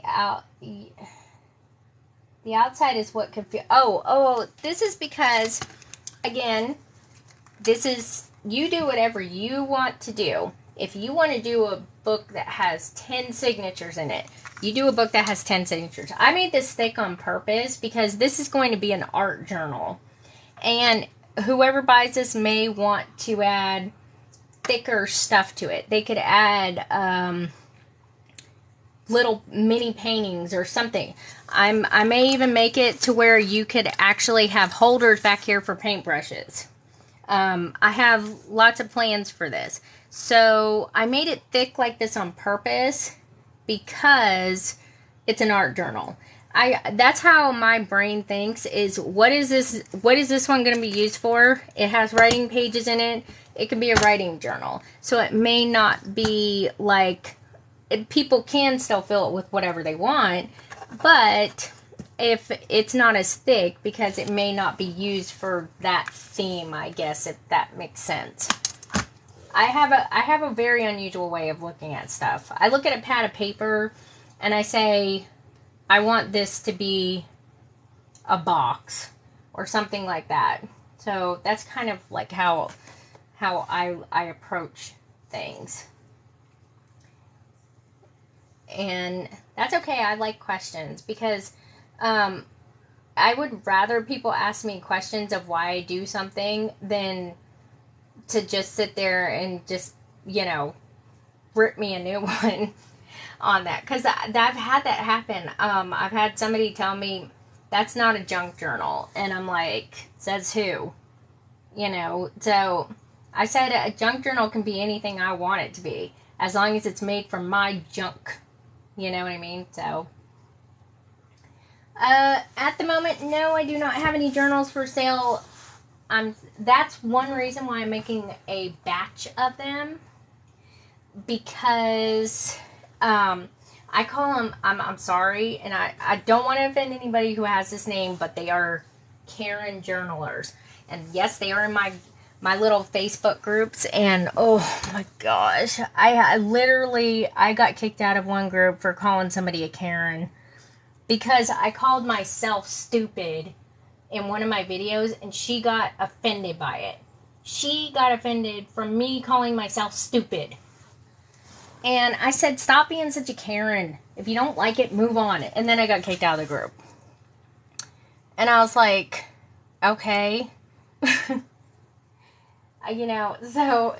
yeah. I do have some books on there, I think. I don't have any of these because I'm making them in a group. I know. I'm sorry. I don't know why, but when I say you're being a Karen, people know what that means. Okay? I think it's more about Susan, or John and Kate plus 8 kind of thing, but that's just me. That's just, but yes, I have an Aunt Karen too, and she hates that. But I'm making a bunch of these books, and I'm hoping, because if I do one at a time, they sell out pretty quickly, because people will sit there and, watch my videos, and then they get really super attached to it. So as soon as it hits Etsy, it's gone. And I hate that for people who may want one of my books and stuff. So I'm trying to do some books that maybe are not as elaborate as like the Imagine Journal and stuff like that. And then some books I have to do stuff with because it's been in my brain for months now. And so some books I may sell just like this, with the spine dangle and, just a couple of inserts so people can do their own thing with it. And everything. These are covered, well, this is paper, this is fabric.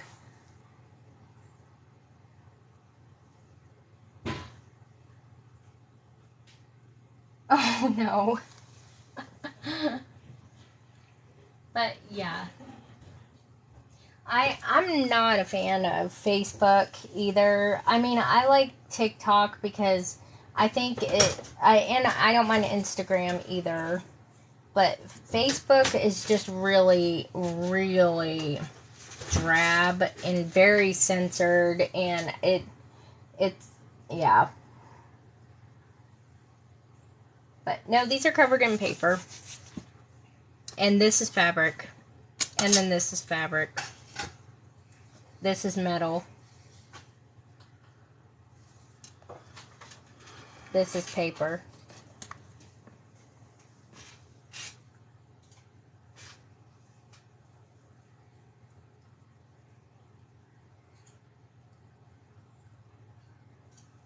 My YouTube channel is called Four Girls Stole My Heart LLC. And if you go to my profile thing, right under my picture of me looking like a lunatic, I have a Linktree link, and it has links to everything in there. And there's a button right beside where it says message, I think, or something. I don't know. It says edit profile, I think, on mine. But there's a YouTube button that goes directly to my YouTube channel. Where do you want to come from? They are...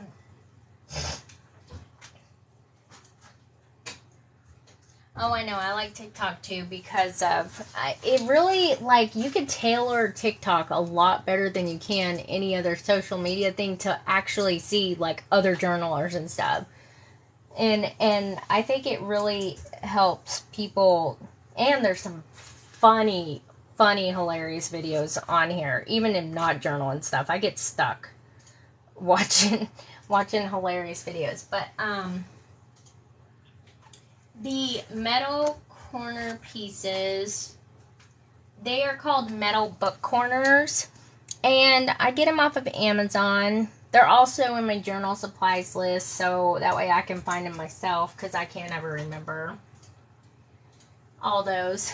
I look different than I do on YouTube. It's not the same profile picture, by the way, because that's Four Girls Stole My Heart, so I can't look crazy on there.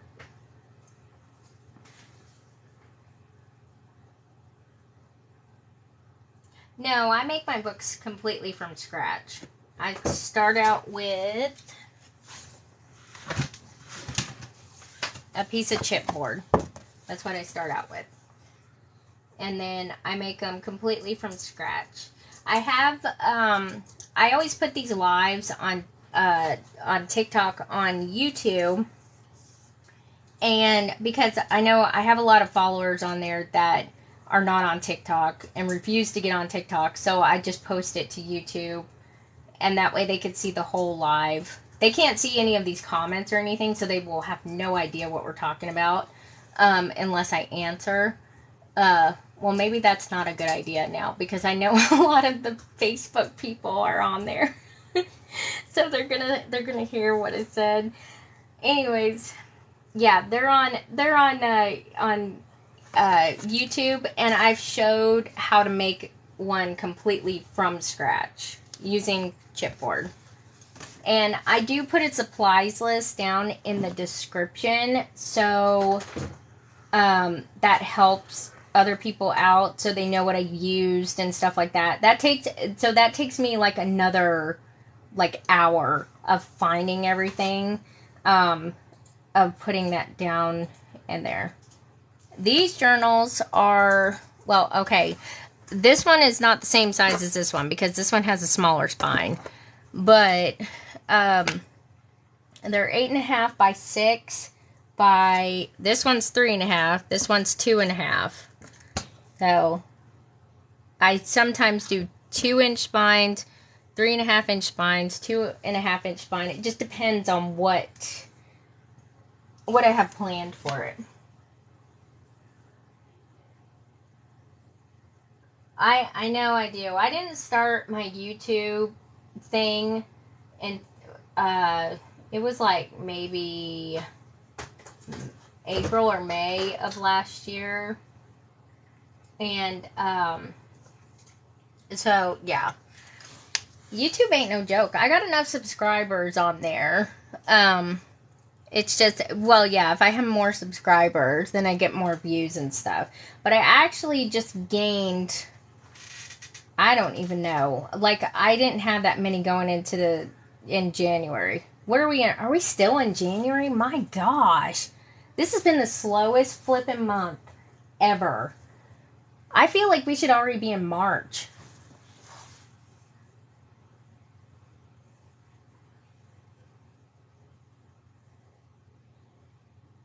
My YouTube is, what is my YouTube? Four Girls Stole My Heart LLC. I have enough subscribers on YouTube. It's just I have to get my views up. You have to have like 4,000 views. Or not views, hours in the last year of watching, people watching your stuff. And I'm like, well, I haven't even started this until like the middle of last year, so. And everything.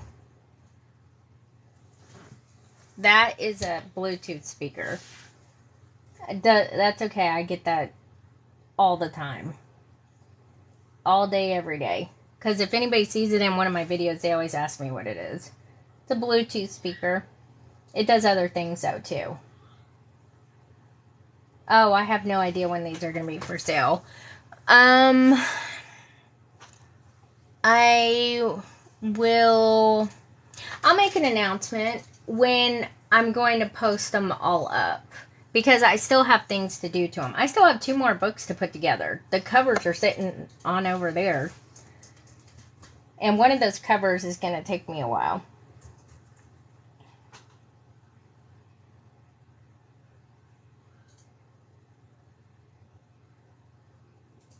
Oh, well, that's good. I'm always super, super nervous about going live because you end up saying the wrong thing and you get banned for 7 days. And you have no idea what you even said.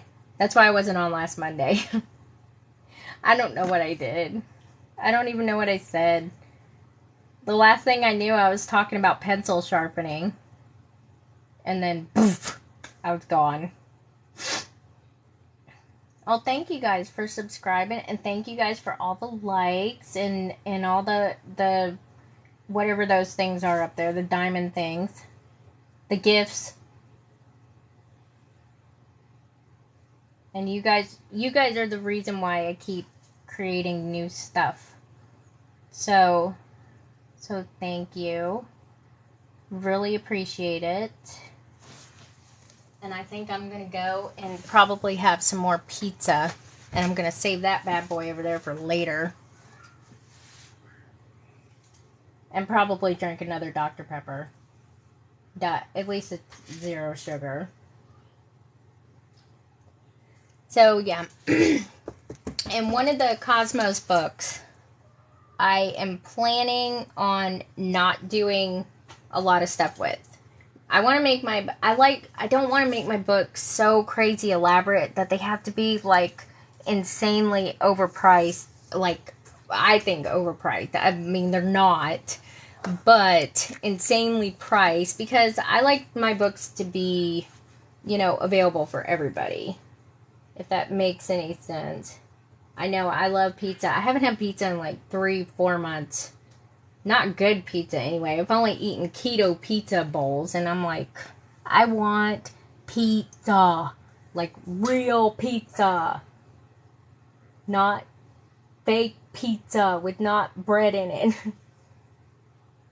So I'm trying to make some books to where, I don't have a lot of elaborate stuff with them. I do like embellishing them a lot. That's like my favorite thing in the world to do. So I may, I'm going to do some like that, but I may do a few that don't. Because I think it's good for other people to explore their own creativity and add their own little embellishments and personality into it. I'll give you the base and then you put your own spin on it, so to speak.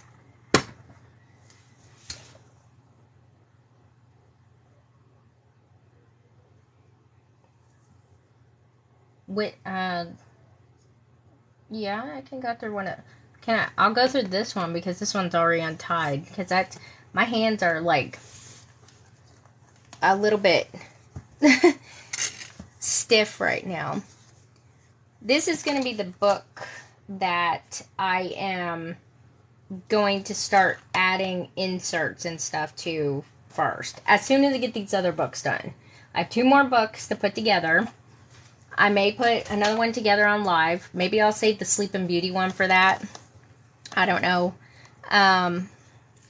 But this is going to be the one I'm trying to decide out how much I want to add to it and how much I need to control myself and not add to it.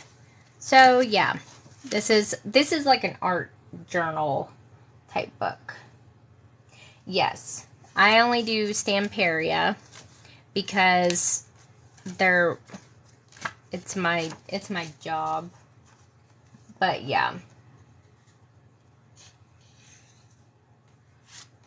Sorry, I'm looking at the comments. But these are all just blank pages because this is going to be, like I said, an art journal. These, oh, in the middle, there's 5 signatures in this book. And in the middle of each signature, as you can see, you won't see any sewing through it. And that's because it's all hidden. And in the middle of each signature, this is, you might be able to see it way down in there. Let me see if you can. But I glue them in there. They're all the way glued, and I make a pocket page out of it so you don't see any of the thread. The only place you'll see it is here on, on the spine. And that's it. And it helps keep them in there. They won't fall apart. And then I cover, everything up. So it's kind of like I guess, it's not really a hidden spine, but they're just hidden signatures. If that's a thing. Oh yeah, I love it. I like to create stuff. I like creating stuff that, the owners see and stuff like that. So yeah, it's the best ever. And these are all blank. So this is called Atelier Arts. Des Arts. Stamperia is an Italian company, so everything is either French or Italian named and everything. So yeah, that's what this one's called. It's the art one.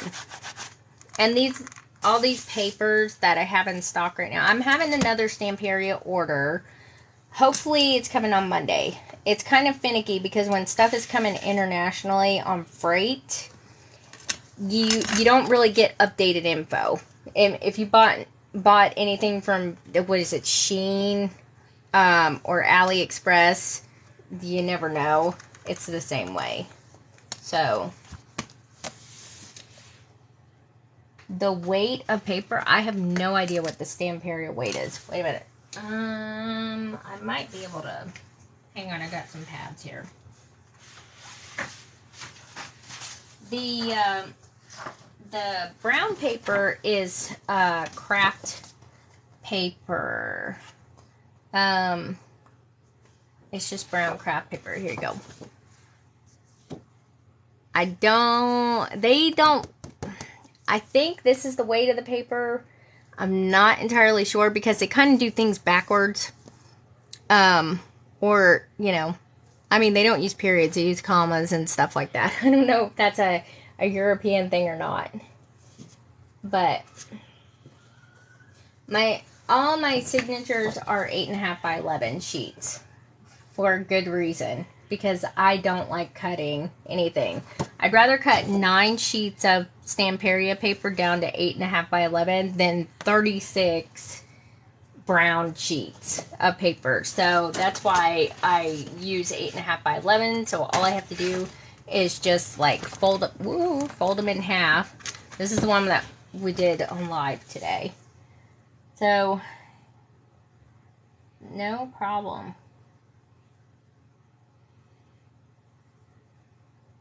No, it's available on your Microsoft Excel by just making lines. It's really ridiculously easy to make. All it is just lines made in Microsoft Excel. And then I use the brown craft paper, put it in my printer, and I print it out. Double-sided. This one right here is the one I did on live today. And I thought of this idea, not the box itself, but the, I thought of a window idea for part of the cover right here. So if you look at it, this is actually a window. And I'm not done with it yet, but I don't know, can you see that? I'm a little bit delayed.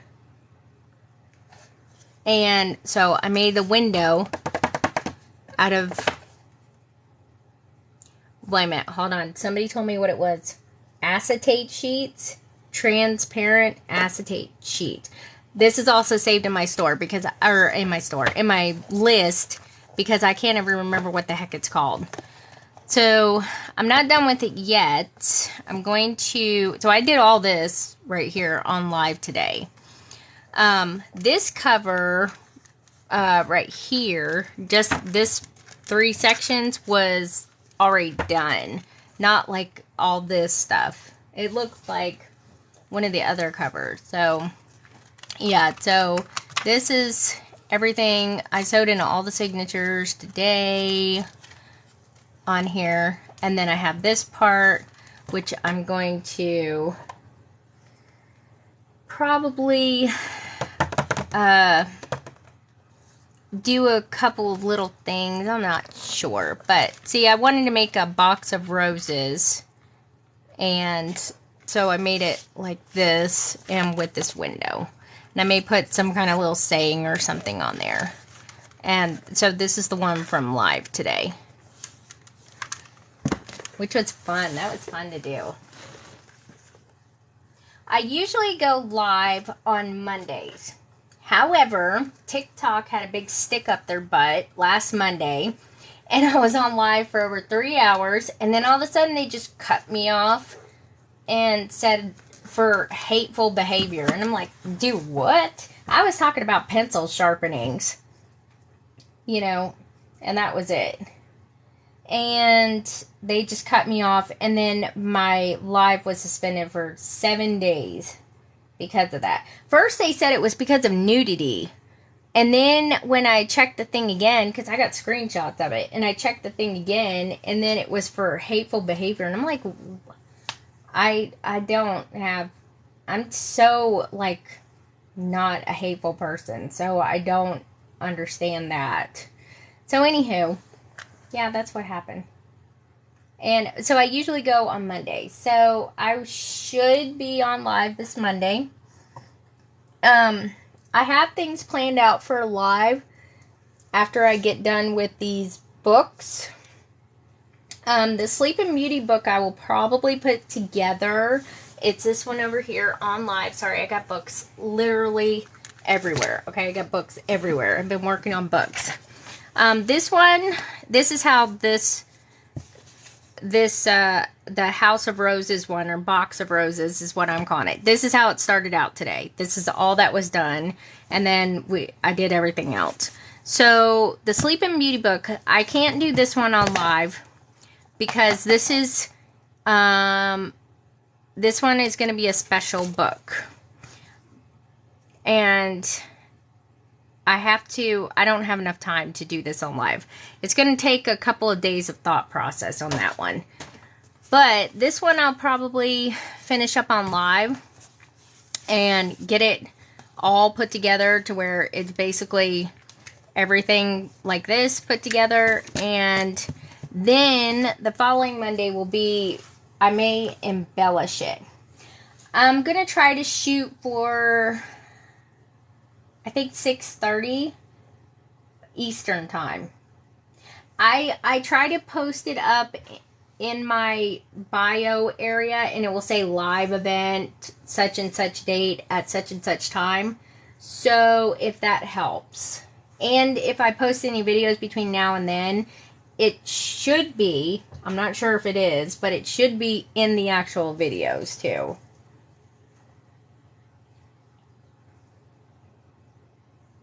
And what? Oh, is it crazy because of what they banned me for? Yeah, I know. Weirdos.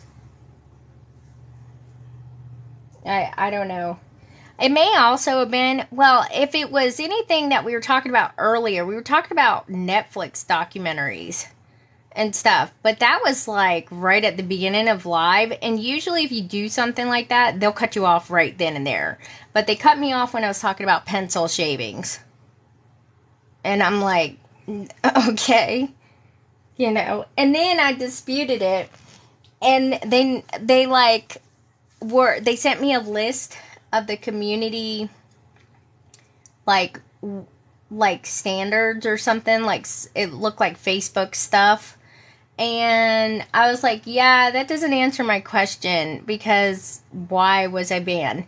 And they said they would review it and get back to me. And I was like, by the time you guys get back to me, I'm going to be off of the ban. You know, so, and they never did get back to me, so.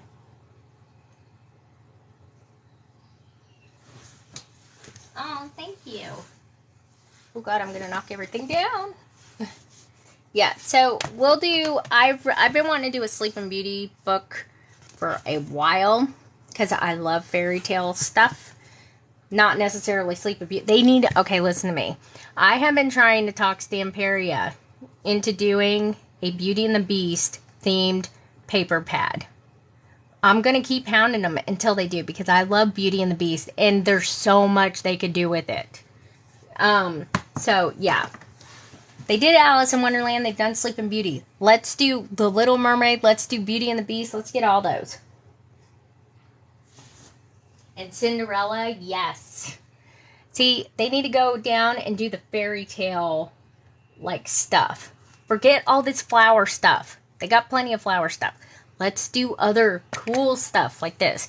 I am happy that they came out with a bunch of the Cosmos paper, because now they have Cosmos, they have Cosmos Infinity, they have the Cosmos backgrounds and stuff, and that's what I used for all these, and I really like them.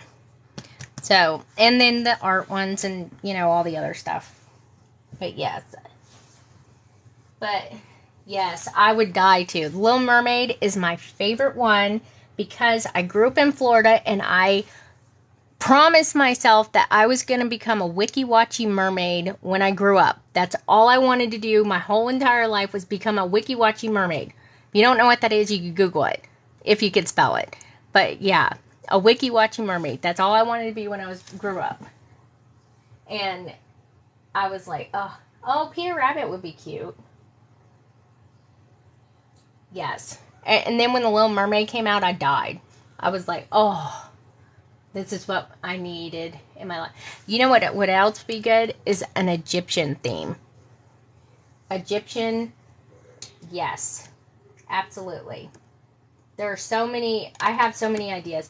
This is why I need to get one of those little iPad things, because I know I've done digital stuff, but I'm not an Apple product fan. And my daughter has an iPad, and she's like, you need to get an iPad so you can do more digitals and stuff. Because I can draw really well, and I think I can do it. And I need to start designing this stuff and then send it to Stamperia and be like, please make my stuff into a paper pad. And that way it can have Stamperia stuff on it. Because I would totally do that. I have actually a store on Zazzle with digital designs that I've actually done on there, on clothing and stuff. So, yeah. But I would love to design all this stuff. Yes, mermaids. I don't know what it is. And then if you think about, like, what, I want to be a cartoon mermaid. I don't want to be like a real mermaid, because real mermaids don't sound that appealing. So, yeah, I completely agree. So, I'll plan on being on live on Monday. We'll do Sleeping Beauty. And I will see if I could get, what I may also do on one of the lives, if I'm not doing any bookmaking or something like that, I may do one where I do journal inserts, because I know a lot of people always ask me questions about how to do certain ones, because I do pop-ups and stuff like that.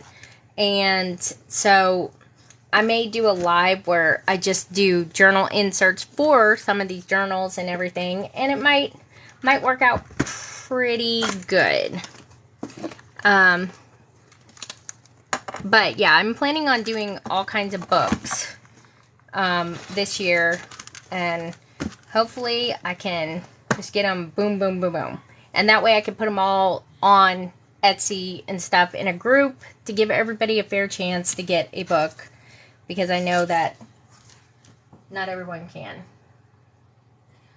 I know people who have ordered off of that Temu or whatever it's called. I've seen a few people have, I've seen a lot of people here lately have problems with ordering off of there.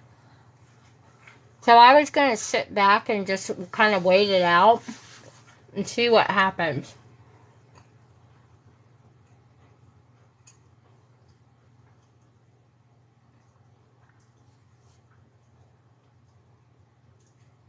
But I don't know. I usually just order my journal stuff from AliExpress. I don't really like Shein too much because it's kind of random what you get. And if I want something specific, I get kind of peeved because I'm like, I wanted that one. They're great for clothes though. I love their clothes. So yeah. But I have not ordered from Temu yet. I heard, like, when it first came out, everybody liked it. They got their stuff. It was fine. And then they started putting, like, regulations on it. Like, it had to be a minimum of $10, or their orders were getting canceled, or something weird like that. So I was just kind of sitting back watching what was going to happen.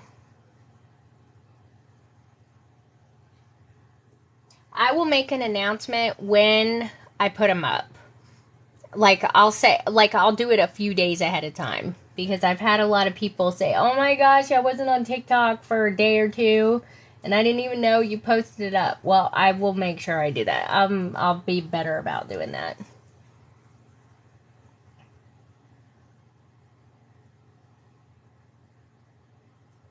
Yeah, I know. I like Shein. I can find a lot of stuff because I like pink. So I find a lot of stuff with like pink and pink hearts on it and all that stuff. And then now their clothes are fantastic. I like their clothes on there. They know how to dress like girls who have a booty. I will say that. So yeah.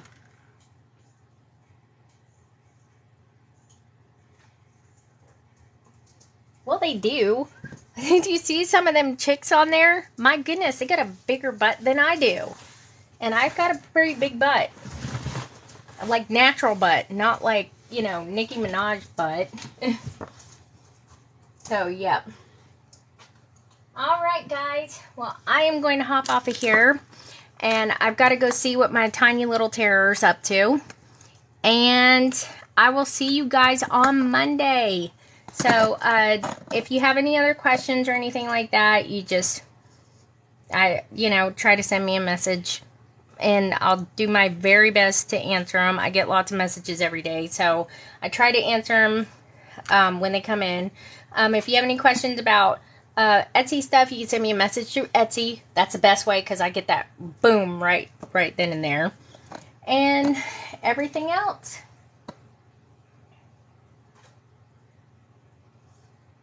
Oh, I have a photo album that my sister-in-law made me. It was a wedding album, I think, that we never put anything in there. And it was made out of fabric, too. Well, you have to make some again. But I want to thank you guys. I know it was a long day, but I had a lot of fun making this book and this book, not these. If I could do this all in one day, I think I'd be, yeah, I'd have like a little sweatshop or something going on here. But yeah, but this book. So, yes, I will keep you guys updated when these will be in my Etsy shop. And this video will be on my YouTube channel probably tomorrow. It will probably take about 6 hours to process from TikTok, and then like another hour or two to load up to YouTube. But if you go to my link, you can follow my YouTube channel and you'll always get updated. And I'm also going to be working on small little tutorials and break up how to make a journal, cover, signatures, all that other stuff on there as well. So, thank you guys so much for joining me today. And I'm outie.